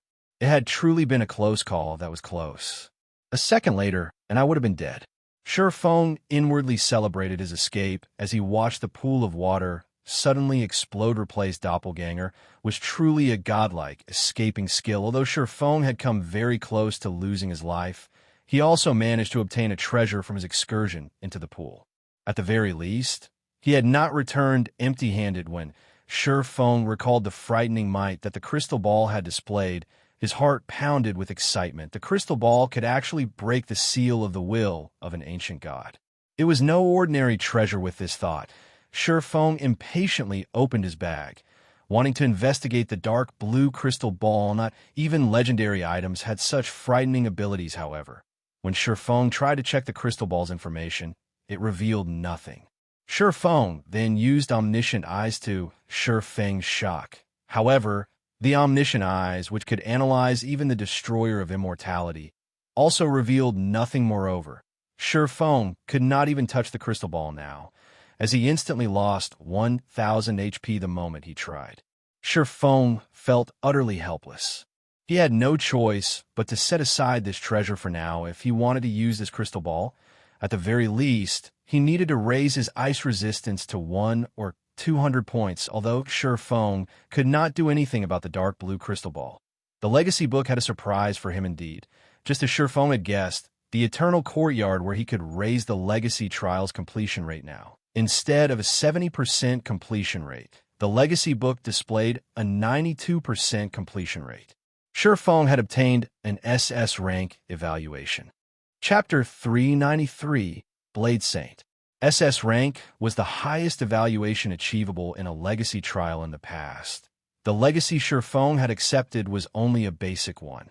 Even so, Shifeng had spent a lot of time and effort to achieve an A rank evaluation and obtain 7 legacy skill points now.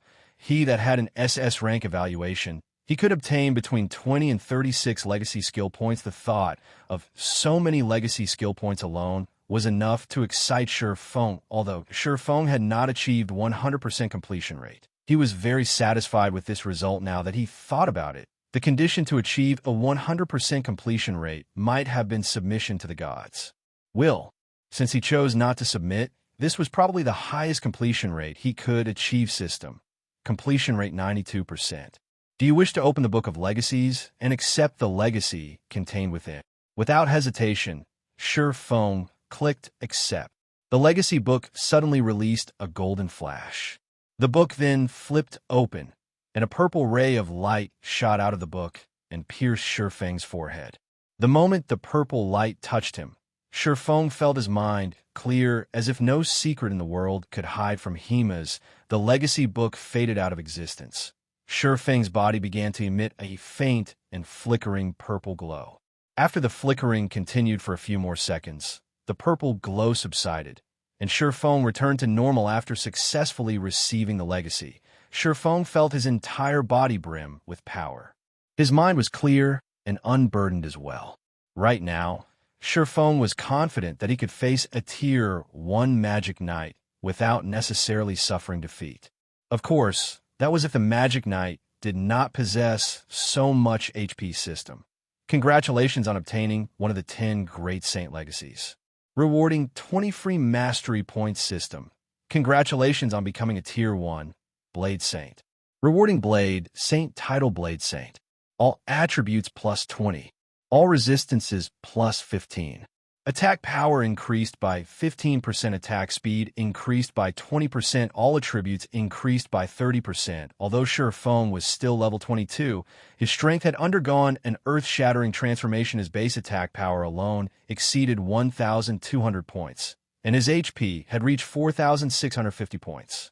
His HP even surpassed Tier 1 MTs now. Moreover, after being promoted to a Tier 1 class, players could receive 8 free attribute points with each level up, whereas Tier 0 classes would only receive 4 free attribute points. Shifeng also had the Abyssal Blade, which provided him with 2 additional free attribute points every time he leveled.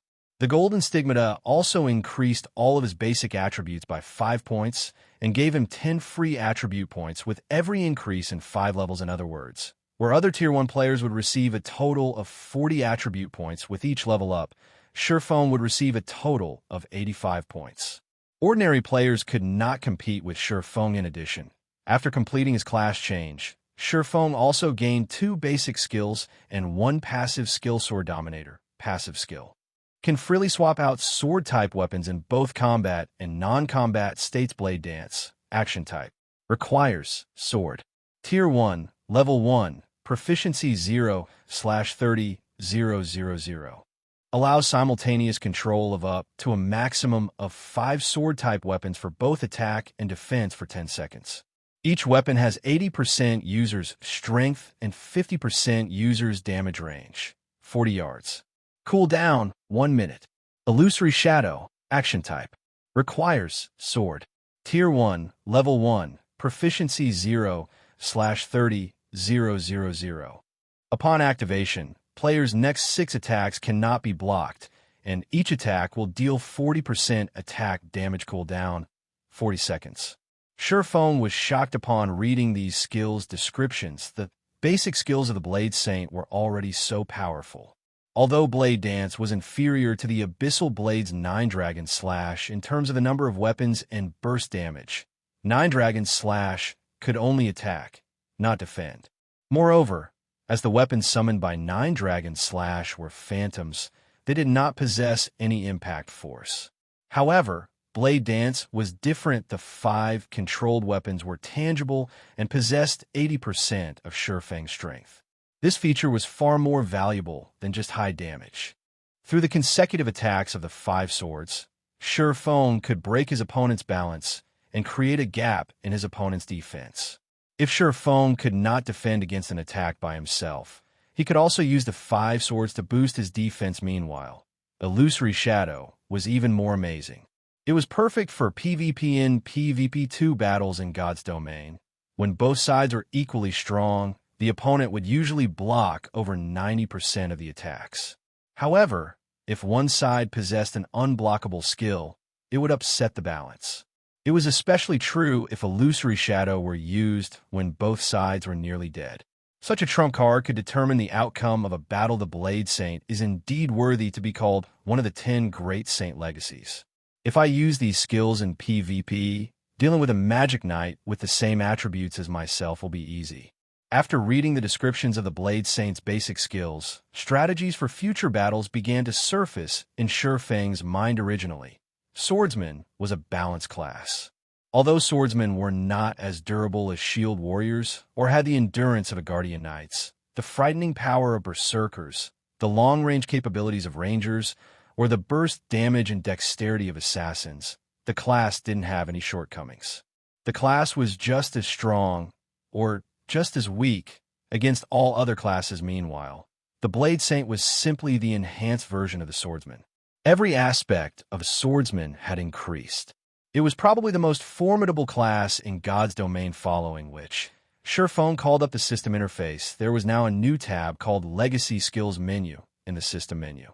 Selecting this tab, the Legacy Skill menu that appeared reported that Shifang had 31 legacy skill points available, as well as plenty of skills that he could learn. There were over 100 skills listed in the menu. However, there were only 6 Tier 1 skills Shifang could learn right now, and 2 legacy skill points were required to unlock a Tier 1 basic legacy skill. Meanwhile, among these 6 Tier 1 skills, there were 2 that made Shifang's eyes shine. One of them was Skywheel Sword. The other was Blade Liberation. Skywheel Sword, action type. Requires Sword. Tier 1, Level 1, Proficiency 0/30,000. Inflicts 1000 base damage plus 200% attack damage to all enemies within 20 by 20 yard. Also seals all enemies within range, preventing them from leaving the area for 4 seconds cooldown. 1 minute 20 seconds. Blade Liberation, action type. Requires Sword. Tier 1, Level 1, Proficiency 0/30,000. Grants player unparalleled strength for 20 seconds. Effect obtained varies based on the weapon's unlocked potential.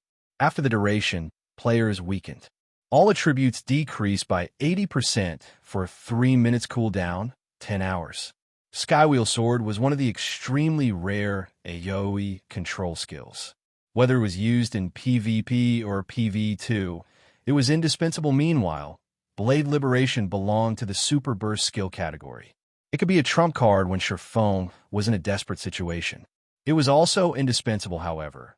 When Shifang saw the points required to unlock these 2 skills, he immediately sucked in a breath of cold air and very nearly cursed. Skywheel Sword required 10 points to unlock, while Blade Liberation required an astonishing 20 points. With the total points these 2 skills demanded, Shifang could learn 10 basic class skills. However, these high requirements also made Shifang aware of just how extraordinary Blade Liberation was for an AoE control skill, such as the Skywheel Sword. The demand of 10 legacy skill points was not odd. However, Blade Liberation needed twice that amount to unlock. With 20 legacy skill points, Shifang could even learn a Tier 3 class skill. Chapter 394. Times have changed. The Legacy Trial had given him a total of 31 legacy skill points. Anyone would hesitate over spending 30 points on only 2 skills. However, Shifang did not. With his mind made up, Shifang clicked to learn both Skywheel Sword and Blade Liberation. Suddenly, his stock of legacy skill points plummeted to 1 to an expert in God's Domain. Nothing was more important than a powerful skill, a powerful Tier 1 skill had a lot of versatility, so it was not easy to master. However, if mastered, it would not be surprising if a player's combat power increased by several-fold. As the saying went, a bird in the hand was worth two in the bush, although a sure Feng could learn more skills if he spent the 30 legacy skill points on less costly skills. The skills he learned would not contribute as much to his overall combat power during dangerous moments. In particular, the Super Burst skill, Blade Liberation, would be far more useful than a dozen other ordinary Tier 1 skills after. Learning the two class skills, Sure Feng used a return scroll and teleported back to White River City. At this moment, White River City buzzed with activity. Overwhelming Smiles, high-price poaching had boosted White River City's development. A flood of independent players had migrated to White River City with the intention of joining Overwhelming Smile based on the statistics offered by the official game developers. The player population in White River City had exceeded 3 million. White River City was now the most populated city in Starmoon Kingdom's eastern region. It was also the third most populated city throughout Starmoon Kingdom. Looking at this situation, Sure Feng didn't know whether to laugh or cry. Originally, he had intended to make White River City the most popular city in Starmoon Kingdom. After all, Zero Wings Guild residence was in White River City, so it had the home field advantage here. However, he never thought an enemy like Overwhelming Smile would actually help him achieve that plan. Fate truly knew how to toy with people. If Feng Xianxia, the mastermind behind this situation, knew Sure Feng's thoughts right now, he would most likely pop a vein or two out of anger. However, Sure Feng also could not help but admit that Feng Xianxia's plan of desperately throwing money away was very effective. Currently, Overwhelming Smile had become the undisputed #1 guild in White River City. The branch guild in White River City already had over 80,000 members. Among them, there were also quite a few elite players. Compared to the other guilds in White River City, Overwhelming Smile was far superior. Moreover, during this period, Overwhelming Smile had continuously raided large-scale dungeons around White River City. As if they were on steroids, Overwhelming Smile's raiding speed far surpassed Gentle Snow's team. They were on completely different levels. In addition, Overwhelming Smile had also offered to purchase information regarding reputation quests at a high price, apparently intending to become the second guild in White River City to own a guild residence. In contrast, Zero Wing showed no signs of movement at all. The guild's member count held steady around 20,000. If not for the high-level quests and double EXP buff available from the guild residence, most of Zero Wing's members would have long since defected to Overwhelming Smile. Brother Feng, you're finally out. Have you completed your class change? Not long after Sure Feng returned to White River City, Blackie contacted him. How has the guild been recently? Sure Feng asked, not bothering to discuss his new class. What do you think? The entire guild has been spiritless these past few days, and everyone is just focusing on quests. Many in the guild have also started complaining and asking why the core team hasn't moved against Overwhelming Smile yet. Overwhelming Smile's suppression has them feeling resentful. Moreover, those Overwhelming Smile bastards have also started ridiculing Zero Wing publicly, claiming that we're all bark and no bite, Blackie said, feeling slightly indignant. Brother Feng, since you've returned, why don't we start raiding a level 20 large-scale dungeon and show those punks from Overwhelming Smile Zero Wing strength? Currently, the level 20 dungeons in White River City were only 10 and 20-man team dungeons. However, in the 50-man large-scale team dungeon, Sarek Dungeon, Overwhelming Smile had not managed to even meet the first boss of normal mode before suffering a team wipe. Meanwhile, if Zero Wing could obtain the first clear of Sarek Castle, it would rain on Overwhelming Smile's parade. Not only would it extinguish their arrogance, but it would also increase Zero Wing's reputation. As for whether or not they could actually raid Sarek Castle, Blackie didn't doubt their success. Others might not realize how strong Zero Wing's core team was, but Blackie was well aware. Moreover, with Sure Feng around, it would be a simple task to clear the level 20 large-scale team dungeon. Sarek Castle. How many people in the guild have completed their class change? Sure Feng agreed with Blackie's plan, but Sarek Castle was not easy to dominate. There are 39 members who have completed their class change. Among them, Sister Aqua was the first to obtain her Tier 1 class, while Sister Fire Dance was second, Blackie said, a hint of fear surfacing in his eyes as he said class change. He had never expected that the class change quest would be so difficult. If not for the fact that he possessed the epic rank staff, Mavis's Guard, he might not have completed the quest. Fortunately, he passed his class change and obtained an A rank evaluation. While he waited for Sure Feng's return, he had familiarized himself with the combat style of a Tier 1 class precisely because the class change quest was not simple. Many core members of Zero Wing had failed it, as these members had to wait a few days before they could challenge the quest again. Moreover, as everyone had been busy with their respective class change quests, the levels of Zero Wing's core members had fallen behind. Now, Zero Wing no longer occupied all of the top 100 spots on the White River City ranking list. Others had even claimed a few of the top 10 ranks. This had been a huge blow to Zero Wing's morale and reputation. 39? Not bad. Once we have more than 50, I guess we can make a trip to Sarek Castle, Sure Feng said with a faint smile. In truth, he was somewhat surprised by Blackie's report in the past. Even when most players were around level 24-25, most guilds in White River City had not had more than 20 Tier 1 players. Currently, the average player in White River City was only around 18 to 19. Yet, Zero Wing already possessed 39 Tier 1 players. Although part of this reason was that Sure Feng had leaked some information about the strategy to challenge a few basic class changes, the number of players that had succeeded was still astonishing. The difference in combat power between Tier 1 players and Tier 0 players was like the difference between heaven and earth. It was not something that could be measured by levels regarding the White River City ranking list. Ever since Zero Wing's guild residence had been established, Sure Feng no longer troubled himself with it. After all, the future was the era of high-tiered players, not high-level players. Brother Feng, do you really mean it? Blackie suddenly grew excited. During this period, the oppression he had suffered from those bastards, an overwhelming smile, frustrated him. Look at how excited you are. Of course I mean it. However, I still have something I need to attend to right now. For now, have everyone familiarized themselves with the combat style of their Tier 1 classes, Sure Feng said, chuckling. Although everyone had already evolved to a Tier 1 class, the freedom a Tier 1 class possessed had also become much higher.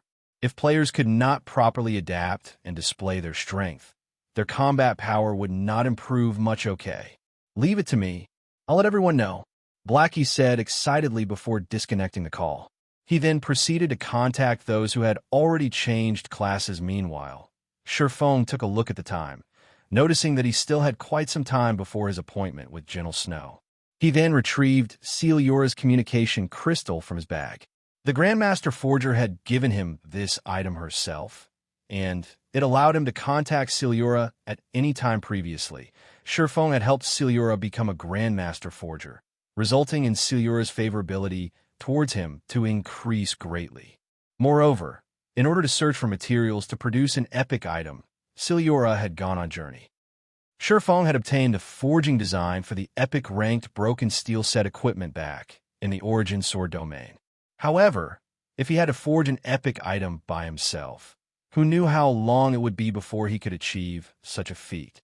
Since he had a connection with a Grandmaster Forger, why not use it?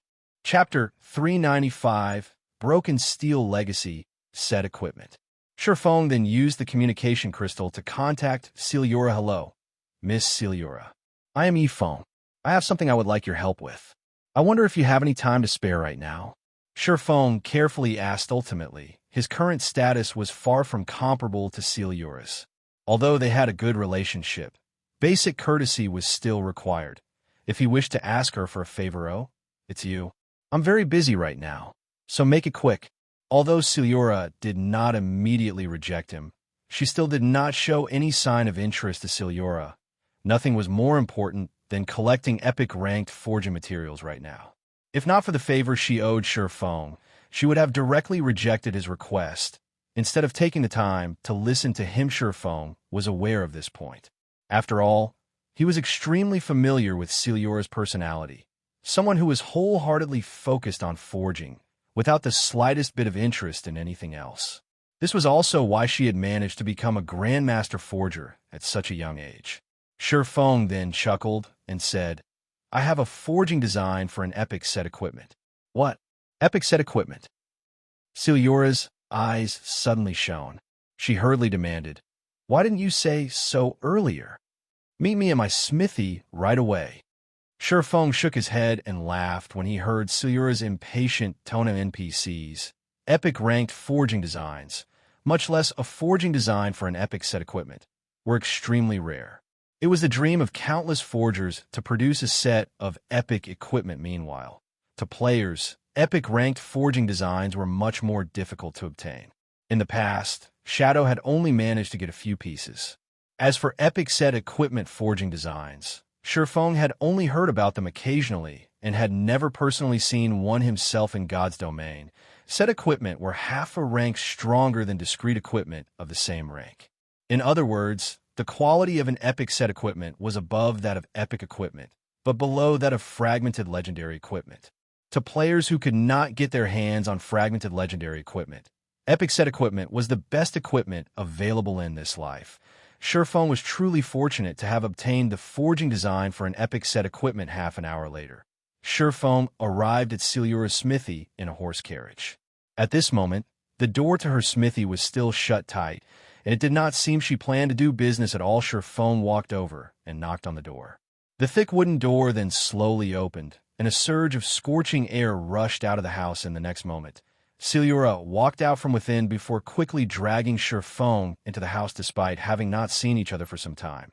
Silura looked exactly the same, still fully garbed in black leather clothing. That large V-shaped collar revealed her snow-white skin. Her black leather pants tightly hugged her slender legs. Silura currently exuded an enchanting charm. Hurry up and let me see it. Silura pushed Feng against the table, her body very nearly sticking to his. Her eyes shone with excitement as she spoke, failing to notice how lethal her impure actions were. Although Feng had long since gotten used to Silura's personality in his past life, his heart still raced involuntarily every time they met. Here it is. Feng calmed down somewhat and retrieved the broken steel forging design from his bag. Broken steel set equipment. Epic rank unique set equipment. 6-piece set consisting of broken steel gauntlets, broken steel breastplate, broken steel helmet, broken steel leg guards, broken steel boots, broken steel bracers. Equipment requirement: strength 1,000, agility 1,200, sword-related mastery 350. Class restriction: Blade Saint. Originally, Feng had thought he could equip this broken steel set equipment immediately. However, 1,000 points in strength and 1,200 points in agility were definitely not achievable by players below level 30. At the very least, one needed to be above level 50 to possess such attributes. Meanwhile, the materials required to produce this set equipment were 12 pieces of Eternium, 300 mana stones, 1,000 pieces of Titan, or 12 fire source crystals, 12 water source crystals, 12 wind source crystals, 12 earth source crystals, and 1 nucleus of life. The person who drew this design must be insane. Is he trying to make a legendary item? Silura gaped in shock after inspecting the forging design, not to mention Silura's. Even Feng's heart was beating madly right now. He, too, was dumbfounded by the description. Feng had previously been caught up in his joy over becoming a Blade Saint. Moreover, he knew it was impossible for him to produce the broken steel set equipment by himself and to gather the materials required to make the set. Hence, although Feng had long since completed the broken steel forging design, he never actually bothered to take a look at Ida's for the reason why Feng had come looking for Silura this time. He simply wished to know how confident she was in producing the set equipment. That way, he could make appropriate preparations for it. However, after seeing the forging materials required, Feng immediately dismissed his previous thoughts of making preparations. Just collecting a single set of materials was nigh impossible. Not to mention collecting a second set previously, Feng had spent hundreds of gold just to produce 21 mana stones. Now, the set equipment actually required 300 mana stones. That was a few thousand gold at least. However, even if he did manage to obtain the 300 mana stones, Eternium was something much rarer and more precious than even mana stones. Countless master forgers dreamt of obtaining even just one piece. Yet, the set actually needed 12 to produce. Titan ore was also a considerably high-class rare ore. At this stage of the game, nobody was capable of mining such an ore yet. As for the elemental source crystals, they were all materials highly sought after by master alchemists. Their preciousness and rarity were not one bit lower than Eternium. Meanwhile, the most inconceivable thing was that the broken steel set equipment actually required a nucleus of life. The value of that item far surpassed even the water of life, and it was something that could only be found with Luckmiss Celiora. If you have the materials, how confident are you in making it? Shifeng asked. Originally, he had already planned on giving up on producing the broken steel set equipment. However, after giving it some thought, he still chose to inquire, you really have the materials? Celiora's expression immediately changed upon hearing Shifeng's words. Her gaze as she looked at Shifeng was as if she were looking at a 7 luminaries crystal mountain, and she beamed at him as if saying, "Tycoon, let's be friends." "I was only asking." Shifeng smiled bitterly, shaking his head. Even if he sold everything in his possession right now, including himself, he still wouldn't be able to gather all the required materials around 20%. If you give me more time to practice, I can raise it to 30%. Celiora rolled her eyes at Shifeng, feeling slightly disappointed. However, her interest in producing the broken steel set equipment still burned brightly 30%. Shifeng had also made his own estimations before. It would be extremely fortunate if Celiora could have a 20% success rate. Most likely, only a few NPC Grandmaster Forgers could actually achieve a 30% success rate. As for players, even if Shifeng waited until someone became a Grandmaster Forger, these players would have around a 10% success rate at most. I'll have to trouble Miss Celiora then. I will try my best to collect the materials required. Since you have entrusted this task to me, I will continuously research this forging design while you gather the materials. As for the cost of making it, I won't charge you anything if it is unsuccessful, Celiora said happily. In God's domain, one needed to pay an exorbitant labor fee when commissioning a forger, be they players or NPCs of master rank and above, to produce an item, regardless of the final result. Now, however, Celiora offered not to charge him should she fail. It could be seen just how happy Celiora was right now. System. Celiora's favorability towards you has increased by 100 currently. Shifeng was in no hurry to produce the broken steel set equipment. After all, even if it was produced, he did not possess the attributes needed to equip it. In order to do so, he needed to be above level 50 at the very least. During this period, he could slowly gather the required materials, following which Shifeng left the broken steel forging design at Celiora's place to allow her to properly study it. He then hailed another carriage and hurried to the location he had agreed to meet Gentle Snow at. Chapter 396, Powerful Aid. Inside Blue Mountain Restaurant, a high-class restaurant located in White River City's Nobles District. As White River City's upper-class area, the cost of living here was very high. It was a place that ordinary players rarely visited at this moment. However, there were actually 3 players, 2 women and 1 man, sitting under one of the outdoor gazebos of Blue Mountain Restaurantov. The 2 female players. One was a bright and seductive witch, while the other was an otherworldly fairy. Meanwhile, the man exuding a cold, murderous intent by their side also possessed a valiant look. With his combination of a handsome face and frosty personality, many young ladies would definitely fall prey to him. Snow, you can tell me who it is now, right?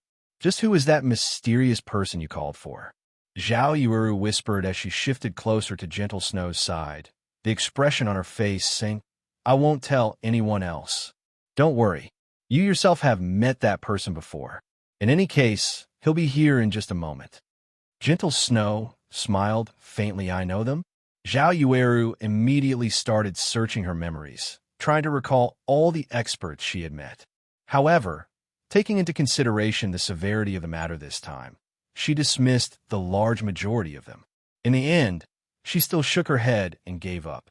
She truly could not figure out just which amazing character her friend had invited. If Zhao Yuru had to point out an amazing character she had personally met before, then that would be Starmoon Kingdom's #1 expert.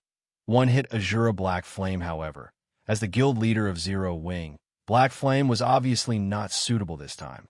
If they really were to invite him, those people might even disagree to hold the match and make up even more excuses. There were countless players in God's domain.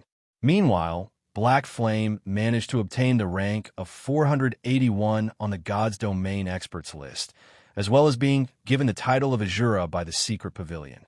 Let alone a single Starmoon Kingdom.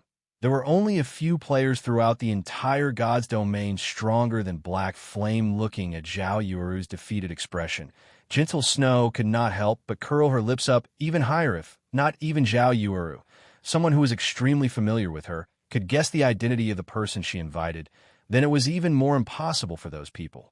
Most likely, even if she were to reveal that person's name, those people would not know anything about that person, either listening in on Gentle Snow and Zhao Yuru's conversation. The aloof-looking man's curiosity reluctantly grew, as well. The operation this time needed to be kept a secret. It was something that should not be told to outsiders.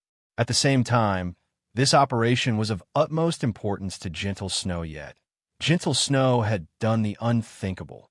She had actually requested the help of an outsider instead of choosing an expert subordinated to her. This decision had inspired both confusion and curiosity in him with regard to the expert who would arrive in a moment. Fierce. Why didn't Nimble Snake come with you? Gentle Snow asked, shifting her gaze to the impassive youth beside her. The reason why Ouroboros was able to become a dominant force in the virtual gaming world was mainly due to a few reasons. Other than its founding members, guild leader, branch leaders, and elders, it also had the 32 advocators and the 12 apostles. The last two groups of players were carefully chosen from the large number of experts within the God-slaying army, and they could be said to be the strongest combat power of Ouroboros. This was especially true for the 12 apostles. Each and every one of them possessed strength that not even Gentle Snow herself could casually dismiss. Meanwhile, the cold youth before her was one of the 12 apostles. Fierce Snake, the Nimble Snake she mentioned, was also one of the 12 apostles. However, Nimble's strength was still a cut above Fierce. Among the 12 apostles, Nimble was also ranked close to the top, and he was one of the key figures for the operation this time around. Nimble said he had something to take care of, so he might come a little later. However, he is always punctual, so you can rest assured, Big Sis Snow. Not to mention, the operation this time is of such importance. Fierce Snake assured. Gentle Snow nodded and replied. Gentle Snow had nurtured quite a few confidants in Ouroboros. Apart from the apostles, she had also nurtured a few among the advocators. However, the operation to be carried out later required someone with top-notch combat power.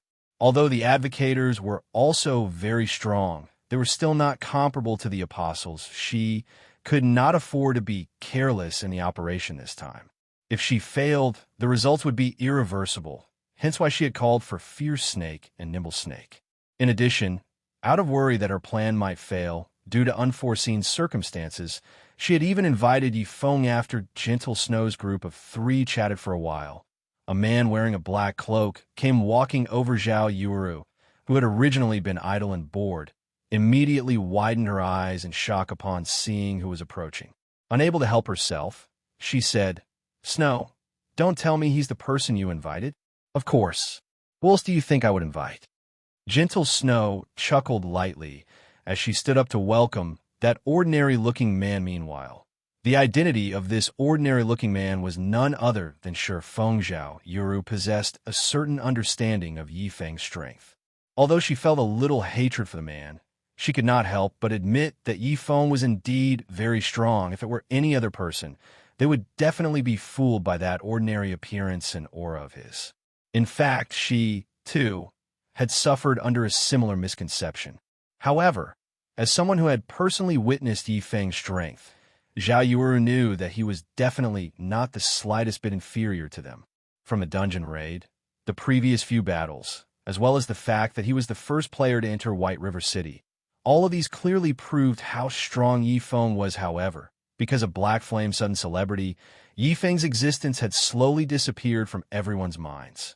Even Zhao Yueru herself had nearly forgotten that there was still this hateful person. Miss Snow, may I know why you call me here this time? Shifeng was somewhat curious about the reason for Gentle Snow's latest invitation. Previously, Gentle Snow had always been tight-lipped on the matter, so Shifeng had not asked about it. Now that the operation was set to begin, he needed to at least understand what they were to do. Of course, if Miss Snow feels it inconvenient to speak, you need only tell me what you can. Since you're already here, there is naturally no need to keep this matter a secret any longer. It is a competition. 5 people, 5 matches. The first to win 3 wins the competition. I have invited you here to defeat 1 person on the opposition team. The remuneration is 20 million credits. Gentle Snow said, truthfully 20 million. Shifeng was greatly shocked upon hearing this amount previously. Gentle Snow had already paid 5 million up front just to have him show up. With this additional 20 million, the total would come to 25 million credits. Wasn't it just a competition? Was there a need to be so extravagant? There were countless people in the world who could not earn 1 million credits even after working for their entire lives. Yet, with just a few words, Gentle Snow had casually spent tens of millions. Comparisons were indeed odious originally. Shifeng had thought he could be considered a relatively wealthy person. Now, in comparison to Gentle Snow, he was practically a pauper. Of course, 20 million is just the basics. Depending on the opponent's strength, I can further increase the remuneration. Gentle Snow nodded okay. I accept this condition. Shifeng was naturally very satisfied with this deal currently.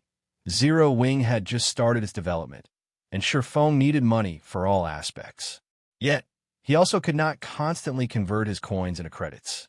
Hence, this 20 million could definitely be considered a timely injection of funds upon Shifeng's agreement.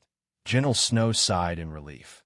With a great expert like him around, things should proceed much more smoothly later on, however. Before she even had the time to feel joyous, she suddenly received a message. When she read this message, her expression immediately turned grim. At this moment, everyone beside Gentle Snow could feel a bone-chilling aura emanating from her. Chapter 397, A Different Outcome. Snow, what happened? Zhao Yueru asked. She knew Gentle Snow well enough to notice the change, immediately seeing Gentle Snow's icy expression. Zhao Yueru knew that her friend was furious. Gentle Snow had always been a very calm person. She was not easily angered. Now, however, a single message had enraged her. Something big must have happened. Even Shifeng, who was not particularly familiar with Gentle Snow, could tell that the woman was furious. However, as an outsider, it was not appropriate for him to ask after reading the message. Gentle Snow first felt anger, but soon she seemed to deflate. Seeing this, Shifeng could tell that Gentle Snow wanted to say something, but struggled with how to express her thoughts. There are many challenges throughout life, and for most, one must face them alone in the end. Gentle Snow revealed a faint smile as she forwarded the message to Zhao Yueru. Nimble Snake. This inhuman, heartless animal. To think that we took care of him when he was at his lowest, provided him with resources, and even helped him become one of the 12 apostles of Ouroboros. Yet he actually became someone else's lapdog. The next time I see him, I will break all 3 of his legs. Zhao Yueru bellowed the moment she finished reading the message. Big Sis Yueru. Maybe this is a misunderstanding? Big Sis Snow taught and nurtured him personally. They're nearly blood siblings. How could he possibly betray her? Fierce Snake said, astonished when he heard Zhao Yueru's words. Nimble Snake was normally very appealing when in Gentle Snow's presence. Moreover, he had always been earnest and honest. He was also very loyal. He definitely was not someone who would betray his allies. If you don't believe me, then look at the evidence. Zhao Yueru made the message visible to everyone. This message was evidence that Nimble Snake had betrayed Gentle Snow before she even began to make plans. He had been reporting Gentle Snow's movements to those people, allowing them to take appropriate measures against her. Just an hour ago, Nimble Snake had officially become one of the opposition's 5 duelists. This was indisputable proof of Nimble Snake's treachery. Fierce Snake was speechless after reading the message, his eyes becoming bloodshot. He tried desperately to contact Nimble Snake. However, no matter how many times he tried, his calls never connected. Right now, Fierce Snake wanted to hunt down Nimble Snake and question him, however. This revelation hurt Gentle Snow the most. She had treated Nimble Snake like her own younger brother.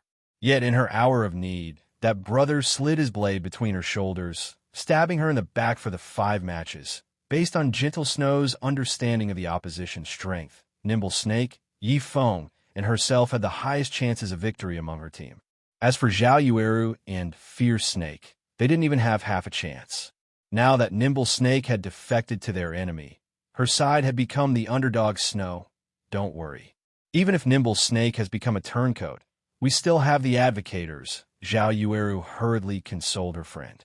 Their strength has risen significantly recently, and they're not completely without a chance of victory. I'll contact them and have them meet us. However, Gentle Snow simply waved off Zhao Yueru's suggestion. Since Nimble Snake had betrayed her. Other than Yi Feng, her opponent most likely knew all about her other options. Even if she called for the Advocators under her wing, they probably would not heed her summons at all. As the situation had already devolved to this point, she could only look for a random person to fill the empty spot on her team and leave everything else to luck. Fortunately, she had yet to reach a dead end. If Zhao Yueru or Fierce Snake won their matches, they still might come out on top at this moment. Gentle Snow was relieved that she had not revealed the matter regarding Yi Feng. Otherwise, their position might be unsalvageable. Witnessing this from the side, Shi Feng suddenly thought of Gentle Snow's sudden departure from both Ouroboros and God's domain in the past. At that time, the snow goddess had suddenly disappeared from God's domain, creating a commotion throughout the virtual gaming world. Everyone knew of her disappearance in the past. However, nobody had known what exactly had happened to cause Gentle Snow's sudden departure. Now that Shi Feng thought about it, Gentle Snow's departure might very well have had something to do with strife within Ouroboros. Meanwhile, considering the situation, something that should not have happened for another 2 years had arrived ahead of time. Just what is going on here? Originally, Shi Feng had avoided obtaining the first clear of the Land of Death precisely because he was afraid of altering too much of history, making it more difficult for him to control the flow of events. However, the butterfly effect had still occurred. Moreover, history was even rapidly evolving in the worst possible way. If Gentle Snow left the virtual gaming world right now, Zero Wing would lose a reliable ally. Meanwhile, the other guilds would begin to target Zero Wing. This was not a future Shi Feng wished to see. Since history's development was already out of his control, Shi Feng no longer intended to suppress himself. He might as well alter history further and open a better path for himself in the future. While Zhao Yueru attempted desperately to contact people and Gentle Snow planned to look for a random substitute, Shi Feng suddenly walked up to them. Miss Snow, if you need an expert, I can recommend one. Shi Feng said. Gentle Snow's eyes immediately lit up upon hearing Shi Feng's word. Zhao Yueru, on the other hand, simply rolled her eyes at Shi Feng, saying, Yi Feng, stop messing around. What we need right now is not an ordinary expert, but a great expert. We need someone who can face an army of 100 by themselves. However, they also cannot be too famous, and it would be the best if they were a hidden expert. Although Zero Wings, Aqua Rose, and Fire Dance indeed possess the strength, they are simply too well known. The opposition definitely will not agree to such powerful reinforcements. The competition was an internal matter for Ouroboros. Hence, both parties had agreed to conduct the competition secretly. Although obtaining foreign aid was allowed, the precondition was that said reinforcements could not be well-known experts, allowing them to avoid unwanted attention. Of course, not attracting attention was simply an excuse. In reality, the opposition simply wanted to limit Gentle Snow's options, preventing her from requesting the help of anyone too powerful. Gentle Snow had very little backing in Ouroboros. If both sides faced each other using only their available forces in Ouroboros, Gentle Snow would definitely be at a disadvantage. As for inviting Aqua Rose, someone who was just as famous as Gentle Snow, or Zero Wing's #1 assassin expert, Fire Dance, her opponents would never agree to their participation in Zero Wing's guild leader, Black Flame. Unless the opposition had lost their minds and wholeheartedly wanted to lose, Shifeng rolled his eyes at Zhao Yuru. He then smiled and said, "The public is definitely not familiar with the person I am recommending. As for how strong that person currently is, I do not know. However, just recently, their strength ranked close to Aqua Rose and Fire Dance in Zero Wings rankings." Listening to Shifeng, Zhao Yuru racked her mind, trying to figure out who Shifeng referred to. However, based on Shifeng's expression, he did not seem to be lying, and this only served to frustrate her even more. Gentle Snow's curiosity had also grown as she understood Zero Wing quite well. She had never expected that Zero Wing still hid such a powerful expert. The more she learned, the more she questioned her insight of Zero Wing. "I'll have to trouble you then. As for remuneration, I will similarly pay them 20 million. Will that be all right?" Gentle Snow said as she gazed at Shifeng gratefully. "Since Miss Snow has no problems with it, I'll contact that person immediately." Shifeng nodded and called up the system menu. Chapter 398, Underground Arena.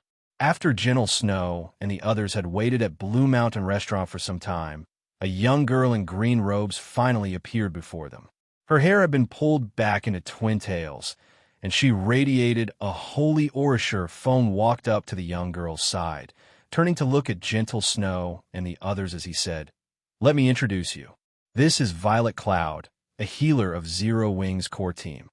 Violet Cloud grew nervous as Gentle Snow and the others stared at her. Lowering her head, she softly muttered, "Hello." Gentle Snow's team was stunned. The great expert Shifeng talked about was actually a young girl. Moreover, she was a cleric. She was only level 22, the same as Shifeng. As a great expert, Violet Cloud's level was somewhat low. After all, they were all level 24, although a 2-level gap was not considerably large. When experts fought, this little gap might lead to a loss. Such incidents were common in God's domain. Moreover, it was common knowledge that, although clerics had a certain amount of combat power, compared to other classes, they were by far inferior. Violet Cloud might possess excellent combat techniques, but that would only work against ordinary players. If she fought an equally skilled expert with a pure combat class, Violet Cloud had no chance of obtaining victory. Zhao Yuru immediately shot a hateful glare at Shifeng. Originally, she had thought Shifeng's behavior had changed for the better. However, she now discovered that she had been greatly mistaken. Shifeng simply did not have a bottom line. Even during such a crucial time, he still had the audacity to make fools out of them. Did he really think they were going up against a bunch of noobs? However, just as Zhao Yuru was about to give Shifeng a piece of her mind, Gentle Snow stopped her. "Since everyone's here, I'll lead the way then," Gentle Snow said. She then went out to the street and hailed a carriage. In reality, Gentle Snow also thought of replacing Violet Cloud. However, since Shifeng had guaranteed results and she had already arrived, rejecting Violet Cloud would only disrespect Shifeng in any case. The result would be the same even if she replaced the cleric with a random player. Since it wouldn't really matter who took Violet Cloud's place, she might as well humor Shifeng a little. Shaking his head, Shifeng could not help but laugh as he watched Gentle Snow's figure board the carriage. He then said, "Violet, I look forward to your performance today." "Yes, sir. I definitely won't disappoint you." Violet Cloud nodded with determination, following which the two boarded the carriage. As well, Shifeng was very familiar with Violet Cloud's combat techniques. She was a first-class cleric in Zero Wing. Only, due to the limitations of her initial class, she could not display her strength fully. Now that she had successfully become an Astromancer, however, things had changed. Moreover, until now, Gentle Snow and the others had failed to notice one thing. He and Violet Cloud were no longer Tier 0 players. They were now Tier 1 players. Of course, a player's tier would not reveal itself to a basic identification skill. One required an advanced identification skill. It was also because of this that advanced identification skills became must-have skills later in the game. If one unknowingly provoked a high-tiered player, it would be too late for regrets. After all, the gap in tiers was much wider than the gap in levels at this stage of the game. Players rushed to level up and raid dungeons. It was even more so for the members of the various guilds. Nobody had the time for their class change quests. After all, A basic class change quest required players to invest at least 2 to 3 days. Moreover, class change quests were not easy to complete. On the off chance that they failed, they would have wasted a lot of their time. Hence, everyone chose to level up first and upgrade their equipment so that they would have a much easier time with their class change quests in the future. Even a great expert like Gentle Snow was of the same mind. There was also another reason why nobody was in a hurry to challenge their class change quest. Everyone still lacked a clear understanding of Tier 1 classes. They did not know just how much of an improvement a Tier 1 class could provide. Hence, none of the guilds in God's domain were in a hurry to push their members to complete their class changes. They all focused on claiming the first clear of dungeons, setting aside their class changes for now 2 hours later. Gentle Snow led everyone to Starmoon City's underground arenas. The underground arena was a holy land for players who love PvP. During the later stages of the game, it was also a place to make a lot of money. Countless players would come to watch the fights here, and many of these spectators would bet on their favorite players. Meanwhile, the winners could receive a commission from the bets. The underground arena was also separated into a few different areas. There was the basic area, advanced area, and special area. Meanwhile, the commission players could obtain and the conditions to enter each zone were different. In the basic area, any player could enter to watch or participate in the fights. The advanced area was slightly different. If players wished to watch the fights there, they needed to pay a small fee. Meanwhile, if one wished to participate in the advanced area, they needed to face a minimum of 20 opponents in the basic area and win 80% of their matches. Victors in the advanced area would receive a commission of 1%. In other words, they would receive 1% of the total bets placed on their match. If a lot of players gambled on the fight, it would serve as a hefty income.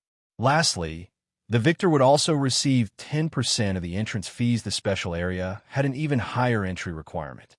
First, the entrance fees were much higher for the special area.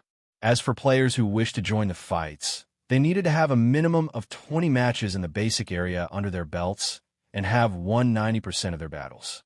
However, there was another option for players to become participants in the special area: the systems test. The system had to determine a player was an expert before they could fight in the special area. Meanwhile, victors would receive a 3% commission in addition to 30% of the entrance fees in the basic area, advanced area, and special area. There was one more difference between them: the size of the arenas. Each of the arenas in the basic area could only house up to 300 people, while the advanced area could house up to 1,500 people. And the special area could house up to 10,000 people. As long as a player had sufficient strength, they could make a lot of money in the underground arenas. In the past, Shurfeng had earned quite a lot from this place at this stage of the game. Although the underground arenas were not particularly popular and many of the rooms were empty, one could already see signs of prosperity in this place. In a few months, this place would definitely become very lively. Basic room 29. This should be it. Gentle Snow looked at the number plate hanging on the door before opening it. Inside the room, over 30 players had already gathered. These players all possessed very high levels. The lowest among them was level 23, while the highest was level 25. None of these players were ordinary. Nimble Snake, you traitor. You dare to show your face here. Have you forgotten who it was that helped you to achieve the wealth and status you possess today? Zhao Yueru's temper exploded the moment she saw a simple-looking youth standing among the crowd. That simple-looking youth was none other than the person Gentle Snow had spared no effort in cultivating: Nimble Snake. He was a level 24 assassin, and currently he was fully armed with the level 20 Crimson Blood set equipment, a secret silver set equipment meant for assassins. In response to Zhao Yueru's curses, Nimble Snake remained calm as he swept a glance at Shurfeng and Violet Cloud. He then laughed coldly and said, "Zhao Yueru, I admit that Gentle Snow has treated me well these past few years. However, as the saying goes, man struggles upwards, water flows downward. Tusin's brother Chao's team is stronger. What is wrong with me joining them?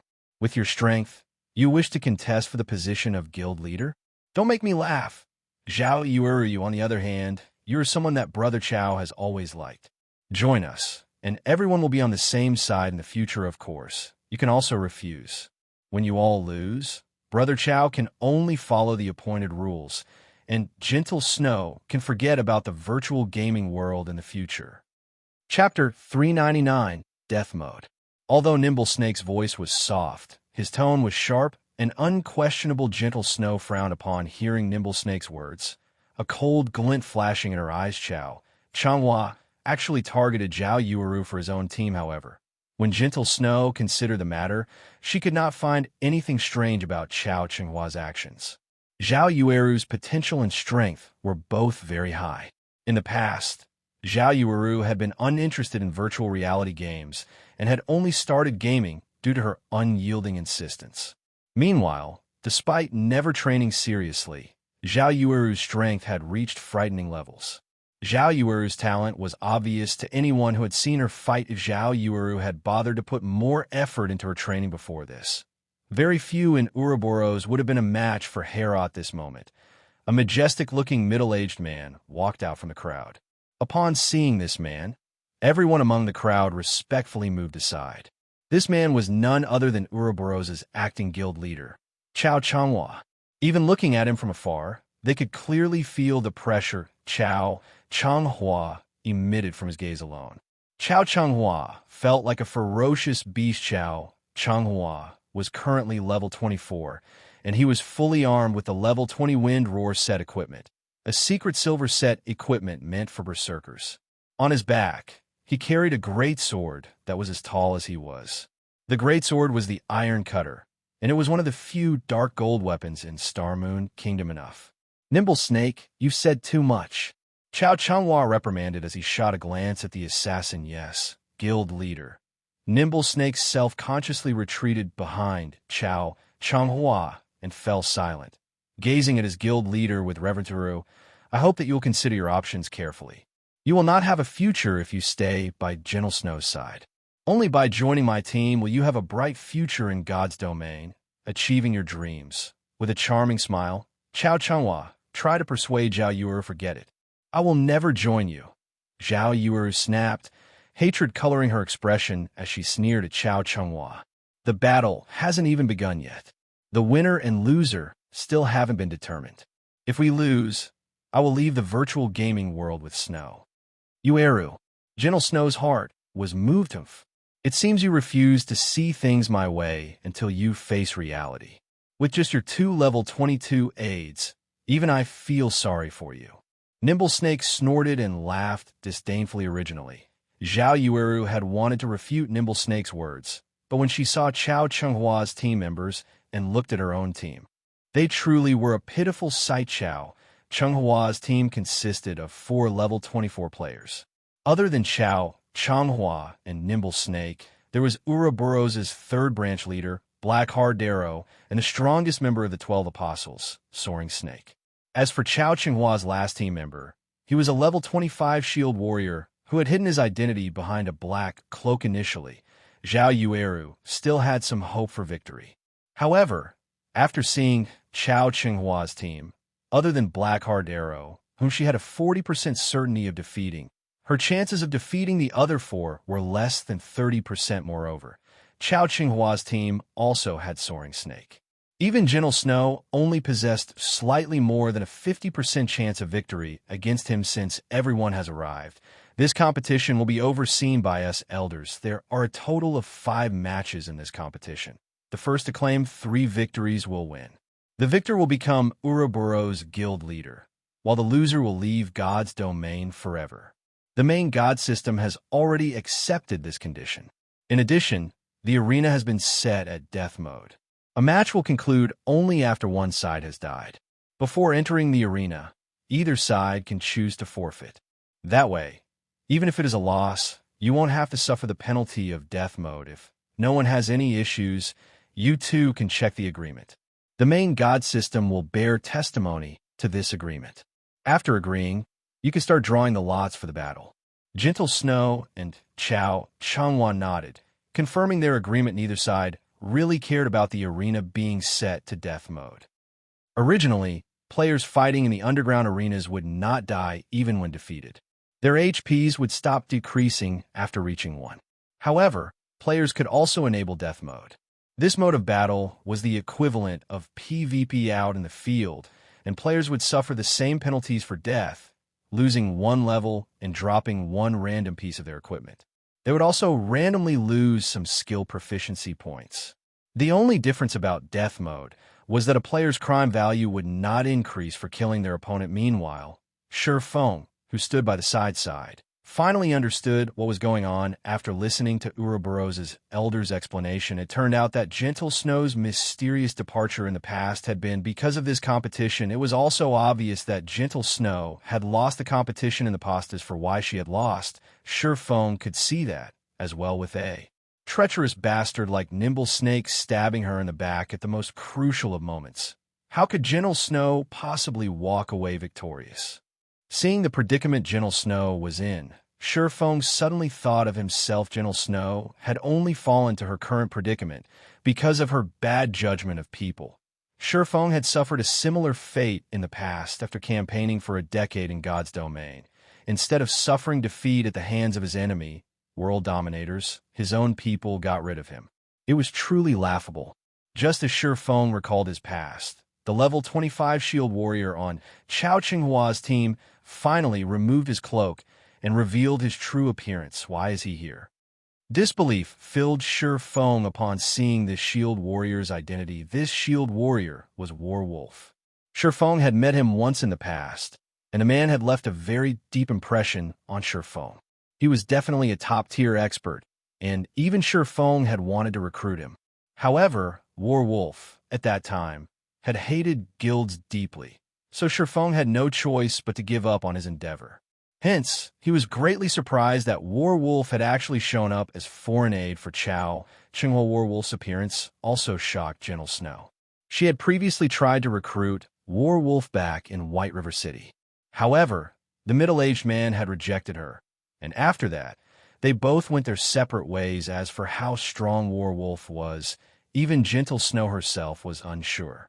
However, seeing that even the usually arrogant Soaring Snake and tyrannical Chao Qinghua showed him respect, it clear that something was amiss. After observing Warwolf for some time, Gentle Snow's gaze suddenly turned solemn. She could feel Warwolf's body radiating a sense of extreme danger. This was something that she had never felt before, even from Soaring Snake, although Gentle Snow wished to oppose Warwolf's participation. Until today, Warwolf had been utterly unknown in God's domain. Hence, arguing the matter wouldn't do any good compared to Gentle Snow's grave expression. Chao Qinghua currently appeared carefree. What is with Gentle Snow? I thought she would have invited some powerful experts, yet she actually invited 2 level 22 players. One of them is even a cleric. What a disappointment, the elementalist, Soaring Snake commented. Before Gentle Snow's team had arrived, he had planned to let loose, displaying his full might. Now that he was looking at them, however, it would seem that he would not get the chance today. Perhaps my departure had dealt too big of a blow to Gentle Snow, so she simply found a few people to fill the gaps. Otherwise, why would she even invite a cleric? Nimble Snake laughed, mocking the other team. Right now, the only threats are Gentle Snow, Zhao Yueru, and Fierce Snake. Unfortunately, it is impossible for Zhao Yueru and Fierce Snake to win their matches. Just as Chao Qinghua's group laughed, confident of their victory, the system promptly announced the players who would fight in the first match. Immediately, everyone's attention shifted towards the large screen above the arena. First match, Zhao Yueru vs. Chao Qinghua. Chapter 400, A Strange Blow. After the system revealed the first set of opponents, Zhao Yueru and Chao Qinghua promptly entered the arena. Zhao Yueru was an elementalist, while Chao Qinghua was a berserker. In terms of levels and equipment, both were evenly matched, though Chao Qinghua was slightly superior to Zhao Yueru regarding techniques. Zhao Yueru had the class advantage in this matchup. Hence, the victor was not apparent at first glance. Yet, Nimble Snake and the others revealed playful smiles, as if victory was already in their grasp. Seeing these reactions, Gentle Snow grew slightly confused. Gentle Snow had a fair grasp on Chao Qinghua's strength and ability. Although his techniques were slightly superior to Zhao Yueru's, there was a limit to how much of an advantage that could bring him. At most, it would help him bridge the gap between classes. Hence, it would not be easy for Xiao Qinghua to obtain a victory yet. Why were Nimble Snake and the others behaving so confidently? Yueru, be careful. Xiao Qinghua seems odd today. Don't let him approach you, no matter what. Gentle Snow secretly sent a whisper to Zhao Yongcheng. I understand. Don't worry. For the competition, I prepared and completed a high-level quest, obtaining a powerful skill. I will definitely make Xiao Qinghua suffer. Zhao Yueru replied with a carefree smile, although Zhao Yueru appeared relaxed at the moment. Inwardly, she was on full alert. Although her match was only the first in this 5-round competition, it was also a crucial fight. If she won, then their chances at winning this entire competition would increase beyond 50%. Big Brother Yifeng. Is that Xiao Qinghua an amazing expert? Violet Cloud asked when she saw the confident Xiao Qinghua. He is an expert. However, he doesn't have what it takes to defeat Zhao Yueru with a 100% certainty. After all, other than mentality, there are other factors that can contribute to the result of a battle. Feng shook his head in the past. Xiao Qinghua had been the guild leader of Ouroboros. Meanwhile, Ouroboros had been a guild that mainly focused its development in Starmoon Kingdom. Hence, as the guild leader of Shadow back then, Feng had collected plenty of information on Xiao Qinghua, and he had an acute understanding of Xiao Qinghua's strength. While Feng and Violet Cloud secretly conversed, the battle at the arena had begun the moment the battle started. Xiao Qinghua held nothing back and immediately activated Flame Charge, followed by a violent strike. Xiao Qinghua was like a violent beast, baring its fangs and brandishing its claws naturally. Zhao Yueru would not give Xiao Qinghua a chance to close in on her. Chanting an incantation, one of her hands waved the staff it held while the other swiftly traced lines of divine runes in the air. When Xiao Qinghua was only 20 yards away from Zhao Yueru, an ice sphere appeared, blocking his path. If the ice sphere struck him, the damage would only be a secondary problem. The main problem was the movement speed reduction of the spell. After all, Berserkers were not exactly known for their mobility. Hence, when Elementalists fought Berserkers, kiting was their basic strategy, responding quickly. Xiao Qinghua turned sharply and circled the ice sphere from the right. However, immediately after he dodged the ice sphere, multiple frost arrows flew towards him. Xiao Qinghua smiled disdainfully at this sight. Swinging the dark gold-ranked iron cutter, he smashed and shattered the frost arrows coming at him before renewing his charge once more. However, as if she had expected this outcome, Zhao Yueru waved her staff once more and cast Ice Dragon Blast, sending a large serpentine dragon at Xiao Qinghua. She then cast Ice Wall to seal off the berserker's surrounding shatter. Xiao Qinghua gripped his sword with both hands and swung the weapon at the ice dragon, activating horizontal slash. However, the instant the ice dragon shattered, a layer of frost appeared on Xiao Qinghua's body, reducing his movement speed sharply. Zhao Yueru immediately followed up with 3 ice spears. Although Xiao Qinghua wanted to block the incoming attacks, the frost covering his body drastically slowed his movements. In the end, he only managed to block one of the spears, allowing the remaining to reach their mark -215, -221. 2 damages appeared above Xiao Qinghua's head. However, at level 24, Xiao Qinghua possessed 3,320 HP, so these 2 attacks only managed to decrease his HP by slightly over 10% at this moment. Xiao Qinghua frowned. He had clearly shattered the ice dragon, yet why had the freezing effect still taken hold? It seems the effect of this new skill is quite powerful after all. Zhao Yueru was very satisfied with her previous attack. Ice Dragon Blast was the advanced skill Zhao Yueru had recently learned opponents could defend against ordinary spells. However, Ice Dragon Blast was slightly different. Even if her opponent blocked the attack, although it would not deal any damage, it would still inflict a speed reduction effect lasting 5 seconds. When used against classes with low mobility like the Berserker, it was extremely useful. Now that Xiao Qinghua's speed had fallen, Zhao Yueru would take advantage of it. First, she cast Frozen Circle, freezing the slowed Xiao Qinghua. A magic array then appeared by Zhao Yueru's side. and 5 fireballs the size of wash basins circled the elementalist's go.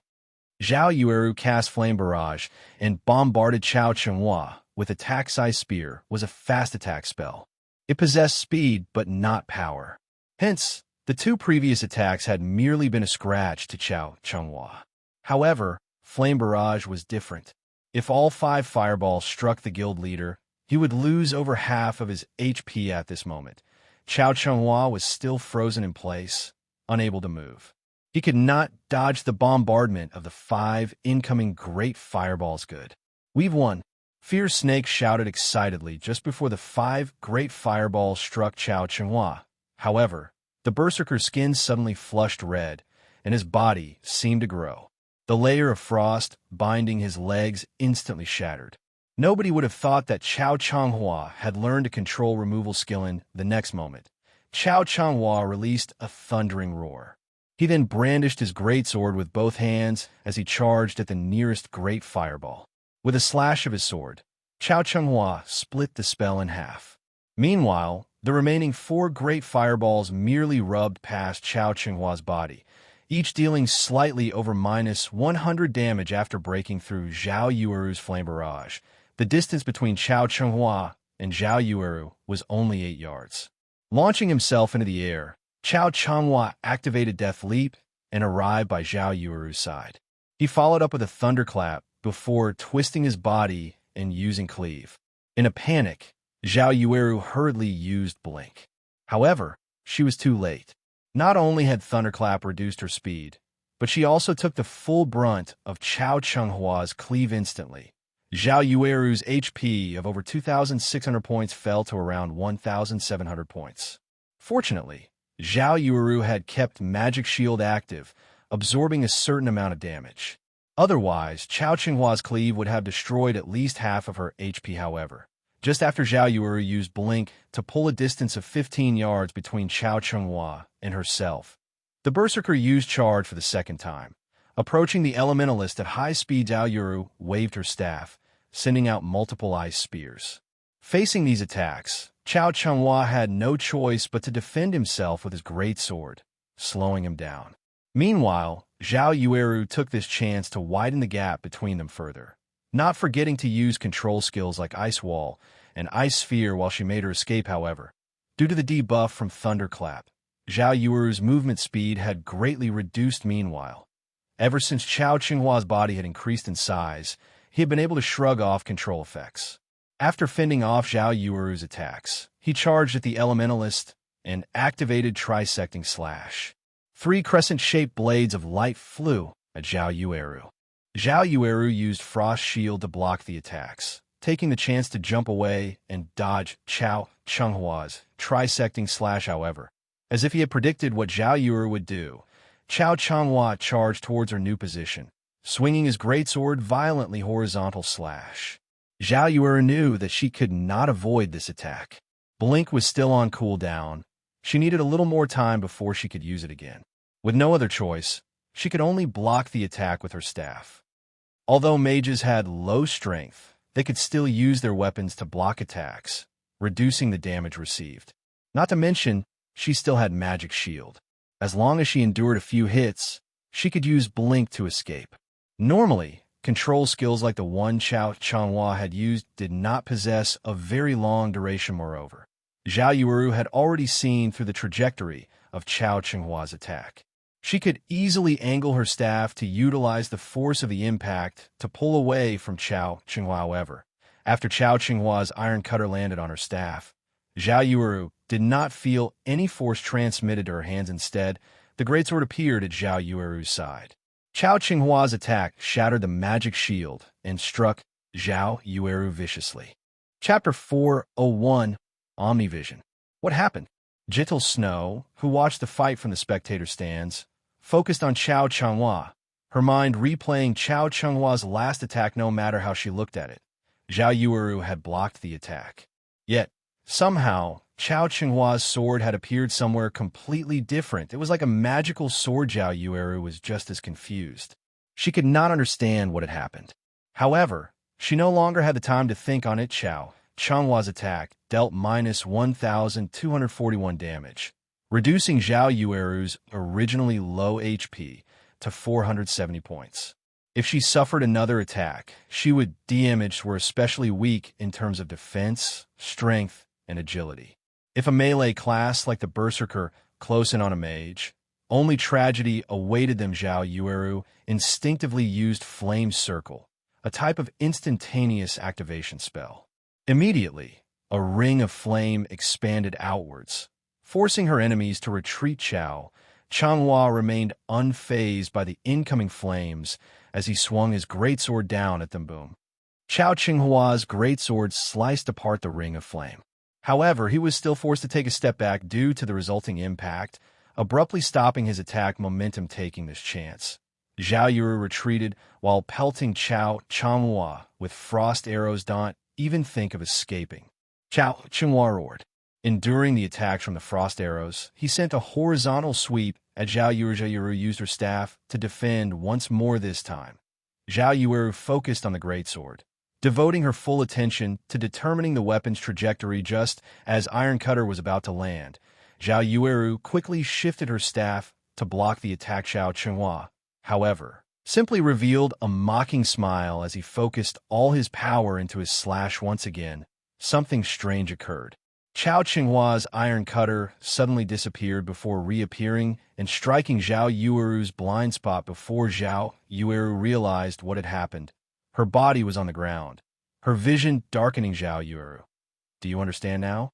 Only by following me will you have a bright future ahead of you, Xiao Qinghua said as he looked down at Zhao Yueru's fallen body. Zhao Yueru wanted to rise and retaliate. Unfortunately, her HP had already fallen to 0. Victor in the first match, Xiao Changhua. Meanwhile, not only had Zhao Yueru lost a level after dying, but she had also dropped a piece of her equipment and lost a significant amount of skill proficiency after resurrecting. Zhao Yueru walked up to gentle Snow, a disappointment written all over her face. Feeling deeply ashamed, she said, "Snow, I'm sorry." Her loss had undoubtedly increased the burden on the later fights. After all, out of the next 4 matches, they needed to win 3 to win this competition. It's not your fault. Xiao Qinghua hid his strength too well. Not only did he learn a control removal skill, but he also learned a new, mysterious skill. There is nothing wrong with losing to him, gentle Snow comforted. Leave the rest to me. MHM. Zhao Yueru silently nodded, her eyes shining with unshed tears. Although gentle Snow had consoled her, she could not forgive herself. What frustrated her the most was the fact that she didn't even know how she had lost her phone, who had observed the fight from a distance, was similarly surprised since when had Xiao Changhua become so strong. Thinking back to Xiao Changhua and his team's expressions, Shifeng finally understood why they had been so confident in Xiao Qinghua's victory. Big brother Yifeng, do you know what sort of skill this Xiao Qinghua used? Even after watching the match, I still failed to discern the attack pattern of that strike of his. Xiao Qinghua's attack clearly wasn't that fast, yet his blade had suddenly vanished and reappeared somewhere else.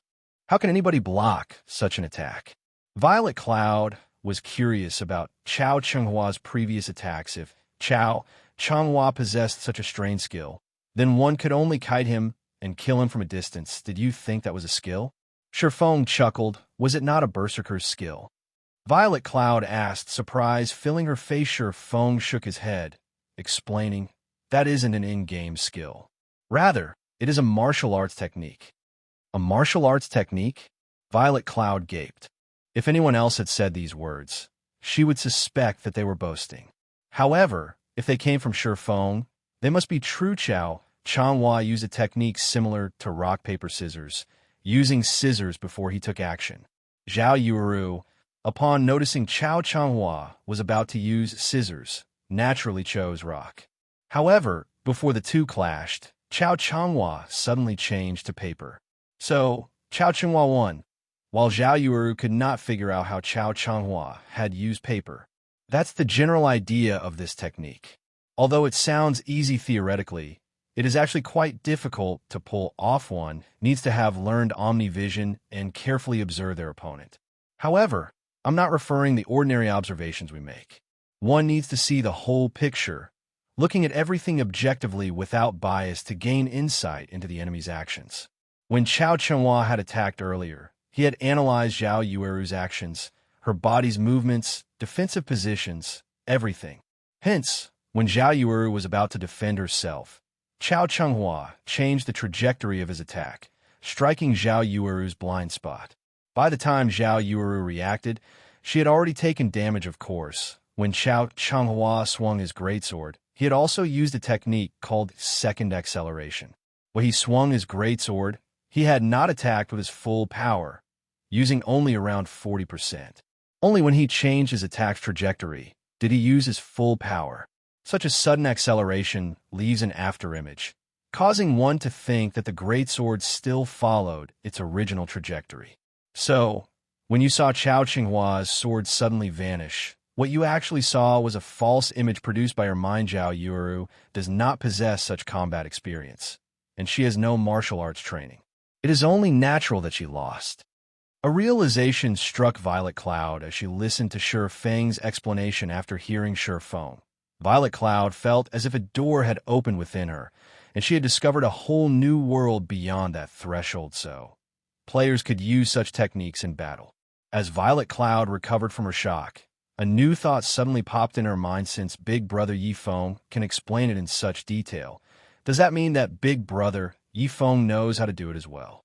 The thought excited the young cleric as Shi Feng and Violet Cloud discussed the fight among themselves. The system revealed the next pair of combatants. Shi Feng then shifted his gaze to the electronic display above the arena. Second match.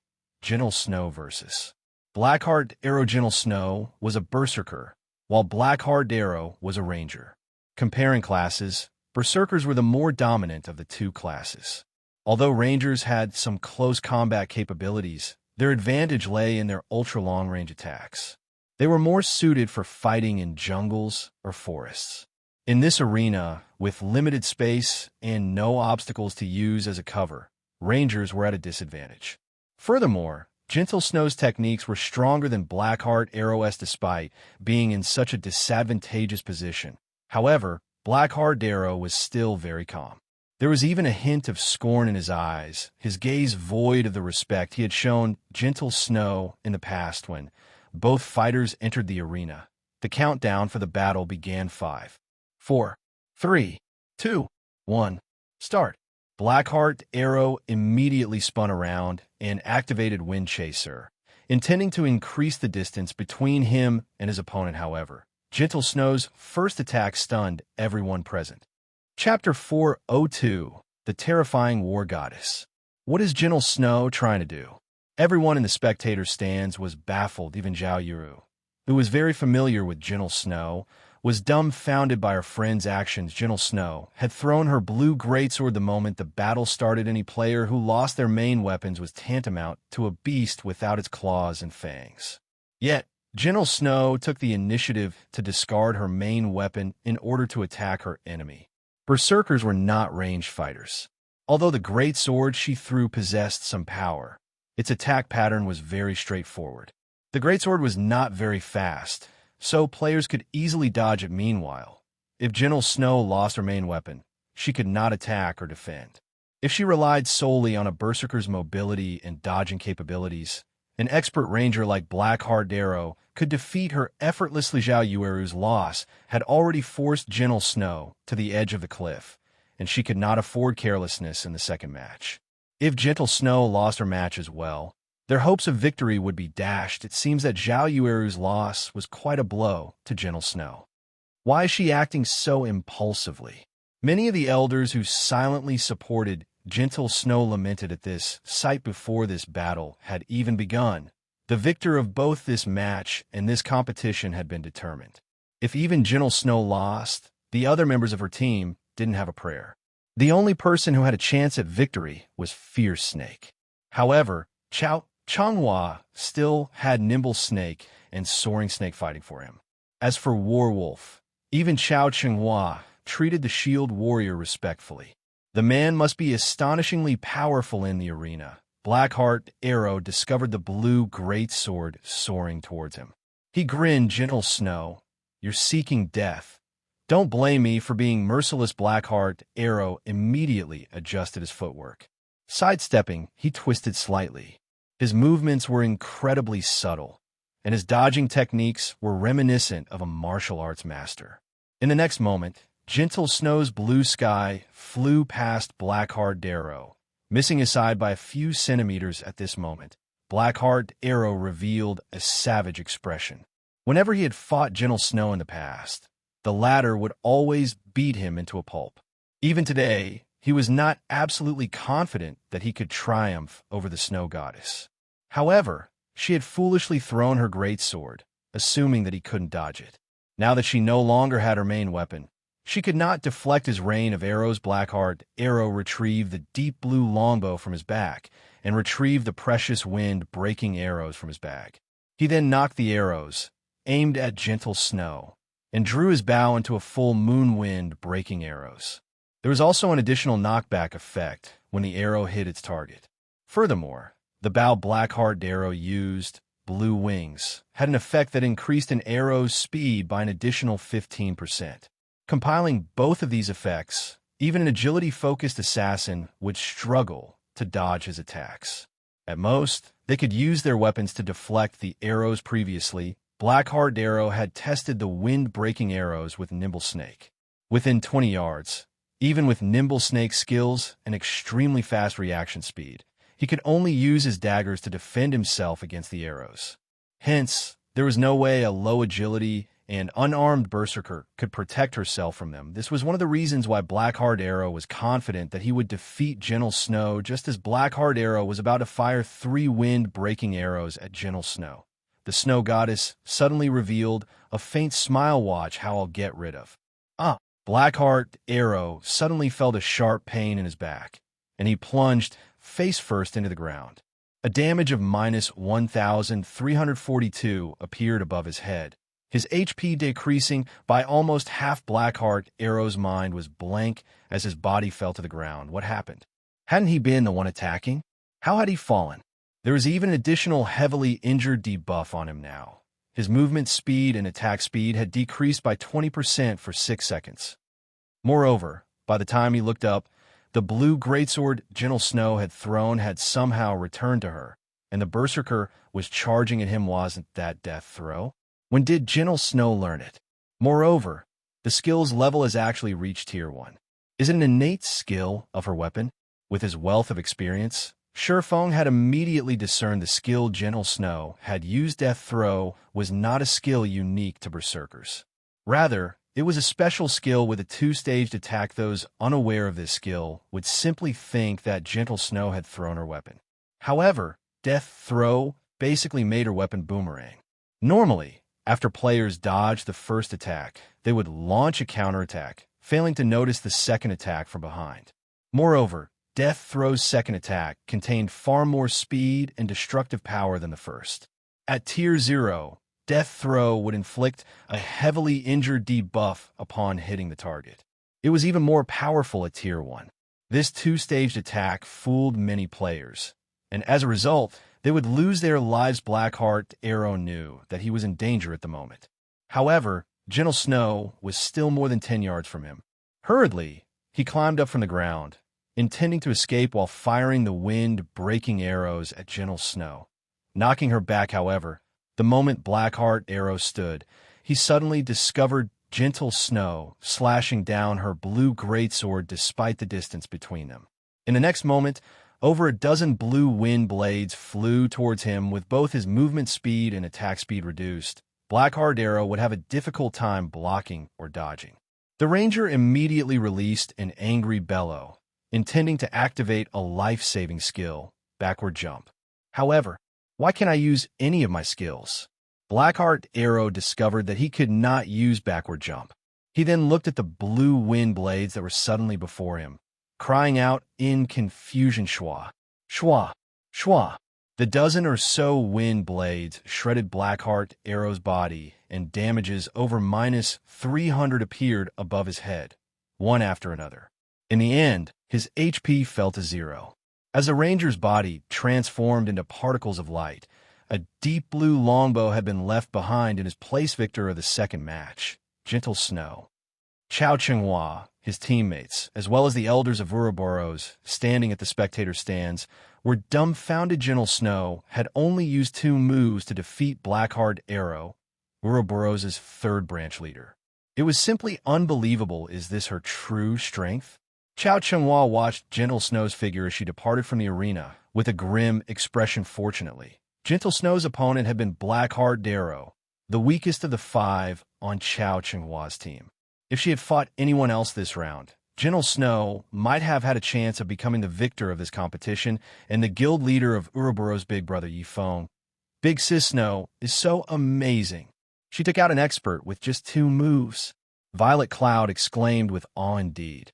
Sure Feng nodded, smiling faintly. Blackheart Arrow did not know that, if struck by the Tier 1 death throw, players would also suffer a silence effect, which prevented them from using any skills for a short time. This was why the skill was known as the death throw. Gentle Snow's brilliant victory had undeniably increased the morale of her team. They now only needed to win 2 of the 3 remaining matches. Moreover, Gentle Snow's intense domination had given the opposition some pause, just as Zhao Yueru and Fierce Snake celebrated Gentle Snow's victory. The next combatants were announced. Chapter 403, Boiling Fury. Xianxia's team, who had fallen silent due to Gentle Snow's display, suddenly smiled upon seeing the names for the third match. Fierce Snake vs. Warwolf. Fierce Snake was a berserker, while Warwolf was a shield warrior. Regarding combat power, berserkers held the advantage over shield warriors. However, shield warriors possessed high HP and defense, as well as plenty of life-saving skills, making them far more difficult to deal with than other classes in general. Neither class had an edge over the other. Hence, the players' techniques would determine the outcome of this third match. Gentle Snow looked at the shield warrior, who had remained silent and calm throughout the competition. Despite doing nothing, Warwolf exuded a faint pressure that made one unconsciously distance themselves from him. No matter how Gentle Snow examined Warwolf, she could never mistake him for an ordinary expert. Even her core team's MT, Ghost Chop, had admitted that he had only started playing a shield warrior because of this man. Furthermore, Xianxia and the rest of his team treated Warwolf with great respect. This showed that Warwolf's standards were top tier, and he should not be any weaker than Nimble Snake of the 12 Apostles. Soaring Snake ranked 1st, Nimble Snake ranked 3rd, and Fierce Snake ranked 9th. If Fierce Snake fought Nimble Snake, his chances of victory only hovered between 30% and 40% if Warwolf was stronger than Nimble Snake and was about equal to Soaring Snake. Then Fierce Snake's chances of victory were only around 20% to 30%. However, Warwolf did not play a damage-dealing class. His attacks would not be very powerful. On the other hand, a Berserker also wore plate armor. Unlike leather and cloth armor classes, Berserkers would not die so easily. Knowing this, Warwolf was prepared to fight a battle of attrition and slowly exhaust Fierce Snake to death. After all, that was the Shield Warrior's specialty. Fierce Snake, your opponent is not simple. Make sure you don't cross swords with him for too long and give him any openings. Gentle Snow whispered a reminder to Fierce Snake. She then took a gold-rimmed skill book from her bag, carefully handing it to Fierce Snake, saying, "Learn this skill.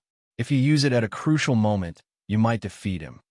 Fierce Snake's heart pounded the moment he read the introduction of this skill book. This skill book was an extremely rare burst skill for Berserkers, Boiling Fury. For a short time, the skill increased the player's damage by 40%, strength by 15%, and attack speed by 30%. Moreover, the less HP the player had, the faster their attack speed would become. To a Berserker, this skill book's value far surpassed that of 1 or 2 dark gold weapons. Big Sis Snow, Boiling Fury is too valuable. I can't learn it, Fierce Snake said, shaking his head. Warwolf will not be easy to deal with, and you know this. You don't want me to lose, right? Worried that a powerful enemy would appear, Gentle Snow had prepared for this competition. As the underground arena prohibited players from using any tools, the only way to raise a player's combat power was to learn new and powerful skills. Boiling Fury was one such skill Gentle Snow had prepared. She also had another advanced skill for Nimble Snake. Unfortunately, that skill book would not come into play during these matches sitting a short distance away. Surephone was slightly surprised upon seeing the skill book Gentle Snow pass to Fierce Snake. Gentle Snow had actually obtained such a super rare skill book. Boiling Fury would only drop from High Lord's ranked field bosses, and its drop rate was 2%. One needed immense luck in order to obtain it. I understand, I will not lose. Fierce Snake nodded and chose to learn Boiling Fury. He then watched the thin war wolf walk into the arena, his eyes blazing with fighting spirit. Originally, he only had a 30% chance of defeating the Shield Warrior. Now that he had obtained Boiling Fury, he had a 70% certainty of coming out victorious following, which Fierce Snake also entered the arena. Snow, you're simply too amazing. I can't believe you had something so powerful hidden. Fierce Snake will win for sure.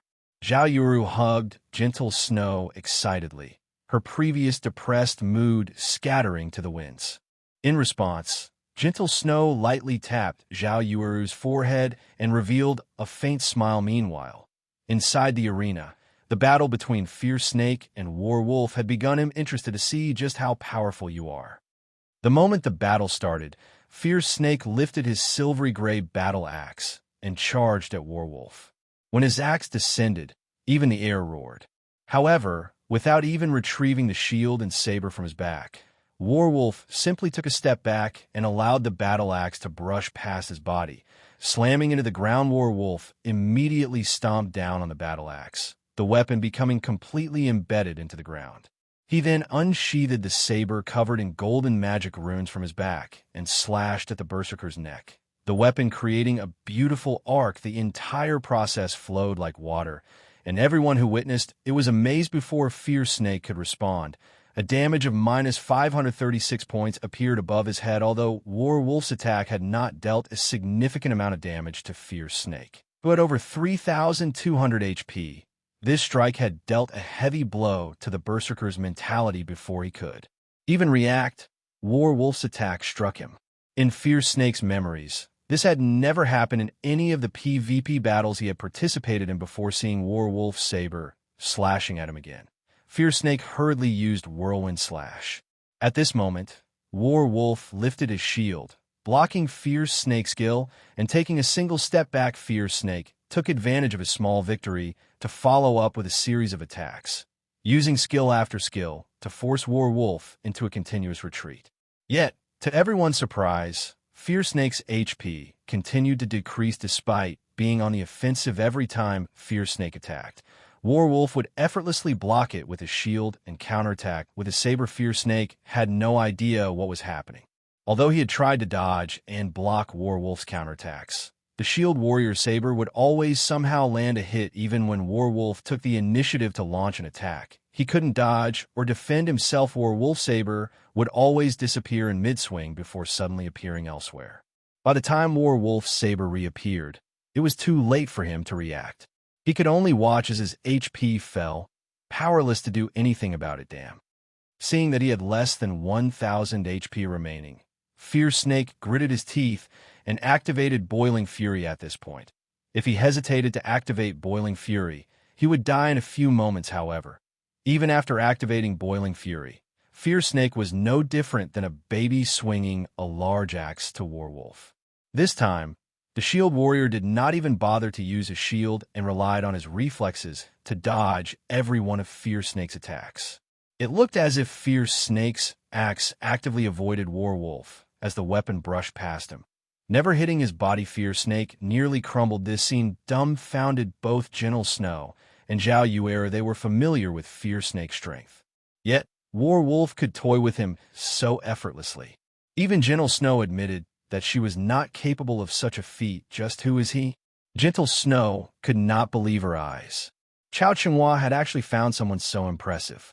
Most likely, only Zero Wings Guild leader, one-hit Azura Blackflame, could contend with such a powerful expert inside the arena. War Wolf walked up to Fierce Snake, utterly relaxed. After swinging his saber twice, Fierce Snake's body fell to the ground, reluctance and frustration filling his face. Their strengths were on different levels entirely. Gentle Snow has definitely lost. The difference between our external player and hers is like heaven and earth. However, this is fate. Not everyone has the chance to connect with such an expert. If Xianxia becomes the guild leader, he might be able to invite more experts into our guild. This would benefit the guild's future development. The elders seated in the spectator stands expressed their admiration of Warwolf's performance. They began to anticipate the future of the guild. As for Gentle Snow, they no longer expected anything of her. Chapter 404. The Difference Between Outsiders. Gentle Snow, you should now see the difference between us, right? Xianxia said, laughing as he grinned at Gentle Snow. From the very beginning, you never had any chance of winning this competition. There is only one ending for you all today: defeat. Gentle Snow, stoic and beautiful, refused to respond to Xianxia's taunts. It was true that she had never expected Xianxia to invite such an expert suddenly. This competition was no longer within her control originally. She had hoped for Fierce Snake's victory. Then, as long as Yifeng secured another win, she would dominate this competition yet. Now, there were still 2 matches left. Even if Yifeng won his match, they would end with a tie. However, they didn't have any experts for the final match. Big brother Yifeng, what is going on? Violet Cloud's eyes widened in shock when she witnessed Warwolf's demonic attacks. Why does he know it too? Seeing as Warwolf can use Omnivision and second acceleration to such a refined standard, Xianxia must have learned those techniques from him. Shifeng calmly explained. Realization immediately dawned on Violet Cloud, however. Shifeng's words had undeniably given Gentle Snow and the others a shock, each one of them falling silent. Nimble Snake and Soaring Snake had also learned such mystifying techniques. That's right. Both Nimble Snake and Soaring Snake have also learned those techniques. Moreover, they are more proficient than I am. Xianxia could not help but laugh when he saw Gentle Snow and the others' expressions. Gentle Snow, you understand now, right? You have no chance of winning this competition. On top of that, the 2 outsiders you brought are merely 2 level 22 players. How could they possibly compete with the empowered Nimble Snake and Soaring Snake? Gentle Snow, just admit your loss right now. If you do, you won't have to suffer a humiliating defeat. At this time, both Nimble Snake and Soaring Snake shifted their gaze to Shifeng and Violet Cloud, disdain filling their eyes. How boring. They're the last opponents. With this, I can't test out my new techniques. Soaring Snake sighed with disappointment. If I fought Gentle Snow, I might have been able to display some of my strength. I heard that Yifeng is quite strong. He was previously the first player to enter White River City and had even defeated hundreds of players by himself during the initial stages of God's Domain. He should provide some challenge and serve as a warm-up for the both of you.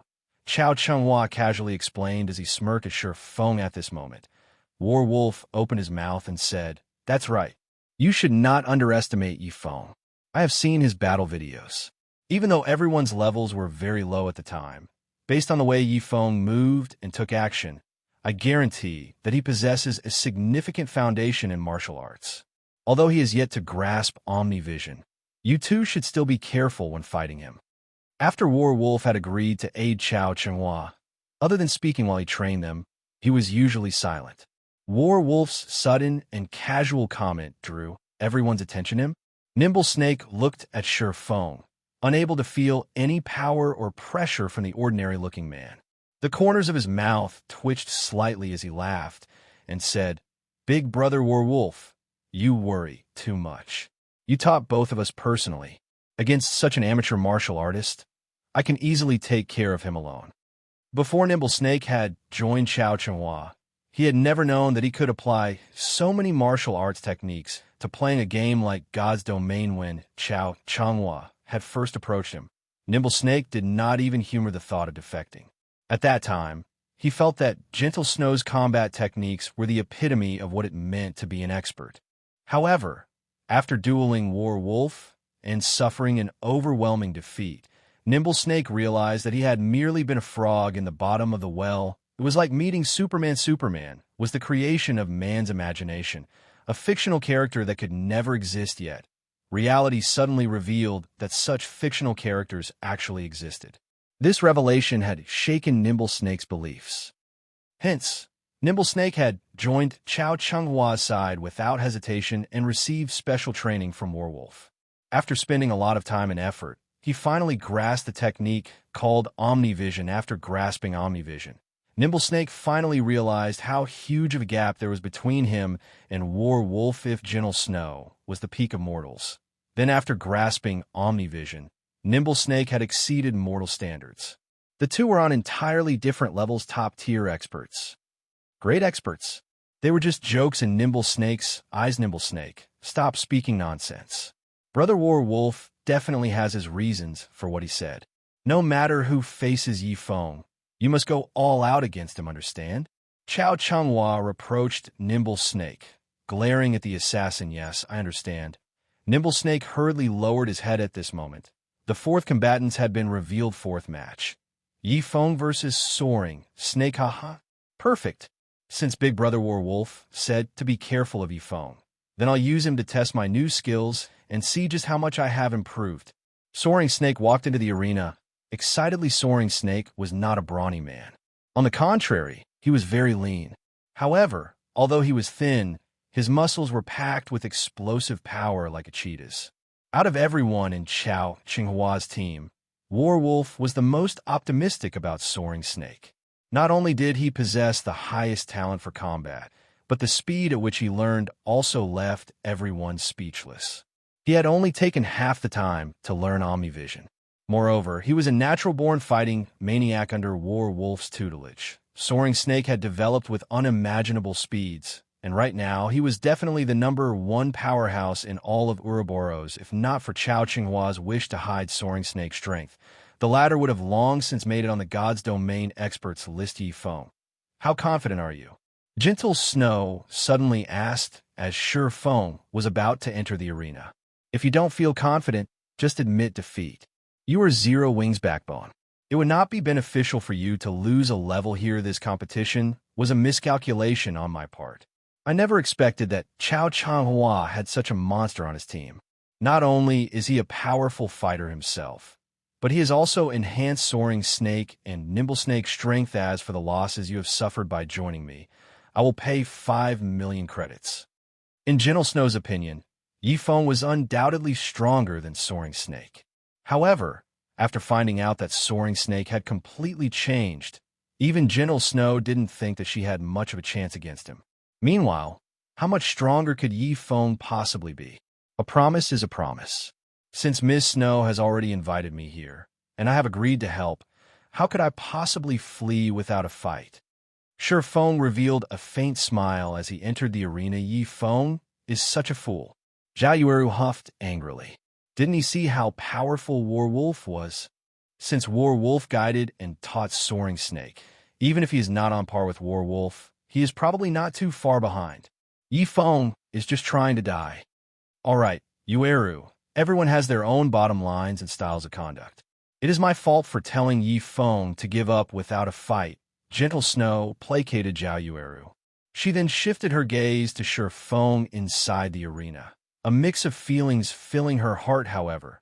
While Gentle Snow and Zhao Yueru both worried, Violet Cloud suddenly giggled and said, "Since Big Brother Yi Feng has given his promise, he will fulfill it. You can rest assured about this." Both Gentle Snow and Zhao Yueru turned their heads to look at the little girl named Violet Cloud, confused. Just why was Violet Cloud so confident in Yi Feng? Violet Cloud simply smiled and remained silent. Only she realized that their opponents should be the ones worrying. Soaring Snake was about to fight none other than Starmoon Kingdom's #1 powerhouse, One Hit Azura. Chapter 405, Techniques Are Useless. Seeing Violet Cloud's confident yet silent smile, Zhao Yueru grew anxious. However, she also could not do anything about this situation, so she could only return her focus to the arena. Gentle Snow, on the other hand, was very calm, observing Violet Cloud previously. Due to her anger over Nimble Snake's treachery, she had only glanced at the cleric, not paying her any mind. Now that Gentle Snow paid closer attention, she discovered that, although this little girl named Violet Cloud seemed like any ordinary spirited and harmless girl, she could feel a faint, indescribable pressure from the girl. It felt completely different from the pressure Warwolf gave off. Warwolf felt more like a slumbering, feral wolf. Cruel, domineering, and vicious. As for Violet Cloud, she didn't know how to describe the girl. This was the first time she had encountered such a feeling. Violet Cloud felt like the starry sky at night. Silent, awe-inspiring, and profound. Just who is this little girl that Yifeng brought with him? Gentle Snow was quite confident in the accuracy of her sixth sense. After she started playing God's Domain, that sixth sense had only grown keener naturally. Violet Cloud noticed Gentle Snow staring at her. In response, she only nodded her head lightly and beamed a playful smile at the snow goddess inside the arena. Xianxia and Soaring Snake faced each other, both observing their respective opponent. Both were swordsmen, and the only difference between them was their level. Xianxia was only level 22, while Soaring Snake was level 24. With a difference of 2 levels and Soaring Snake's grasp of the combat technique Omnivision that granted him insight far beyond the average person, the battle was definitely tilted in Soaring Snake's favor. Yet, even though the starting signal for the battle had already occurred, Soaring Snake remained motionless. He stood there calmly, without any apparent intentions to rush at Xianxia. Soaring Snake, what are you doing? Why aren't you moving? Soaring Snake's hesitation puzzled his teammates. Usually, Soaring Snake was a battle maniac that would go into a frenzy the moment the battle began. He would never behave as calmly as he was now. Soaring Snake is certainly quite talented. Warwolf revealed a faint smile as he watched the motionless Soaring Snake. Big brother Warwolf, what do you mean? Nimble Snake asked, confused. When in battle, one does not rely only on their physical prowess, but their mental strength as well. One must remain calm to obtain victory. Soaring Snake is currently adjusting his mentality, Warwolf explained. Indeed, just as Warwolf had said, Soaring Snake was not as excitable as he had once been.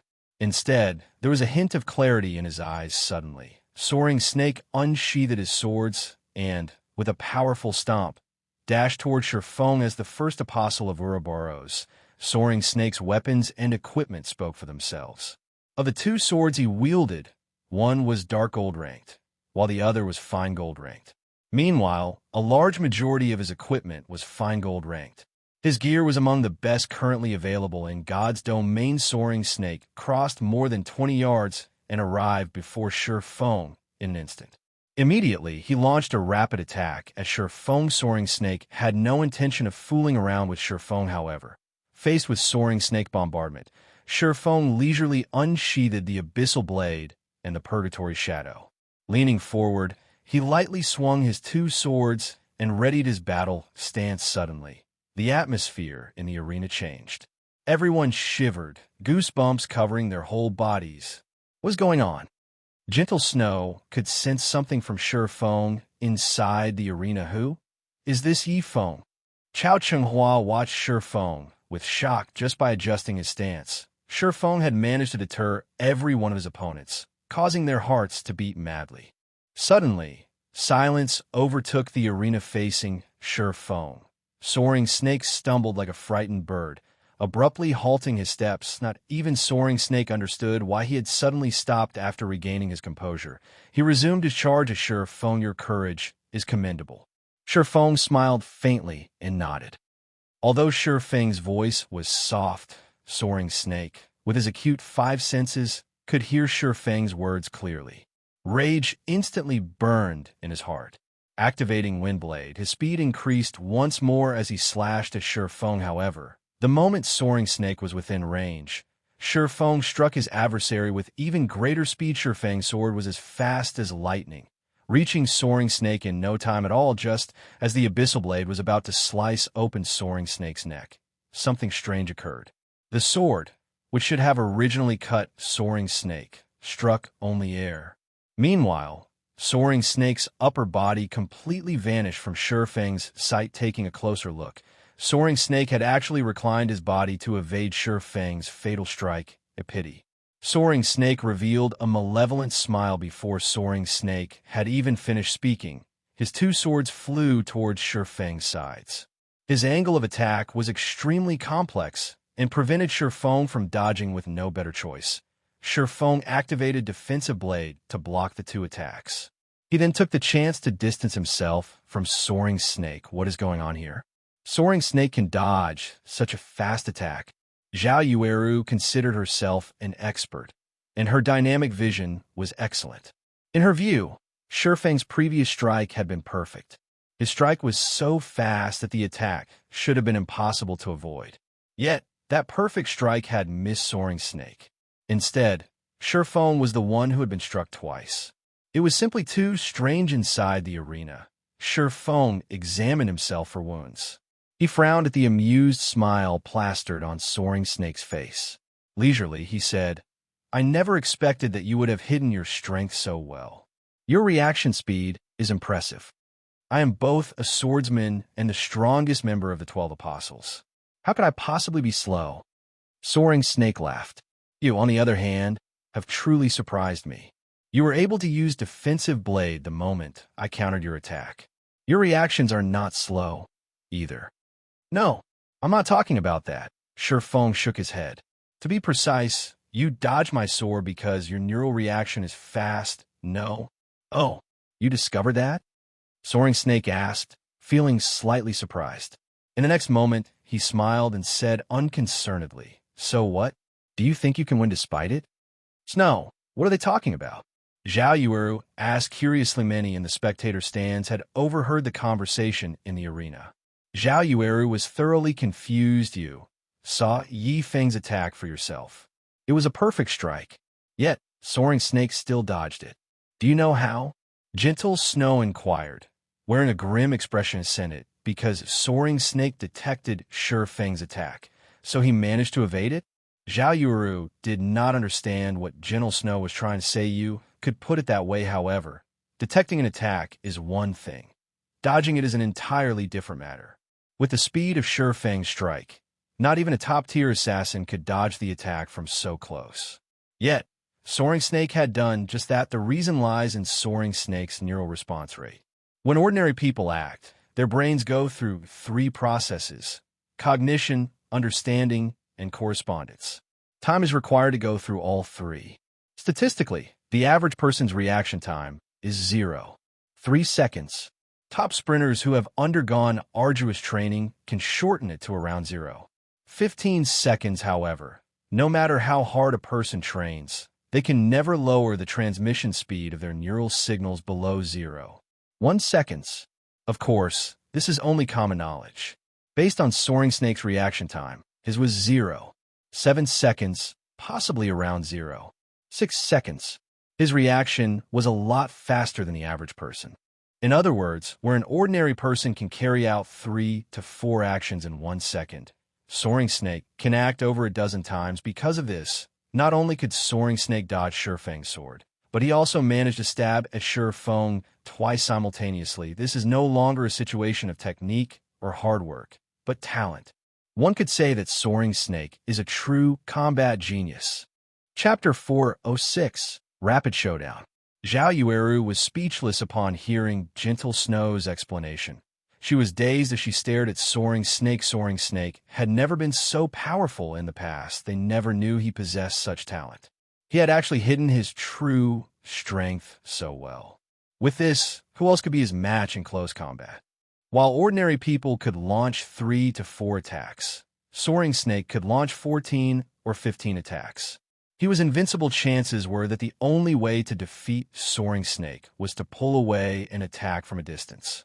Melee classes had no chance of winning. Yi Feng is indeed commendable for discerning Soaring Snake's ability.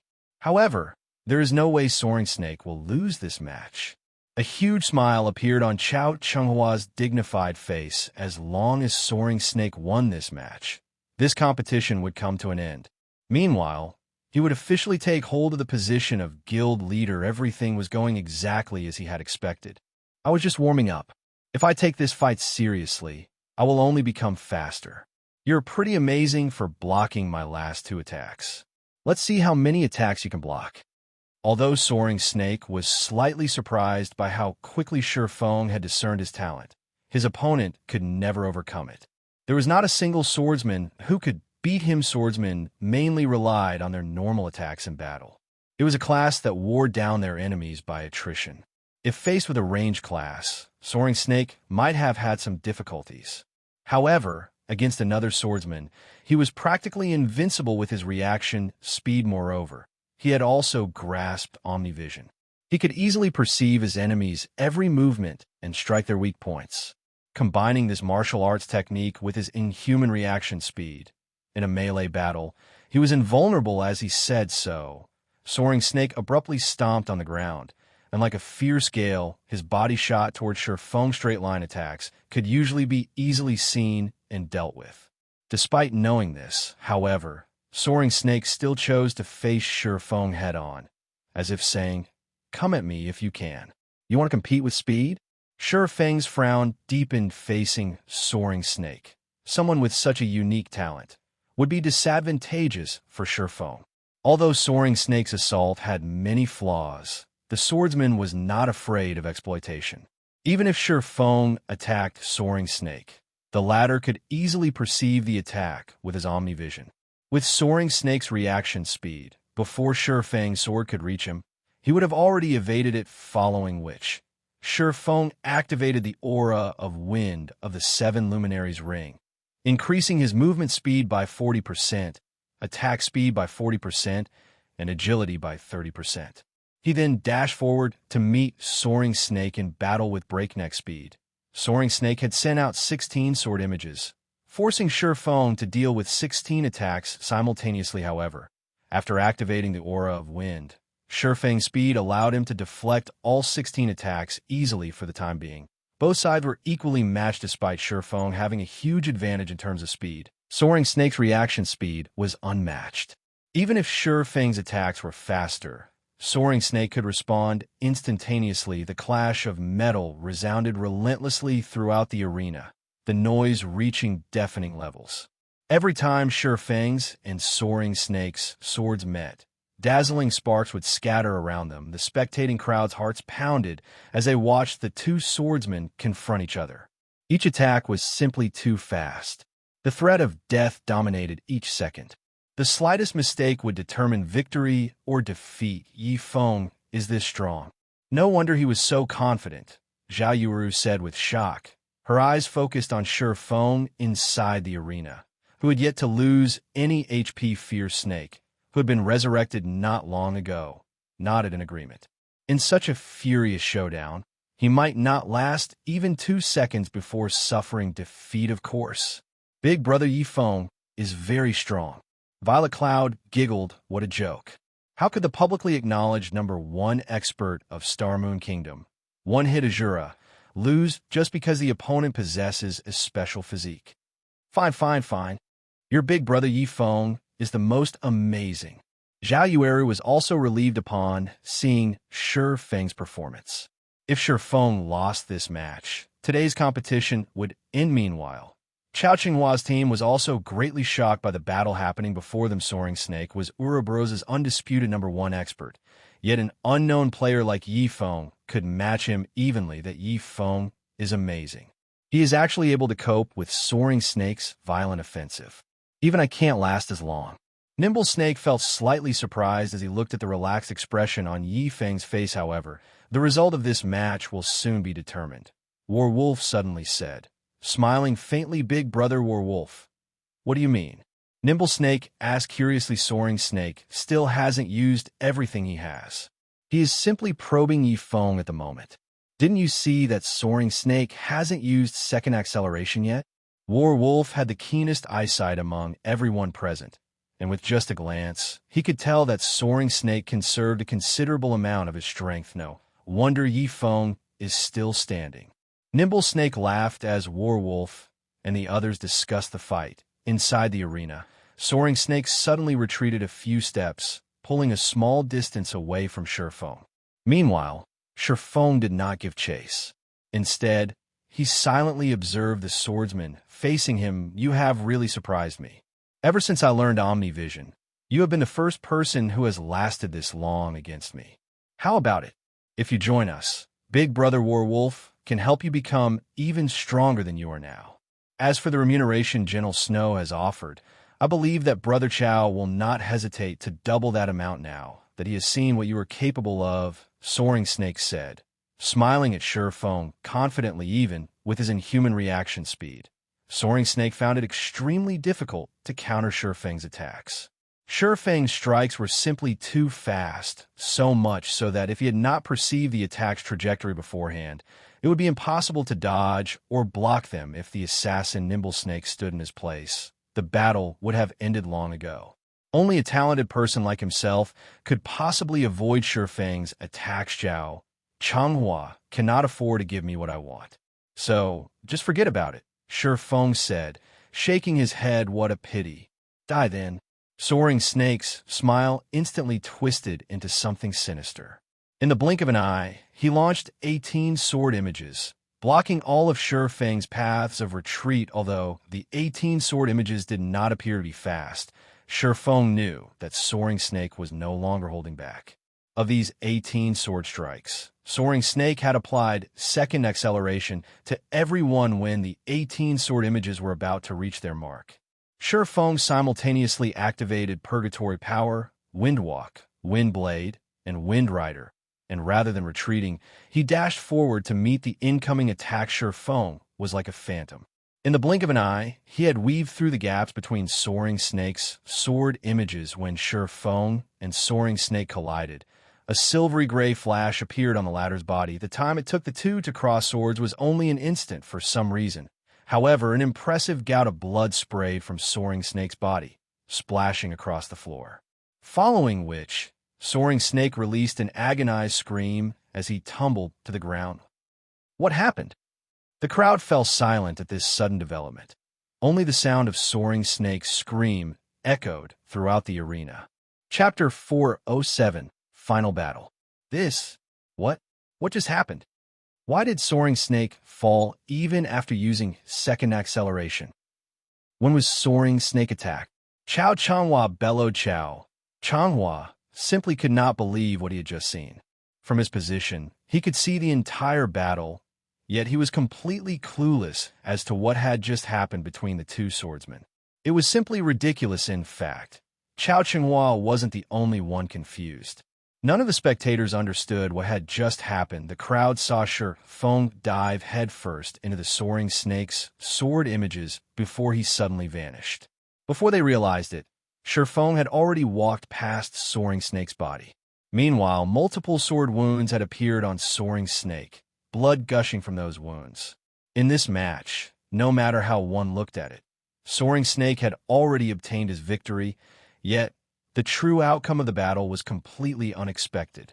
For a moment, nobody could accept this reality as Soaring Snake's instructor.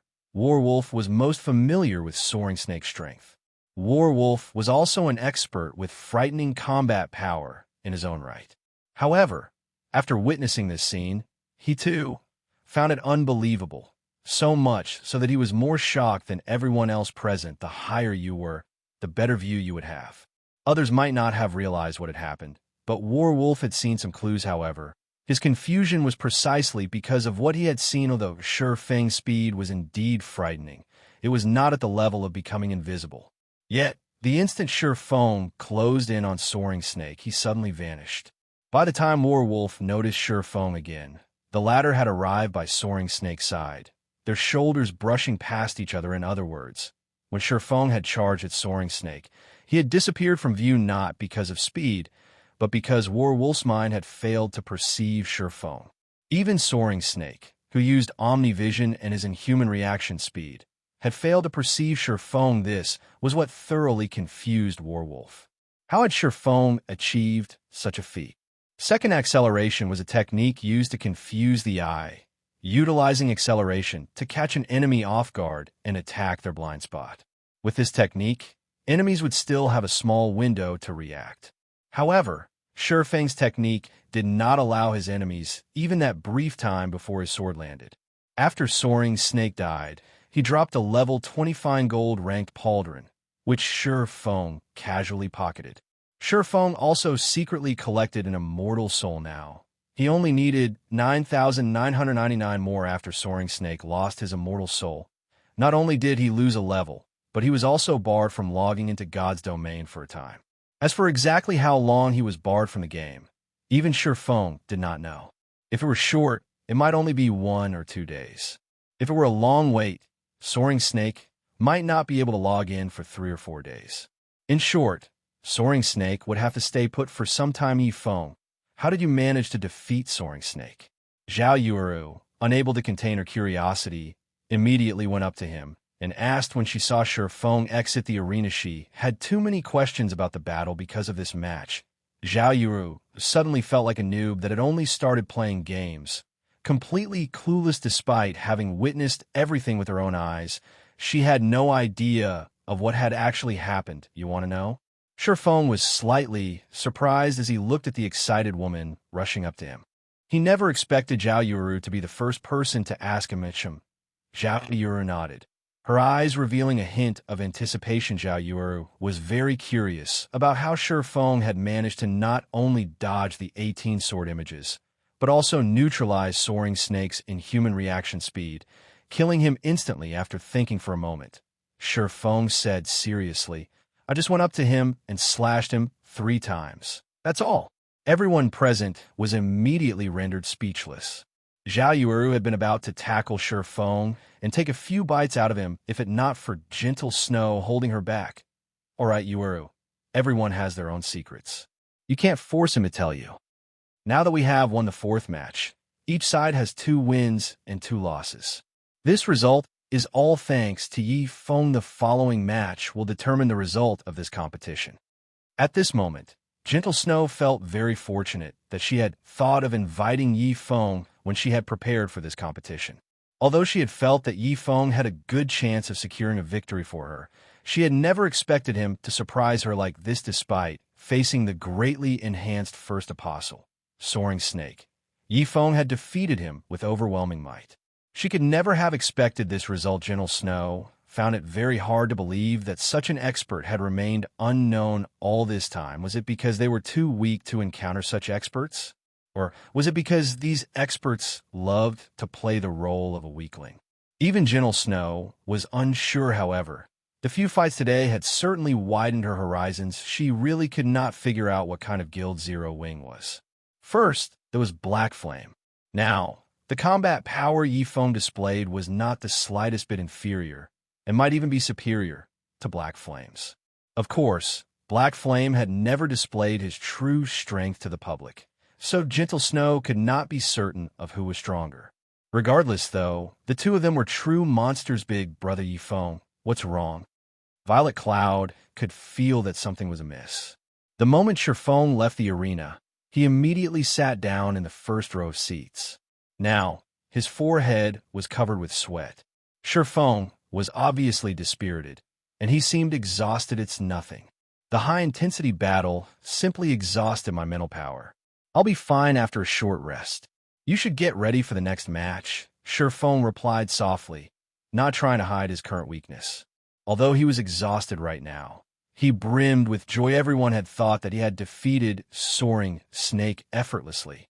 In reality, however, it had not been easy to dodge the 18 sword images while dealing a fatal blow if he had not been promoted to a Tier 1. Blade Saint with his attributes enhanced greatly and his physical strength increased substantially.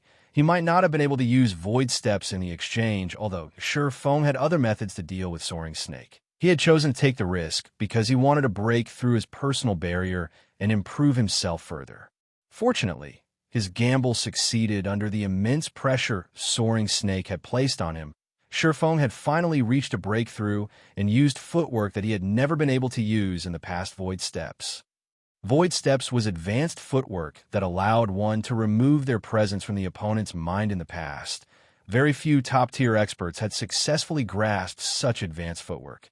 As for Shifeng, who had merely been a first-rate expert back then, he had only ever succeeded in his dreams in order to learn this advanced footwork. Shifeng had done countless research and trials. Yet, he had never succeeded. This footwork possessed an extremely high requirement of a person's movement and breathing. It was not a technique that ordinary people could easily learn, however. Shifeng's physique had massively improved after he had undergone his class change. His control over his body had also improved. In addition, he was currently playing the game through a virtual gaming cabin. Hence, Shifeng had always thought of giving the footwork a try. Only, he had never found the chance. Fortunately, Soaring Snake had created the perfect opportunity for him with the threat of death looming. The pressure allowed Shifeng to finally break through that unreachable barrier meanwhile, as Shifeng was still feeling joyous over his own breakthrough. The fifth match of the competition had begun. Fifth match, Violet Cloud vs. Nimble Snake. Chapter 408, Level vs. Tier. Shifeng's overwhelming victory during the fourth match had undoubtedly formed dark clouds in Chao Chenghua's heart. As if something was stuck in his throat, Chao Chenghua felt extremely uncomfortable. Why hasn't Soaring Snake resurrected? Chao Chenghua was in a sour mood. If Shifeng was so powerful, then the cleric girl that came with him must be extraordinary as well. She might also know the same technique as his. Even now, Chao Chenghua had no clue as to what Shifeng had done. Without that knowledge, he had no response to it. Most likely, only Soaring Snake might know what sort of technique it was. Since Soaring Snake was still absent, Chao's anxiety began to take hold currently. The competition was tied, and Nimble Snake and Violet Cloud would face off in the final match. Nimble Snake was an assassin. Although he had an absolute advantage against a cleric and had learned Omnivision and second acceleration, they would be useless against Shifeng's technique. Brother Chao. For some reason, Soaring Snake has logged off and is still offline. I can't contact him at all, Nimble Snake reported at this moment. Nimble Snake was also panicking, afraid that his opponent would know the same technique that won the previous match. If he lost, Chao Chenghua would be finished. His life wouldn't exactly be easy either. Chao Chenghua paled as he looked at Soaring Snake's status window. He wished he could log off and strangle Soaring Snake playing hooky at such a crucial moment. Was he trying to toy with him? Guild leader Chao, you don't have to be so worried. Although Yifeng is very powerful, that female cleric is different from those like Yifeng and me. Werewolf suddenly spoke. Brother Werewolf, are you sure? Chao hesitated. If Violet Cloud were not a martial artist like Yifeng and Werewolf, then even if she had powerful techniques, Chao Chenghua would have nothing to worry about. A cleric was still a cleric after allies. She does not have the unique aura that people like us possess. I guarantee it, Werewolf affirmed, nodding. Excellent. Chao Chenghua's face lit up with a relieved smile. He then shifted his gaze to the other team, muttering in a cold tone, "Gentle Snow, oh gentle Snow. Although you invited an expert of such caliber, in the end, you are still a step behind Nimble Snake. Do not disappoint me." Brother Chao, rest assured, she is only a level 22 cleric. I could have defeated her effortlessly even before I underwent the special training. Nimble Snake revealed a sinister grin as he glanced at Violet Cloud, who had already entered the arena. He was currently level 24. To an expert, an advantage of 2 levels made quite a difference, following which Nimble Snake entered the arena as well. Meanwhile, seated in the spectator stands, Werewolf still appeared indifferent. There was not the slightest hint of a smile on his face. In truth, he had only finished half of his statement. Violet Cloud, indeed, did not possess the unique aura of a martial artist. However, with his acute senses, Werewolf could feel a faint sense of danger from her. This danger was slightly different from that of a ferocious beast. It felt almost like a divine pressure. Just what secret is this female cleric hiding? Although Werewolf was not trying to boast, in God's domain, he did not fear many people. Even if he encountered someone who could intimidate him, it definitely would not be the young little girl standing inside the arena yet. There was something about her that gave him pause. Meanwhile, the tension was similarly high on Gentle Snow's side. Yifeng, will Violet really be all right? Zhao Yuru asked as she took a seat beside Shifeng. She wanted a straight answer from him, although she did not know why. Zhao Yuru felt that Shifeng knew something she did not. It should be all right. Shifeng said. Uncertain should? What do you mean should? If Violet loses, Snow will have to leave God's domain forever. Are you really willing to lose her? Zhao Yuru huffed, listening to Zhao Yuru's words. Shifeng was suddenly speechless. Yuru. Gentle Snow glared. To think that her friend could still joke at a time like this. Gentle Snow was somewhat familiar with Shifeng's personality. Shifeng would never speak without certainty. If he said it, then it was true. Otherwise, he would remain quiet. But Zhao Yuru knew that her questioning would not change anything. She only wanted Shifeng's confirmation so that she could feel more at ease. I really do not know. Nimble Snake's current strength, especially after grasping combat techniques such as Omnivision and second acceleration, is a complete mystery to me. As for Violet's current progress, I don't know that either. However, she should be quite powerful. At least, without Omnivision and second acceleration, Nimble Snake wouldn't even be a challenge for her. Now, however, I do not know. We can only wait and see. Shifeng explained as he understood Zhao Yueru's anxiety before Warwolf's appearance. Shifeng had been certain of Violet Cloud's victory regardless of who she fought. Now, however, Nimble Snake had learned combat techniques that very few experts knew, of course. Although Nimble Snake had the advantages of levels and techniques, Violet Cloud possessed the advantage of tiers. Simply put, the results of this match were unknown after listening to Shifeng's explanation. Zhao Yueru grew even more nervous. Wasn't that the same as saying nothing at all? Gentle Snow, on the other hand, was greatly surprised from Shifeng's words. Violet Cloud was actually superior to Nimble Snake. Nimble Snake had originally been one of the top combatants of Ouroboros, and even Gentle Snow could not obtain an easy victory if they fought. However, Shifeng was confident when he spoke. Thus, Gentle Snow believed him. Violet Cloud was only a young girl around 16 or 17 years old. How could she possibly be so strong? If Shifeng's statement was true, then there might still be hope. Moreover, Violet Cloud was a ranged class. She would have an easier time dealing with techniques such as Omnivision and second acceleration. Suddenly, the countdown timer above the arena had ended immediately. Nimble Snake activated stealth and vanished. One had to admit that Nimble Snake was indeed one of the top combatants of Ouroboros. After entering stealth, all of his movements were silent. He was even stealthier than Absolute Heaven, and not even Shifeng, who watched from the spectator stands, could tell Nimble Snake's exact location. Time passed little by little. Other than Violet Cloud, there was nobody else visible inside the arena. However, Nimble Snake revealed no intentions of making a move. As a result, the atmosphere inside the arena grew tenser as more time went by. This was one of the methods often used by assassins. By doing so, they could instill paranoia in their target, exhausting their target's mental fortitude. As soon as their target relaxed, they would launch a fatal assault. Hence, many players despised dealing with assassins.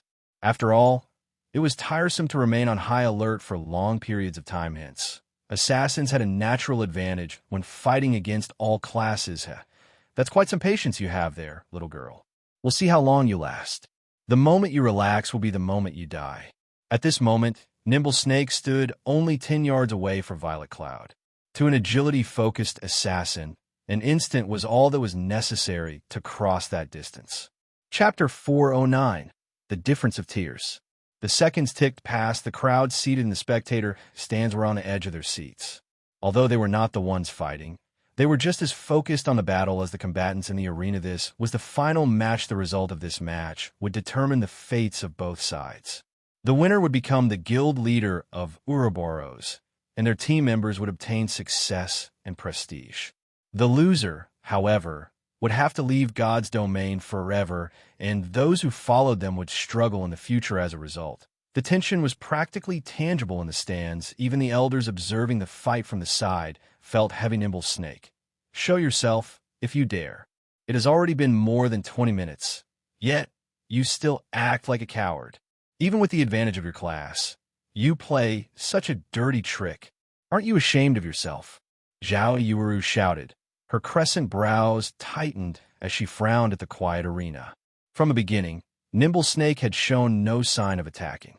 Zhao Yueru was greatly tempted to charge into the arena and fight the assassin with Violet Cloud. Nimble Snake was cunning.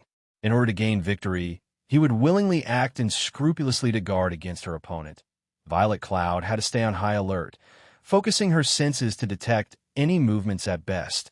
An ordinary person could only maintain their concentration for half an hour or so. If pushed any longer, not only would they greatly exhaust their mental fortitude, but they would also become susceptible to distractions. Soon, They would unconsciously reveal flaws in their defense, however. This was a type of defense mechanism, so it was unavoidable. Meanwhile, the match had stretched on for almost half an hour. Now even Zhao Yuru felt her concentration begin to reach its limit. If this stalemate dragged on any longer, she would definitely falter when experts fought each other. Even the slightest distraction could mean death. Ha! We never set a time limit for the matches, so it is up to them to choose how they fight. If you must blame someone, blame yourselves for not thinking of this beforehand. Don't you think it's a little too late to regret it now? Blackheart Arrow laughed triumphantly. Zhao Yuru was suddenly speechless. The statement was not false. It was true that they had not set a time limit for this competition.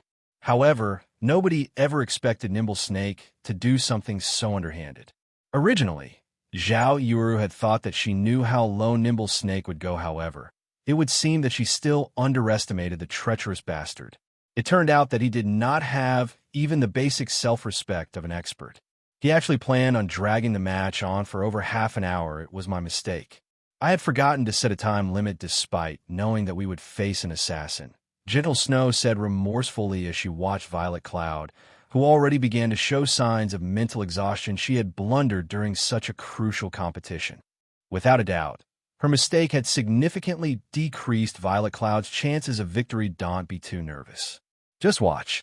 I believe that Violet Cloud knows what to expect, Shifeng advised, his gaze fixed on his guild mate as well. But relax. Shifeng was not the slightest bit worried at this moment. Although Nimble Snake was indeed skilled, he still had a long way to go if he wanted to defeat Violet Cloud finally.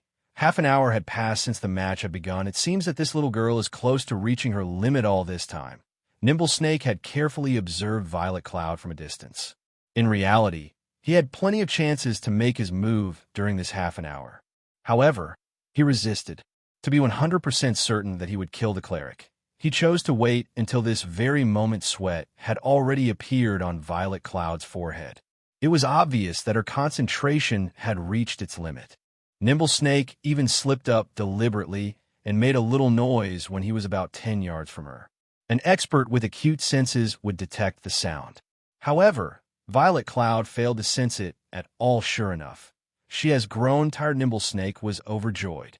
He then circled to Violet Cloud's back, silently drawing closer. 10 yards, 5 yards, 3 yards.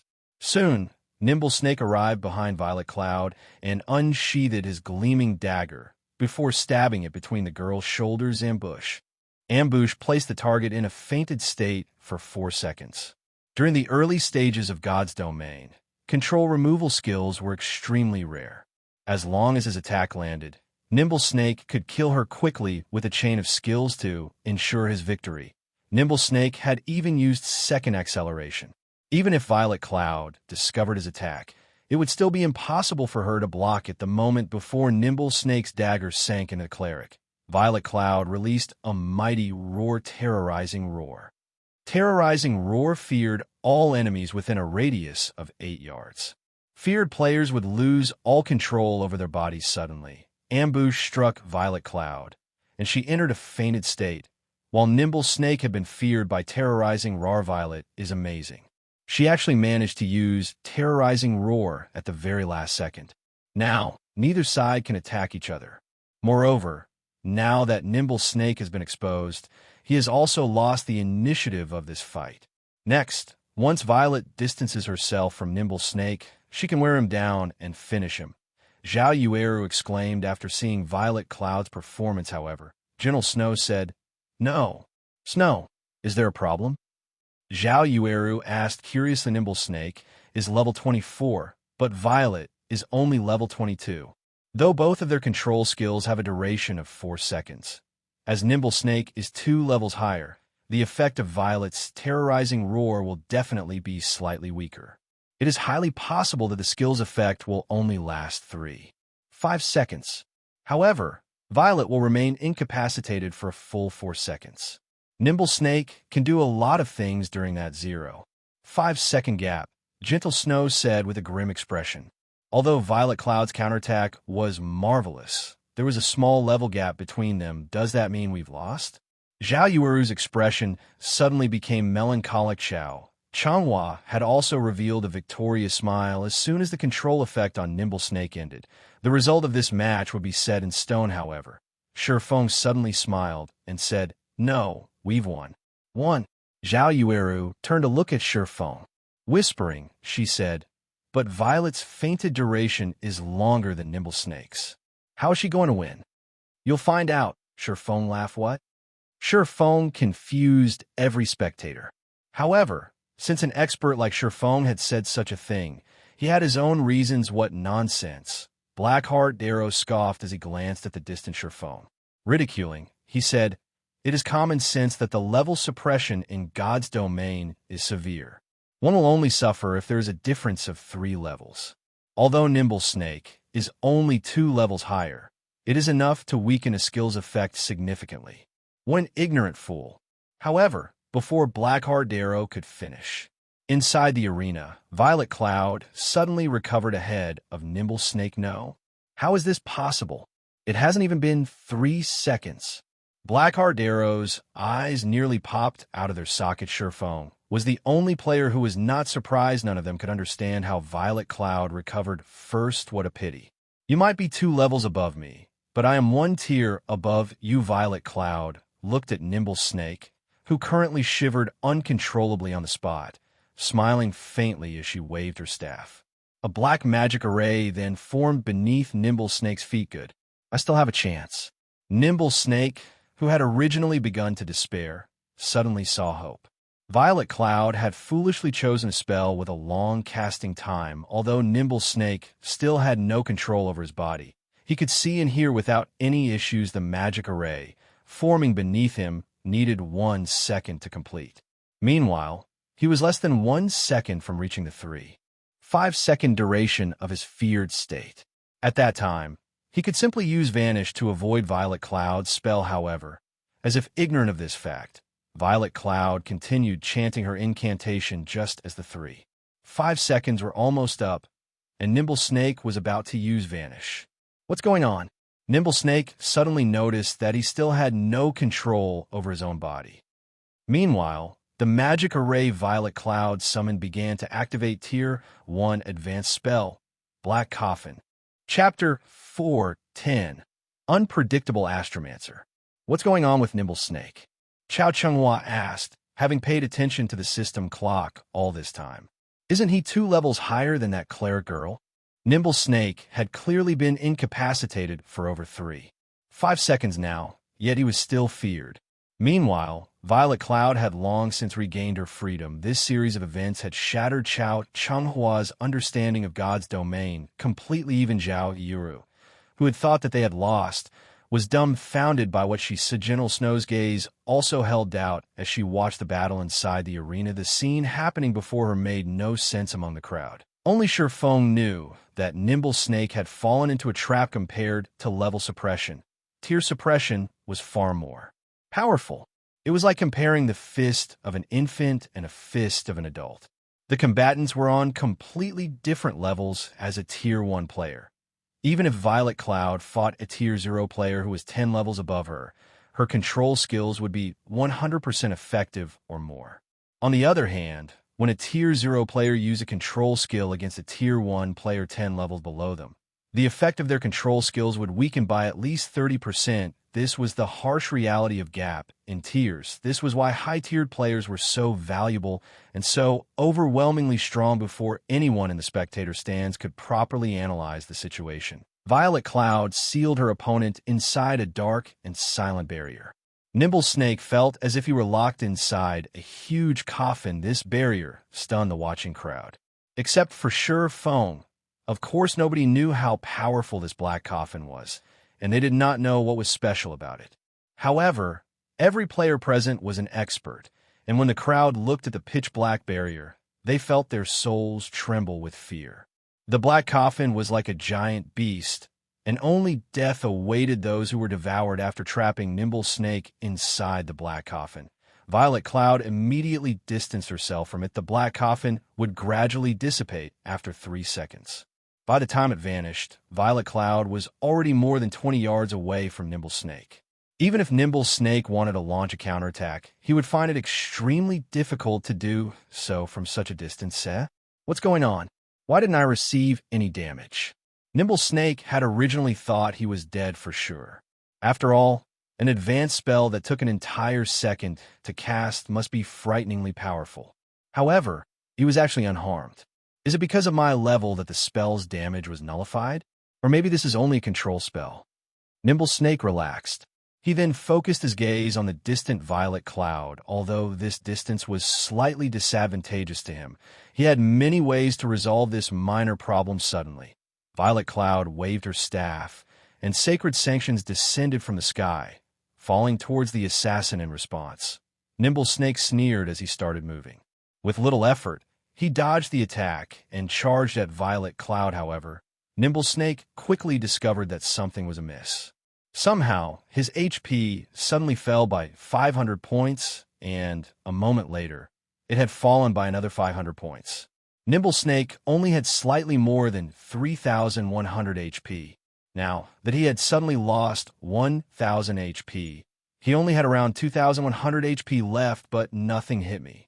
Nimble Snake was 100% certain that he had dodged the several sacred sanctions before Nimble Snake could figure out what had happened. Violet Cloud sent another barrage of sacred sanctions towards him. Nimble Snake advanced once more to dodge the attacks. However, he lost another 500 HP the moment he moved. Violet Cloud sent an attack once more. Knowing that he could no longer afford to lose HP, Nimble Snake started using his daggers to fend off the sacred sanctions. This time, he did not receive any damage, I was found out.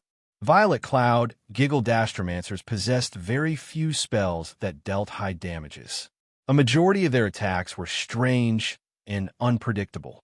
This was what Violet Cloud had discovered after researching her new class. Even until now, Violet Cloud had yet to grasp the true essence of an Astromancer. Completely Black Coffin was one such skill. Any players caught by the spell would lose HP when they moved. Meanwhile, the amount of HP they lost depended on the spellcaster's intelligence. In addition, Black Coffin also had a silence effect. This spell worked wonders on a melee classes. By now, Nimble Snake had grasped the general gist of the situation. However, when he thought about how he could neither move nor use any skills, only enduring a beating, he suddenly grew sullen. The crowd was also amazed upon seeing the effects of Violet Cloud's skill. This skill is so powerful. So that's why little sister Violet used it. Nimble Snake is dead for sure. By the time he reaches little sister Violet, his HP will have fallen to nothing. Zhao Yueru exclaimed, although it is powerful, this move has a glaring flaw. Shifeng said. Smiling flaw? Zhao Yueru wondered, but quickly understood. In just a moment, her excited heart froze. Since Nimble Snake lost HP whenever he moved, he would be fine if he stood still. With Nimble Snake's capabilities, he could easily block the cleric's attacks, unless Violet Cloud could suddenly become an elementalist. Moreover, since it was a spell's effect, it had a duration. When the spell's duration ended, Nimble Snake could move freely once again. Since Zhao Yueru could figure out this simple solution, Nimble Snake could certainly figure out as well. Indeed, Nimble Snake had simply chosen to remain where he was for now as he waited for time to pass. Surprisingly, upon seeing Nimble Snake's actions, Shifeng smiled. To do nothing and give a casting class so much time? Was that really a good idea? Delaying for time? Violet Cloud smiled faintly. She then increased the distance between them to almost 30 yards before she began chanting an incantation and waving her staff compared to when she had cast Black Coffin. The channeling time for her current spell was much shorter. It was clear that she was not using an advanced spell as she had before. Though a Nimble Snake had revealed a throwing weapon, Violet Cloud had long since prepared for it as she cast a sacred shield on herself, the spell capable of absorbing a significant amount of damage. In addition, Violet Cloud could physically dodge the attacks sent at her.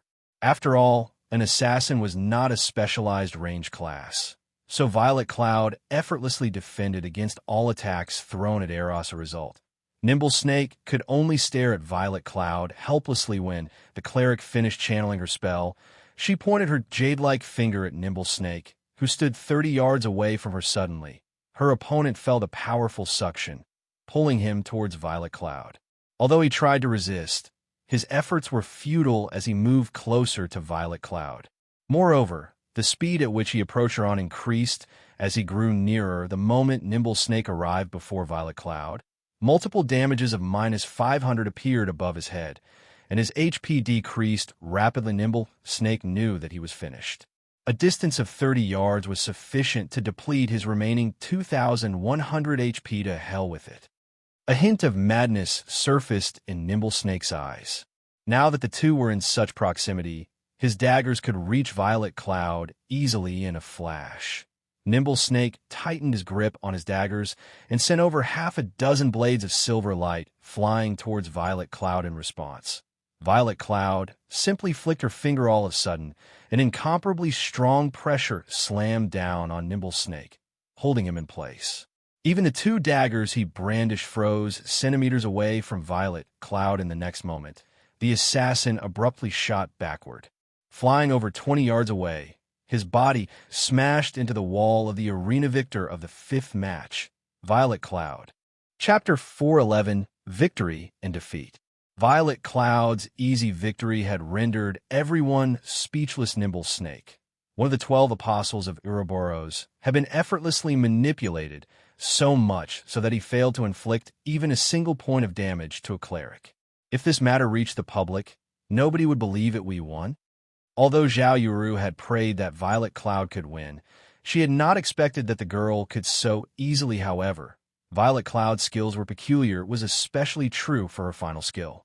It had complemented Black Coffin perfectly, allowing the skill to display its full potential. Violet Cloud's and Yi Feng's combat styles were clearly different. Violet Cloud had not used any stunning attacks like Shurfeng.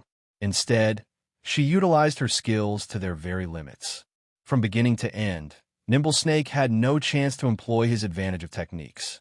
Violet Cloud practically had him in the palm of her hand this entire match. Regarding combat techniques, Zhao Yuru did not think that Violet Cloud was much stronger herself. Unlike Yi Feng and War Wolf, Violet Cloud's techniques were not at an unreachable level. Only the skills Violet Cloud possessed were simply too powerful. Despite Nimble Snake's techniques being far superior, he still lost in the end. Yi Feng, is she really a cleric? Although Gentle Snow rejoiced, she was also incredibly curious. She refused to believe that a cleric could possess such powerful skills.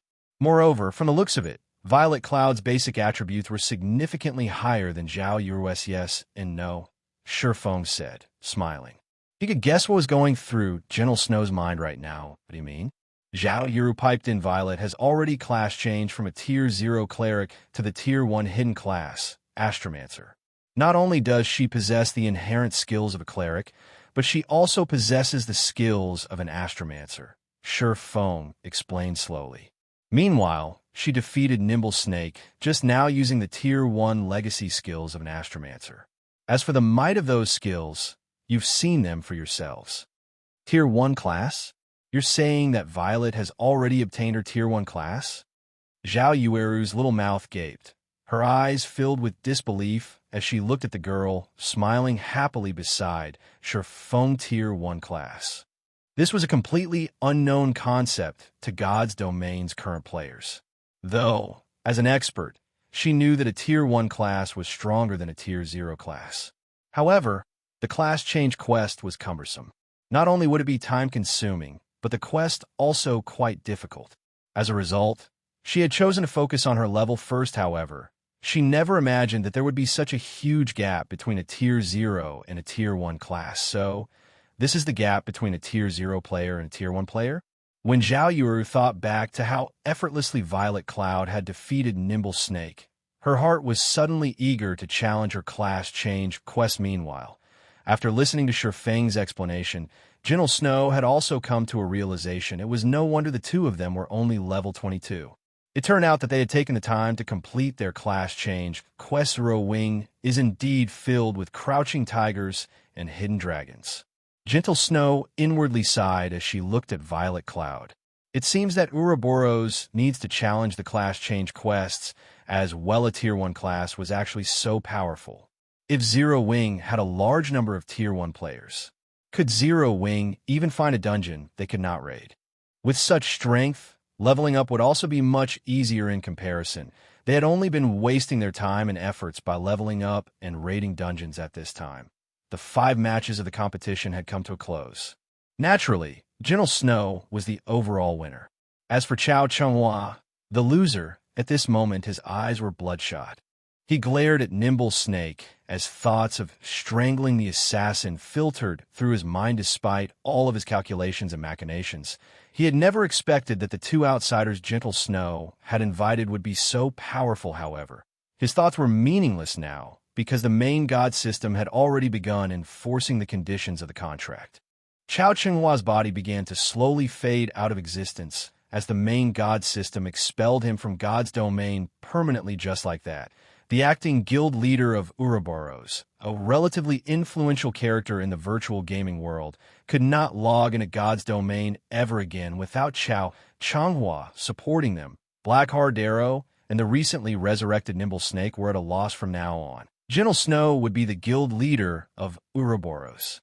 It would be a piece of cake for her to deal with them regret turned Nimble Snake's stomach originally. He thought his future would be set if he followed Xianxia. Yet now, just as Nimble Snake and Blackheart Arrow began to panic, Warwolf, the outsider invited by Xianxia, stood and walked up to Gentle Snow. Miss Snow, we meet again. Warwolf greeted, a faint smile on his face. Do you have any business with me? Gentle Snow asked, somewhat surprised. In the past, Warwolf had felt only disdain towards guild players like her, refusing to even speak with her. Now, however, he had actually initiated a conversation. It was beyond unusual. Even Shurfeng was curious as to what Warwolf had to say. I only wish to congratulate Miss Snow for becoming the guild leader of Ouroboros. Warwolf spoke softly. Thank you. Gentle Snow answered politely. In regard to the man named Warwolf, Gentle Snow could not see through him in the least. Moreover, the shield warrior gave her a sense of extreme danger, and she was quite uncomfortable, following which Warwolf shifted his gaze to Shurfeng, saying, I truly did not expect to meet a fellow martial arts practitioner here. Although I wish to exchange a few moves with you, unfortunately, I am only a Tier 0 class right now. I can only seek you out once I receive my Tier 1 promotion. However, before I leave, I have something I need to say to Brother Yifeng. It is best if you leave Zero Wing quickly and look for a better guild to develop yourself. Brother Warwolf, what are you trying to say? Shurfeng did not think that Warwolf was someone who would speak nonsense. It could be dangerous for me to go into detail, but recently, Zero Wing has attracted too much attention in God's domain. Some people can no longer sit by and have begun to take action. Are you referring to Underworld? No. Even I get a headache just thinking about dealing with those people. If you can hide from them, then hide. In the off chance that Zero Wing provokes them, the consequences would be unimaginable. Warwolf simply smiled and shook his head before departing from the room. Watching Warwolf's departing figure, Shurfeng grew confused. He could not figure out who else had targeted Zero Wing. Even an expert like Warwolf feared of them. Forget it. There is no point overthinking things. Let's just take things as they come. Since he could not figure out, Shurfeng no longer bothered thinking about it. Why worry about trouble that might not even come? After Warwolf's departure, Gentle Snow had immediately expelled Nimble Snake and Blackheart Arrow from Ouroboros, although the 2 of them were experts, who knew what sort of schemes they would concoct in the future. It was especially true for a sly and treacherous bastard like Nimble Snake. Afterward, Gentle Snow gave both Shurfeng and Violet Cloud 30 million credits each as remuneration for their help. Violet Cloud was stupefied upon seeing the numbers in her virtual bank account. This was her first time seeing such an astronomical sum of money. Shurfeng, on the other hand, was rather pleased after receiving the money. With this, he would not have to worry about the guild's development fund for some. To me, as Gentle Snow had just become Ouroboros' guild leader, she still had a ton of things she needed to handle. Shurfeng and Violet Cloud did not linger either, and they left the underground arena just as Shurfeng and Violet Cloud were about to return to White River City. The sound of his communicator ringing suddenly reached his ears. Brother Feng, I have bad news. Something big has happened, Blackie announced.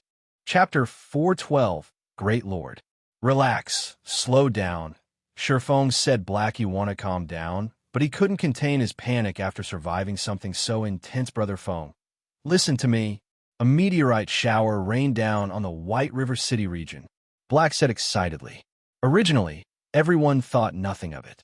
However, a system notification suddenly appeared in White River City, stating that the meteorite shower had destroyed the entire White Fog Canyon, a level 20 to level 30 grinding area.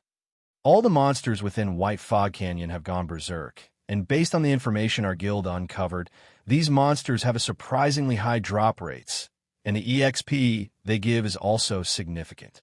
On top of that, a ruined shrine has appeared inside the White Fog Canyon.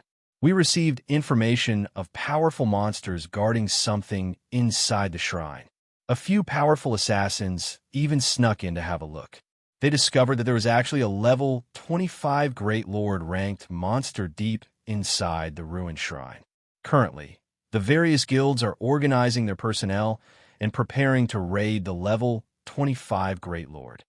A Great Lord was an existence that surpassed a High Lord. Such monsters did not even exist in level 50 large-scale Hell Mode team dungeons. At most, the final boss of said dungeon might be a High Lord yet. Now, a Great Lord had actually appeared.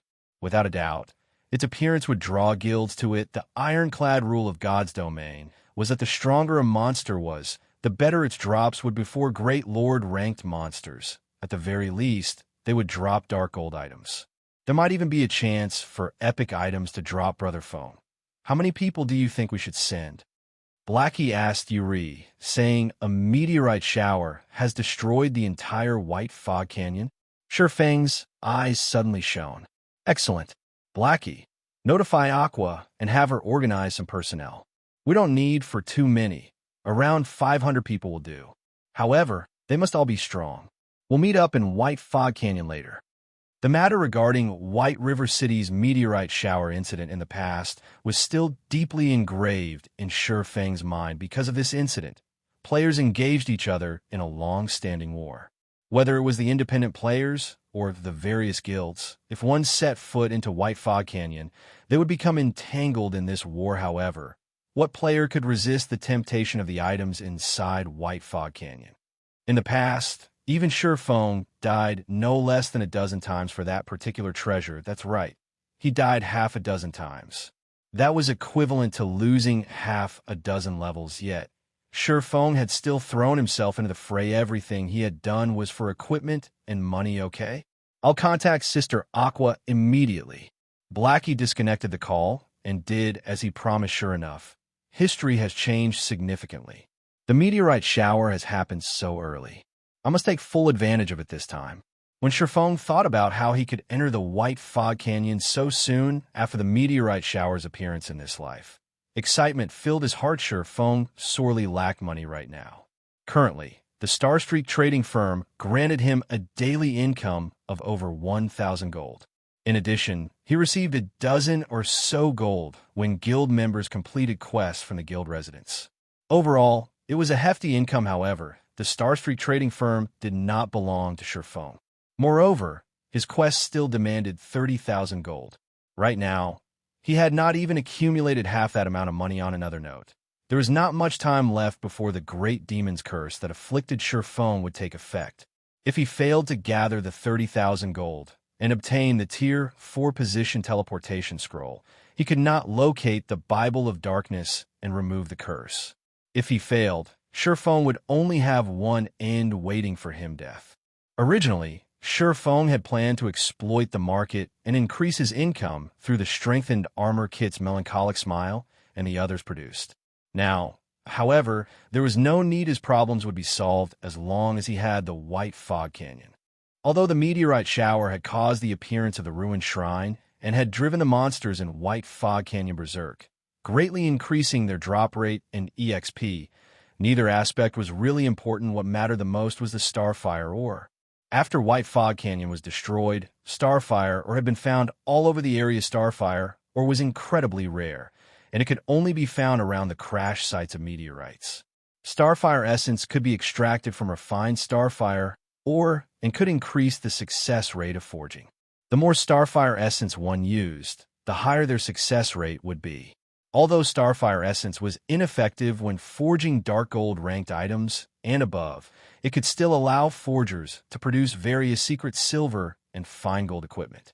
Hence, starfire essence was very valuable in the past. A piece of starfire could sell for 1 silver coin, whereas a piece of starfire essence could sell for 4 silver coins. Even the independent players of White River City had hungered for starfire ore in this life. Shurfeng would not let this opportunity pass him by for the moment. Everyone was still focused on the Great Lord of the Ruined Shrine. Nobody had discovered starfire or realized that it littered the demolished White Fog Canyon, let alone its value. Hence, this was the perfect chance for Shurfeng. Half an hour later, Shurfeng and Violet Cloud arrived in White Fog Canyon. The layer that previously hid the canyon had dissipated. Instead, craters and flames filled the area. A dilapidated shrine loomed in White Fog Canyon Center. Plenty of monsters also patrolled the surroundings of said shrine. After Shurfeng arrived, he discovered that players crowded around the entrance to White Fog Canyon. There were tens of thousands of players. However, although all of the guilds of White River City had come, the majority consisted of independent players. Guild leader, from our investigations, we discovered that Overwhelming Smile has dispatched over 6,000 members to White Fog Canyon. Emperor's Light has sent over 2,000. Assassin's Alliance has sent over 2,000 players, and Ouroboros has also sent over 3,000 players.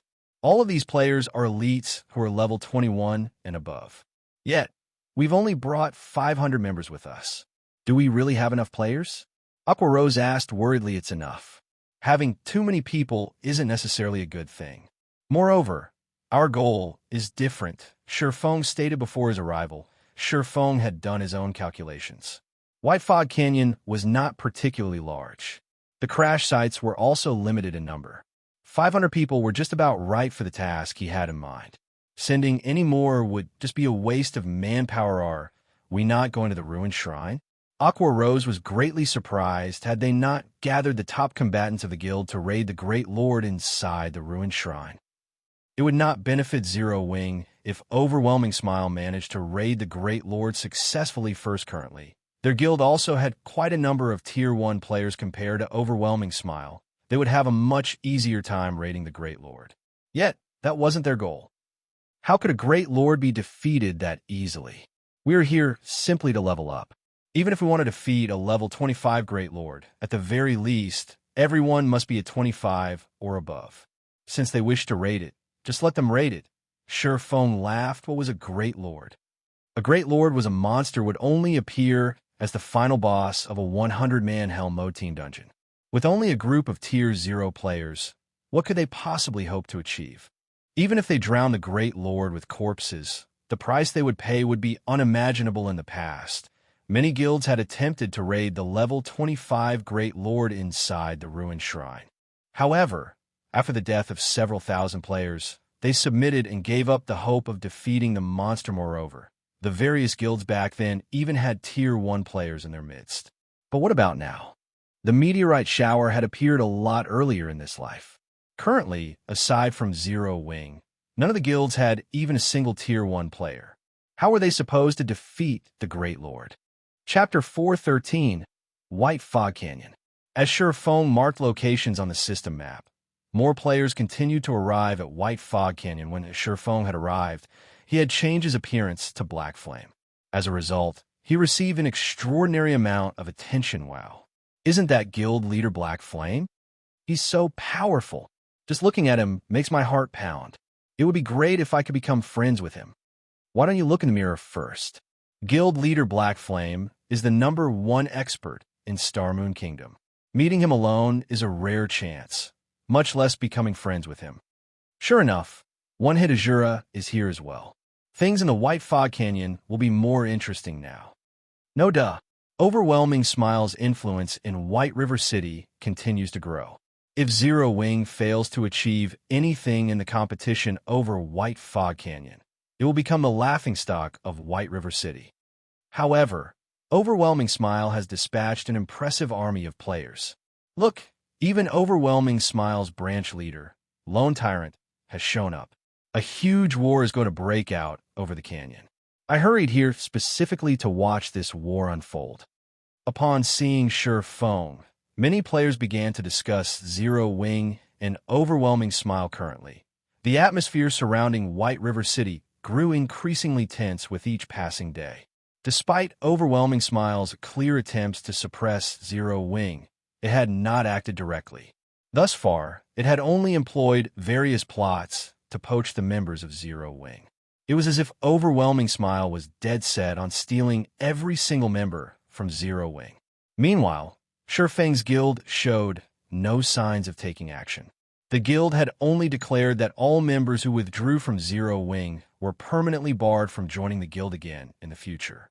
At the same time, Zero Wing also lowered their recruitment criteria. Both sides appeared strangely calm as they maintained a delicate balance. No one knew what these guilds were thinking. There was a faint feeling of a storm brewing behind the scenes now that these guilds had gathered in the White Fog Canyon. They were both on high alert for each other when Lone Tyrant saw Shi Feng. His eyes turned bloodshot as killing intent radiated from his body. He glared at Shi Feng as if the man was his greatest enemy. Any expert could feel Lone Tyrant's killing intent. Naturally, Shi Feng was no exception. Guild leader, it seems that Lone Tyrant's hatred for you is quite intense. Despite the fact that you've killed him several times, he refuses to learn his lesson. Aqua Rose giggled. He can only act this rampant because he has Overwhelming Smile backing him. Why don't we head over and kill him again? We can use this chance to massacre Overwhelming Smile and relieve some stress. Blackie snarled. Fire Dance stepped forward and said, I alone will be enough to kill him. Shi Feng, who had busied himself with the system map all this time, simply smiled and said, Ignore him. We have more important matters to tend to. Fire Dance, you, especially, have much to do. Shi Feng thought little of Lone Tyrant. The one Shi Feng was truly worried about was the Overwhelming Smile branch based in Maple City and the several surrounding cities controlled by Underworld at this moment. A graceful and quiet woman standing beside Lone Tyrant softly reminded him, Brother Tyrant, we have not come here to wage war with Zero Wing. Don't forget our goal. Listening to this woman's words, Lone Tyrant shot Shi Feng a glare before turning to enter the White Fog Canyon. The graceful woman then looked at Shi Feng and the others, sending them a faint smile before she followed after Lone Tyrant and led the army of over 6,000 players into the White Fog Canyon. I remember seeing that woman the last time I killed South Wolf. I think she was called Yulan. For Lone Tyrant act so subserviently, it seems that her status is quite high. Naturally, Shi Feng noticed the woman who had smiled at them. Uncertainty filling his gaze. Shi Feng had only paid attention to Yulan because of his intuition. He could feel an indescribable sense of danger from the woman yet. After using omniscient eyes to inspect Yulan, Shi Feng discovered that the woman was merely a level 24 Tier 0 summoner. There was nothing special about her at all. Shi Feng began to doubt his intuition after Overwhelming Smile entered the canyon. The other guilds promptly followed. Only Shi Feng and the others lingered at the entrance. Guild leader, Overwhelming Smile, Emperor's Light, and Assassin's Alliance have already entered. Are we not going in yet? Aqua Rose asked as she watched guild after guild enter the White Fog Canyon in a moment.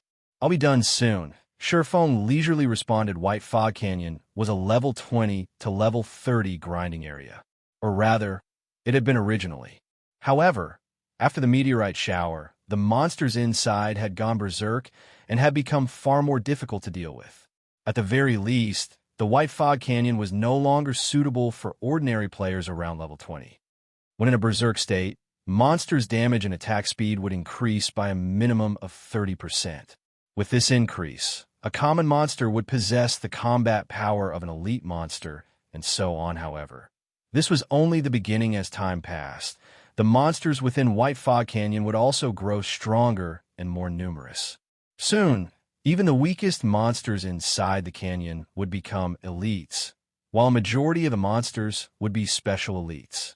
There would also be quite a number of chieftains and lords. Moreover, all these monsters would have also entered a berserk state.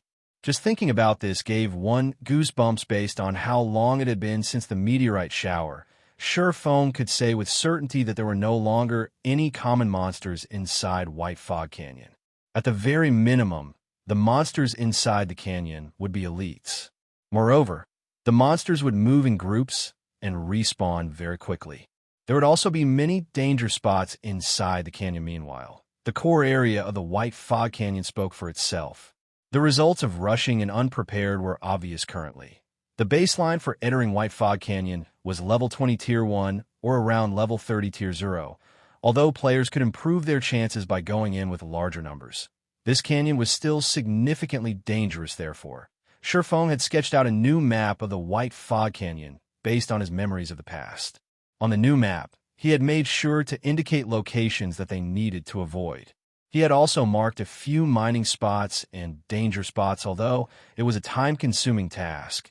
This new map would undeniably reduce the losses as guild members suffered. The minutes crawled by while Sherfong was busy trying to recall the White Fog Canyon.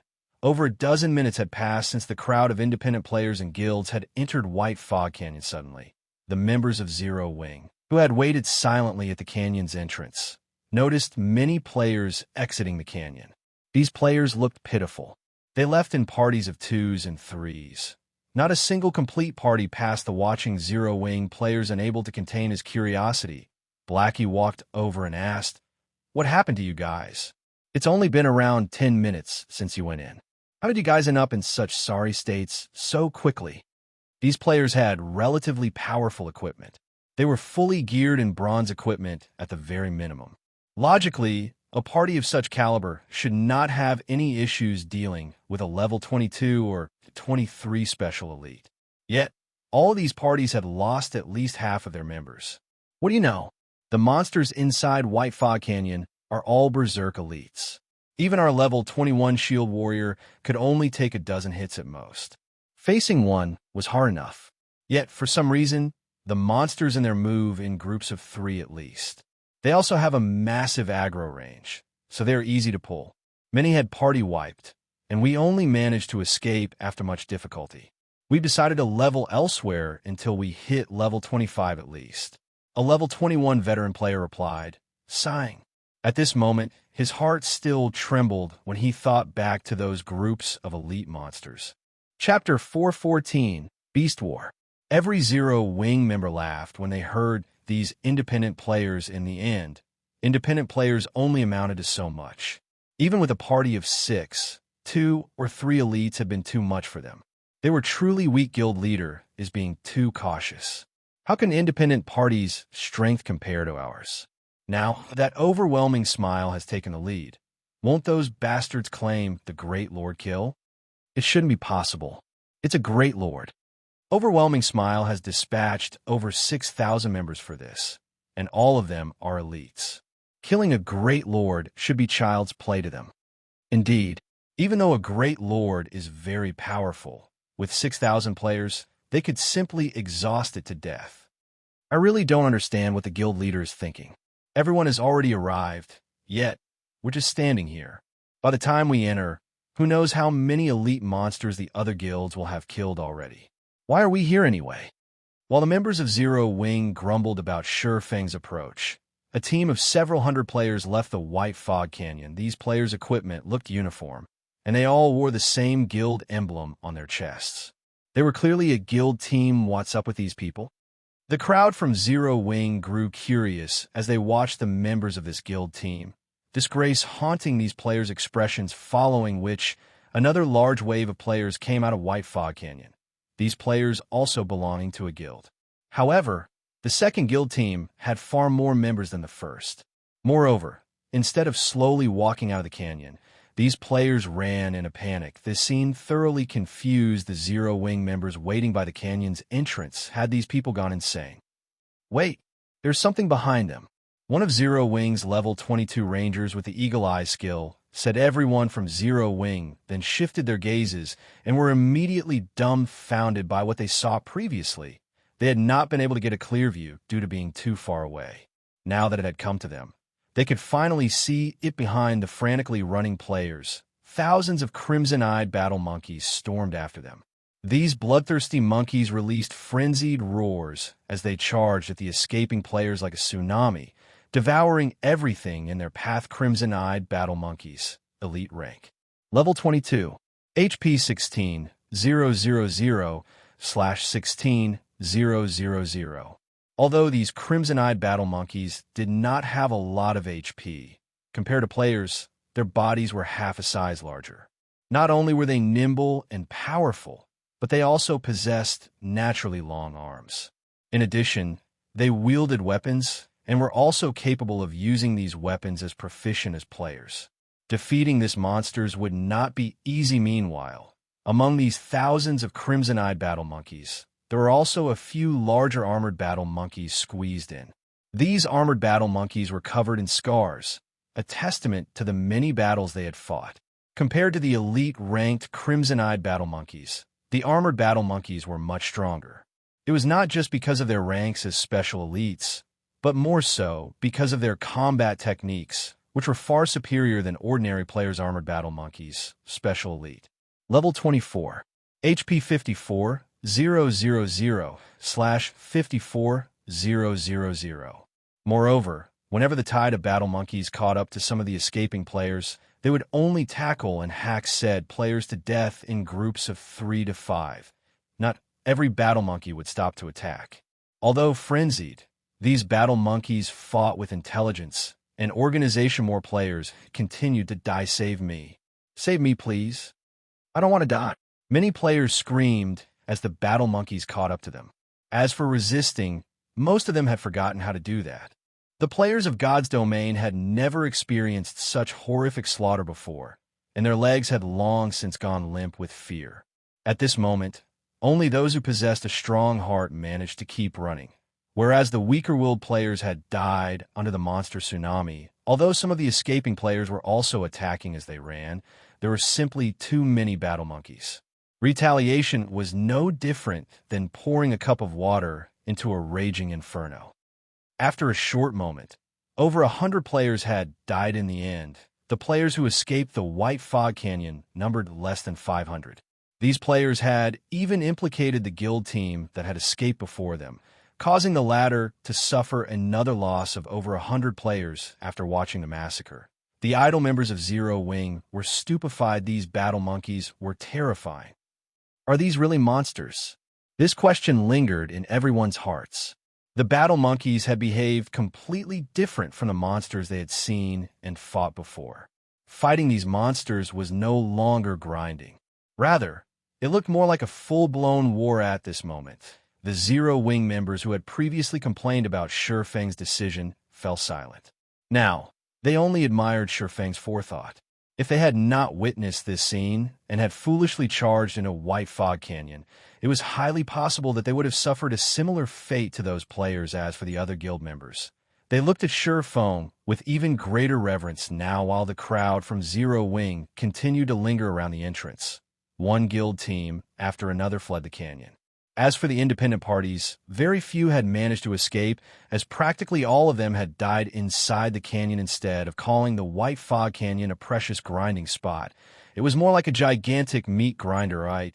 Let's join the party, Shifeng said after he finished organizing his map.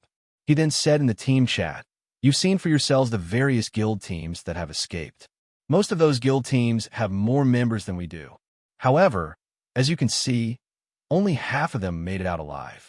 You can imagine for yourselves just how dangerous White Fog Canyon is, so I hope that everyone will obey the commands given to you. Do not take any arbitrary actions. If anyone violates their orders, I will deal with you personally." The crowd involuntarily trembled upon hearing Shifeng's words. Tensing unconsciously since no one has any issues, stand by the groups and formations previously arranged. Shifeng nodded and said, "Let's head in then." After the meteorite shower, White Fog Canyon had ceased to be a grinding area. It was more like a super large-scale dungeon. Obtaining the Starfire would not be an easy task. Instead of grinding monsters, they were about to wage war inside the canyon. Danger lurked around every corner of the map. Inside the canyon, they did not need to look for the battle monkeys, as the battle monkeys had long since been ready to ambush them. Hence, They needed to stay vigilant inside the canyon. The formation Shifeng had organized scattered the MTs around the team, whereas healers and range classes were safer in the center of the group. As for the assassins, they were sent to scout ahead, reporting back any activities they discovered so as to avoid an ambush under Shifeng's lead. The Zero Wing team quickly arrived at the inner region of the White Fog Canyon during this period. Everyone had experienced several battles, and the battle monkeys they killed numbered over 1,000. Everyone's experience bars rose significantly as a result. They had also obtained plenty of level 20 and above bronze equipment and materials. Most importantly, the team had suffered 0 casualties throughout the journey. This situation caused everyone's reverence towards Shifeng to soar once more previously. Everyone had simply thought of Shifeng as someone with impressive strength. They had never expected him to be a superior leader as well. Suddenly, Fire Dance, who was in stealth in a nearby tree, reported in the team chat, "Guild leader, a group of nearly 300 battle monkeys currently approaches from the left side of the team. Contact in roughly 30 seconds. Guild leader, a group of close to 400 crimson-eyed battle monkeys approaches from the rear. There are also a dozen or so armor battle monkeys with them. They will reach the team's current location in roughly 1 minute. Flying Shadow, one of the 5 demon generals, reported to everyone's hearts trembled upon receiving these 2 reports. The previous ambushes they had encountered had only come from a single direction. Now, these battle monkeys were initiating a pincer attack. Moreover, their numbers were far greater than before. The previous ambushes had only consisted of 100 or so battle monkeys. Now, they had to face a total of nearly 700. They were outnumbered. Chapter 415, Sword Practice. Sure enough, what will come has come. Shifeng silently examined the system map of the White Fog Canyon. He was not the slightest bit surprised by the battle monkey's pincer attack. Smiling brightly, the White Fog Canyon was like a dungeon. There was a proper strategy to raid it. Shifeng had been able to lead his party around the canyon freely with what knowledge he had in his previous life. With the experience he had accumulated, leading his current party would be a breeze compared to the past. The current White Fog Canyon was practically child's play back then. Not only had Shifeng's party been required to deal with the battle monkeys, but they also had to deal with the sneak attacks and plundering of other players. This was especially the case when they faced the high-handed interception of the major guilds. These opponents were far more difficult to deal with than the battle monkeys currently. Other than Shifeng, nobody else in White River City knew that the Starfire was the most valuable item in White Fog Canyon. Hence, this was the perfect chance for Shifeng to make a fortune. Nobody would bother mining the Starfire so his chances of encounter competition were nil. All of the Starfire throughout the White Fog Canyon was free for Shifeng's taking. If this were in the past, he would only have encountered such an opportunity in his dreams. Everyone, run towards a narrow gorge ahead. Shifeng commanded through the team chat. Kola, your MT group will be responsible for blocking the entrance of the gorge. The other MTs, get ready to replace them at any given moment. Shifeng had already considered every situation they could possibly encounter on their way here. Shifeng also knew the topography of the White Fog Canyon like the back of his hand. A moment later, Zero Wing's team of 500 entered the gorge. Meanwhile, the Guardian Knight Kola, along with 14 other MTs, walled off the entrance into White Fog Canyon's inner region. Anyone or anything that wanted through would have to break through these 15 MTs first. At first, the Zero Wing members still worried about the army of battle monkeys. However, after seeing Shifeng maneuver his troops, they sighed with relief. They had never expected that this canyon would contain such strategic terrain in such a narrow area. The battle monkeys could not take advantage of their numbers. Moreover, with this setup, they did not have to worry about a pincer attack. They only needed to focus on a single location. Shortly after everyone prepared their defenses, the first wave of close to 300 crimson-eyed battle monkeys slammed into their MT wall. Like the cavalry charge on ancient battlefields, the enemy stampede shook even the land. The sound of the monkeys' bloodthirsty roars that echoed throughout the gorge sent tremors through everyone's hearts despite having already experienced over a dozen battles. Zero Wing's elites still panicked compared to the previous battles. this was on an entirely different level. The Crimson-Eyed Battle Monkeys appeared to be more organized than the foes they had faced before. These battle monkeys also seemed much fiercer, resembling the battle monkeys they had seen back at the entrance of the White Fog Canyon Guild leader. These Crimson-Eyed Battle Monkeys look strange. I feel that not only have they become more organized, but they are also stronger than before. Aqua Rose frowned slightly. Inwardly, she worried that Cola and the others might not be able to hold off this wave of monsters, of course. The Crimson-Eyed Battle Monkeys we fought before were merely washouts. Meanwhile, the ones we are about to face right now are the victors, so naturally they are much stronger, Shurfeng explained as he nodded. Moreover, these Crimson-Eyed Battle Monkeys have a war chief at their backs. Look over there. As he said so, Shurfeng pointed towards a large tree outside of the gorge. Standing in a large tree was a slightly smaller battle monkey covered in fine black leather armor battle monkey war chief, chieftain rank. Level 25. HP 140,000/140,000. The battle monkey war chief possessed the war chief's aura, increasing the attributes of the surrounding Crimson-Eyed battle monkeys by 10%.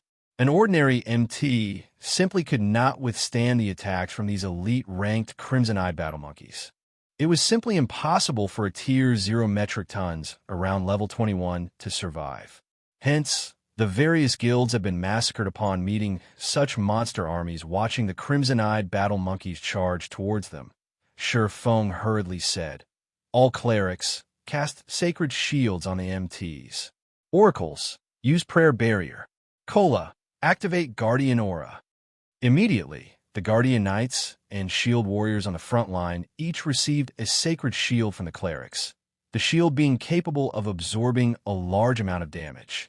In addition, there were also prayer barriers cast in front of them. These barriers could similarly absorb a certain amount of damage from the front. Finally, Cola's Guardian Aura increased everyone's defense. Faced with the physical attacks of the Crimson-Eyed battle monkeys, the Guardian Aura would be particularly beneficial. Zero Wings members' levels were, on average, higher than those in other guilds. For this operation, the Guardian Knights and Shield Warriors dispatched were all level 22 and above, and each one had at least 4,300 HP. Among them, Cola, who was a level 23 Tier 1 Guardian Knight, possessed over 5,300 HP. There was also Yi Wumian, a level 22 Tier 1 Shield Warrior with over 4,900 HP. Just as the wave of battle monkeys arrived before Cola and the others, Cola suddenly shouted, "Aegis protection!" In the blink of an eye, a faint golden glow covered every MT Aegis protection. Tier 1. Reduces damage taken for all allies within a 30-yard radius by 30% for 12 seconds cooldown. 1 minute 30 seconds. Simultaneously, everyone readied their shields to defend against the Crimson-Eyed battle monkeys' attacks. Bang, bang, bang. The instant both sides collided, the prayer barrier shattered. Only the sacred shields still barely supported the MTS. However, the Crimson-Eyed battle monkeys' charge was overwhelming.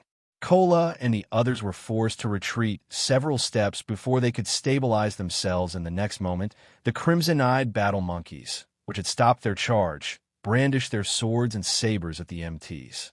Their attack speeds were incredible, preventing the players from catching their breaths. Some of the MTs had been too late in defending against the oncoming attacks, their sacred shields shattering and receiving minus 200 damage without the protection of the sacred shields. The MTs received around minus 800 damage every time the Crimson-Eyed battle monkey struck them, and this was after the 30% damage reduction of Aegis protection. Only Cola and Yi Wumian received damage below minus 500 points. If the MTs did not block the majority of the attacks with their shields, the healers would struggle to keep up with the incoming damage. I'll leave this to you all. Fire Dance and Flying Shadow, you two cover my 6 while I deal with that war chief. After issuing the command, Shurfeng activated the aura of wind of the 7 luminaries ring. He then activated Wind Rider and flew towards the battle monkey war chief when one met a battle monkey army in the White Fog Canyon. They first needed to exterminate the battle monkey war chief. Not only could the war chief increase his subordinates' attributes and raise their attack efficiency, but could also call for infinite reinforcements. Hence, players needed to kill the war chief as soon as possible. Players would simply be asking for trouble if they dragged the fight on for too long without killing the war chief. However, taking it out would not be easy. This did not mean that the battle monkey war chief was overly powerful. Rather, compared to the other battle monkeys, the war chief was far more sensitive to danger. When its own life was at risk, it would flee. Moreover, the war chief was also more agile than the other battle monkeys, as could be seen from its thin and lean body. Hence, players would find it difficult to kill when the battle monkey war chief saw a sure foe flying towards it. It immediately fled in the opposite direction. Unfortunately, although the battle monkey war chief was quick on its feet, it was far slower than Sure Fong. When he had Wind Rider active, let's use you as practice for my newly learned void steps. Sure Fong smiled faintly. Unsheathing the abyssal blade and purgatory shadow, he shot forward, hurtling towards the battle monkey war chief. Chapter 416, Dance of Blades. While Sure Fong hunted the battle monkey war chief, the range classes of Zero Wing within the gorge began to take action. Cola and the other MTs had successfully held off the first charge. The healers in the back had also stabilized the 15 MTs' HP. The only thing left to do was to clean up the assaulting battle monkeys standing in the rear. Blackie had begun to chant an incantation, waving his staff. After becoming a Tier 1 Cursemancer, Blackie's damage had increased significantly. At the same time, he had also learned a new Tier 1 skill, Magic Synergy. Tier 1 increases the efficiency of the caster's spells, improving spell effects by 30% and reducing cast time by 30% for 15 seconds. The density of elemental mana surrounding Blackie skyrocketed. Blackie then cast Stars of Light due to Magic Synergy's enhancement. Both the effective range and power of Stars of Light had increased by 30% in the next moment. A dazzling ball of light descended from the sky. Noticing this, the crimson-eyed battle monkeys responded quickly and tried to evade the incoming attack. However, while inside the gorge, other than advancing, their only escape was to retreat backward. Natural rock walls surrounded the battle monkeys on both sides, and it was impossible for them to scale these walls. With Cola and the other MTs of Zero Wing creating a shield wall ahead, and their companions blocking their rear, these battle monkeys could only watch helplessly as the Stars of Light descended. They also had no way to block this incoming bombardment. AoE destruction spells attacked from all angles. Unless one had magic immunity, invincibility, or countered with an AoE destruction spell of their own, there was no other way to defend against the attack boom. The instant the Stars of Light descended, a damage of over minus 5,000 points appeared above the heads of every battle monkey the spell struck. As for the monsters further away from the site of impact, they, too, received damages of over minus 3,000 points. Despite having increased attributes due to the Warchief's aura, these crimson-eyed battle monkeys still lost close to a third of their HP. However, this was only the beginning. Stars of Light had a duration of 15 seconds, and with each passing second, the spell's damage would scale up by 10%. After only 5 seconds, all of the battle monkeys within range had turned to ash, leaving behind a plethora of loot. A large section of the gorge was suddenly empty. Making a rough estimate, over 100 crimson-eyed battle monkeys had died. AoE destruction spells are awesome, though it would be great if their cooldown times were shorter. Although Cola had seen Blackie cast the spell many times, his heart still trembled with excitement whenever he witnessed this overwhelming destruction. The scattered loot on the ground and his soaring EXP bar also exhilarated him. An EXP from level 22 elites was originally quite significant. Meanwhile, after the meteorite shower, the EXP from the monsters inside the White Fog Canyon had increased by 3 to 4 times. In other words, killing a single monster here was the equivalent of killing 3 or 4 monsters of the same level and rank outside of White Fog Canyon. After Blackie's Stars of Light ended, Yu Wumian rose from level 22 to level 23, his HP breaking past the 5,000 threshold. Everyone else also watched their experience bars increase by a huge chunk. Originally, It would have taken them several hours to gain so much EXP. Now, however, they had only taken around a dozen seconds or so stars of light truly shone when used in a war. Not only was it massively destructive, but it could also shock enemies. Take the crimson-eyed battle monkeys caught outside the range of stars of light, for example. Despite having received no damage, they did not barrel forward after stars of light ended. They stood there with stunned expressions. Their previous fierce momentum had completely vanished. Unfortunately, AoE destruction spells like Blackie's Stars of Light were rare. Moreover, these spells possessed long cooldowns, needing a full half an hour. In a battle, such spells could be used once at most. Stop daydreaming.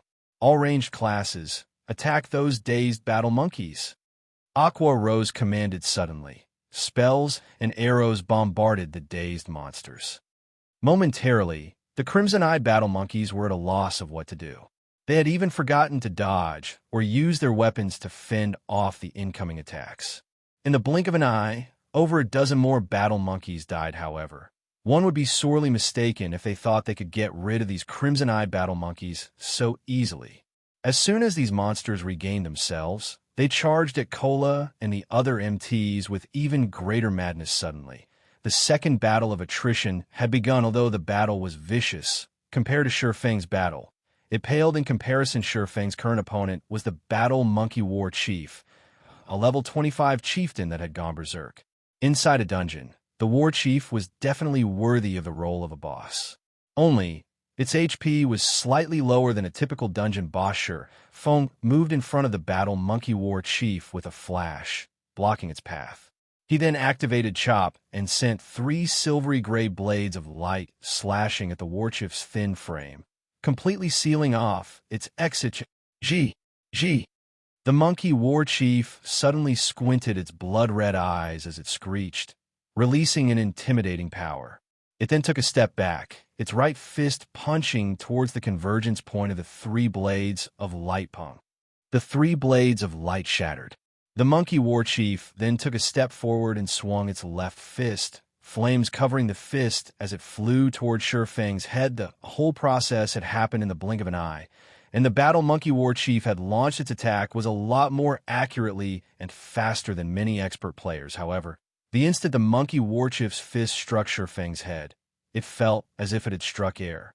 Taking a closer look, the Monkey War Chief discovered that had only hit Shifeng's afterimage. Meanwhile, Shifeng had used silent steps and arrived behind the Battle Monkey War Chief. He then used Thunderflame Explosion. The Tier 1 Thunderflame Explosion possessed a brief area suppression effect when cast, slowing all enemies' movements within a 10 by 10 yard area. Moreover, Shifeng was now a Tier 1 player. Despite being only level 22, the effect of the attack-type skills he used would not have weakened in the slightest even against the level 25 Battle Monkey War Chief. Furthermore, Shifeng also possessed the Golden Stigmata, which allowed him to ignore up to 20 levels of suppression. Suddenly, the Battle Monkey War Chief's speed had fallen, having only 1/6 of its original speed. It was no longer capable of blocking or dodging incoming attacks in time boom. The power of lightning and fire assaulted the Monkey War Chief. However, it had a surprisingly high defense for such a thin frame. Despite being a Tier 1 Blade Saint, Shifeng only managed to deal over -3,600 damage to the Monkey War Chief. Fortunately, Thunderflame Explosion forced the Monkey War Chief into a fainted state for 6 seconds. Originally, Shifeng had intended to follow up his victory with Hot Pursuit, taking the opportunity to damage the Monkey War Chief heavily while it was incapacitated for 6 seconds. In the end, however, the Battle Monkey War Chief activated Berserker Rage, becoming immune to all control effects and increasing its strength and speed. It then unsheathed the war saber hanging on its back and brandished it at its adversary. Suddenly, 9 blades of light wrapped around Shifeng. This was one of the Battle Monkey War Chief's skills. Dance of Blades. If struck, even an MT like Cola would die without question. However, Cola possessed a large shield that he could use to defend himself. He would have no problems blocking the majority of the blades of light. Shifeng, however, did not possess a shield. He only had his 2 swords. Good timing. At this moment, Feng could feel impending doom approaching. Yet, he neither defended with his swords, nor did he activate Defensive Blade to save his life. Instead, he activated Purgatory Power and charged at the Monkey Warchief's dance of Blade's Void Steps. Previously, Feng would have never thought of confronting a Berserk level 25 battle Monkey Warchief head-on. After all, the Monkey Warchief was terrifying after going Berserk. Not only did its speed surpass Tier 1 players, but Tier 1 players also could not block its incredible attacks. After his match with Soaring Snake, Feng had finally succeeded in learning the advanced footwork Void Steps. However, he had not found a chance to test his footwork again since that match. Meanwhile, the agile battle Monkey Warchief was the perfect opponent for Feng to practice Void Steps on. The usefulness of Void Steps wasn't limited to PvP. It was also effective against monsters. After the battle Monkey Warchief swung its saber, it suddenly discovered that Feng had disappeared by the time the Monkey Warchief discovered his opponent again. The latter had already appeared beside it, casually walking past. Meanwhile, several bloody gashes appeared on its body. Chapter 417, Blade Liberation. In a withered forest located at the outer area of White Fog, Canyon Fire Dance and Flying Shadow, who had been standing watch around the team all this time, were currently dashing towards the Gorge Sister Fire Dance. Guild leader is too amazing. He can actually fight the Battle Monkey Warchief, a Berserk level 25 chieftain, all by himself. With eyes filled with anticipation, Flying Shadow added, "I hope that Monkey Warchief can last until we get there." Flying Shadow, you're still in a mood to joke around? Although Guild leader is amazing, a chieftain that has gone Berserk is no laughing matter. In a moment, we'll need to be careful when we go in and support Guild leader. We will lose our lives if we're hit by the Monkey Warchief. Fire Dance reminded him. Fire Dance felt that it was too risky for Feng to fight a Berserk level 25 chieftain all by himself. Such a battle did not permit even the slightest mistake after Fire Dance succeeded in her class change quest and became a Tier 1 assassin. She had wanted to test her own standards. Hence, she had sent the members of the guild out looking for monsters for her to test herself against at the very beginning. She had required little effort to defeat a level 15 special elite Shi, then challenge herself with a level 16 chieftain. However, 20 seconds into the battle, she was already in a miserable state.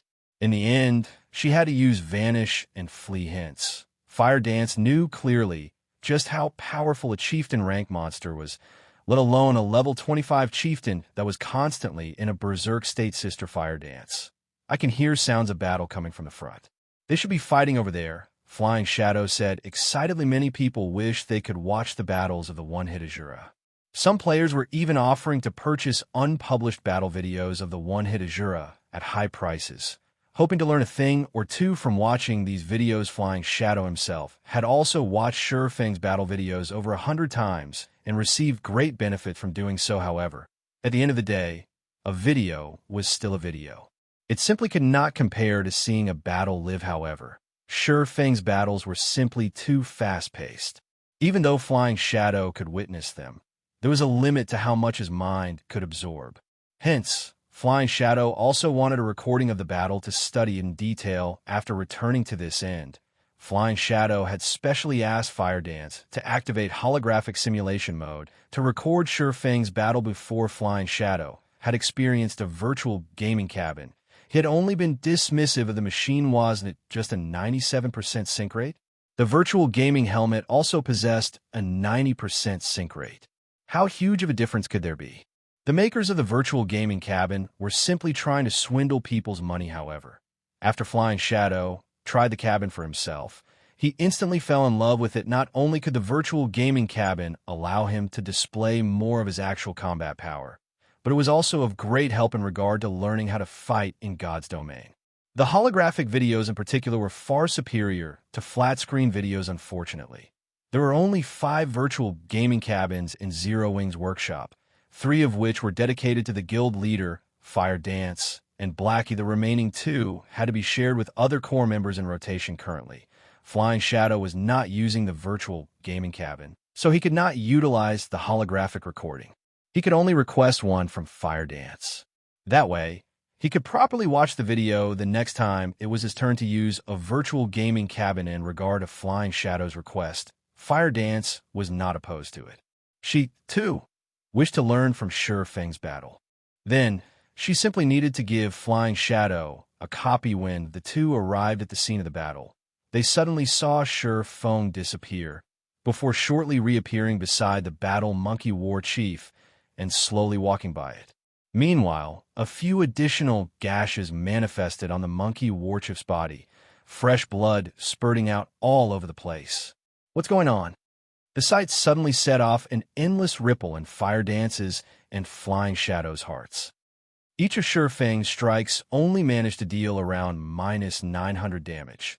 The 3 slashes amounted to just slightly over -2,700 damage.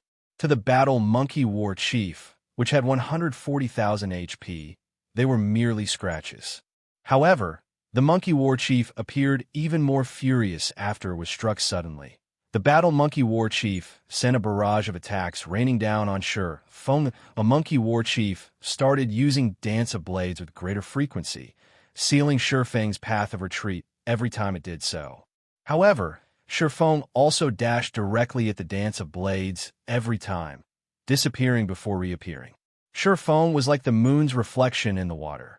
Although the monkey war chief could see him, it always failed to hit Shi Feng's physical body. Meanwhile, the monkey war chief's HP also continuously decreased for a moment. Shi Feng had completely suppressed the battle monkey war chief. Has the guild leader learned a new technique? Flying Shadow muttered with uncertainty. Though he wanted to call it a skill, that would be incorrect. Normally, powerful skills possessed very long cooldowns. How could a skill that allowed one to disappear and reappear shortly after be frequently usable? It shouldn't be a skill. Fire Dance had been paying rapt attention to Shi Feng's battle, and with surprise filling her eyes, she said, if it were a skill similar to instantaneous movement, then the moment he disappears, he should simultaneously reappear at another location. However, after guild leader disappears, it takes a short moment for him to reappear in our sight. Moreover, there's always an awkward pause whenever we activate a skill. Yet, there's no pause when guild leader uses that move. Fire Dance's observations were indeed on point. However, they only gave Flying Shadow an even greater shock. Players can actually carry out such powerful moves without using a skill. This revelation completely shattered Flying Shadow's understanding of virtual reality. Games guild leader seems greatly exhausted. It seems that this move places an enormous burden on one's mental strength. Fire Dance's observations were quite thorough, and very quickly, she noticed that Shi Feng's complexion seemed somewhat pale. His eyes seemed slightly dimmer as well. Prepared to take action. In fact, it was exactly as Fire Dance had said. Void Steps was advanced footwork, a technique that removed one's own presence from the other person's brain. In other words, despite others clearly being able to see and sense Shi Feng's presence, their brains would actively shunt this information to the subconscious mind and focus on other less relevant information, which would result in failing to see or sense Shi Feng. However, such advanced footwork posed extremely high demands on its user, whether in terms of movement, breathing, and so on. Although Shi Feng had already succeeded in executing Void Steps, and his proficiency improved with each subsequent use, the technique still placed a significant burden on his mental strength. Flying Shadow silently nodded. At this moment, he had already focused all his concentration on Shi Feng, hero worship filling his eyes. Even though such a powerful move greatly exhausted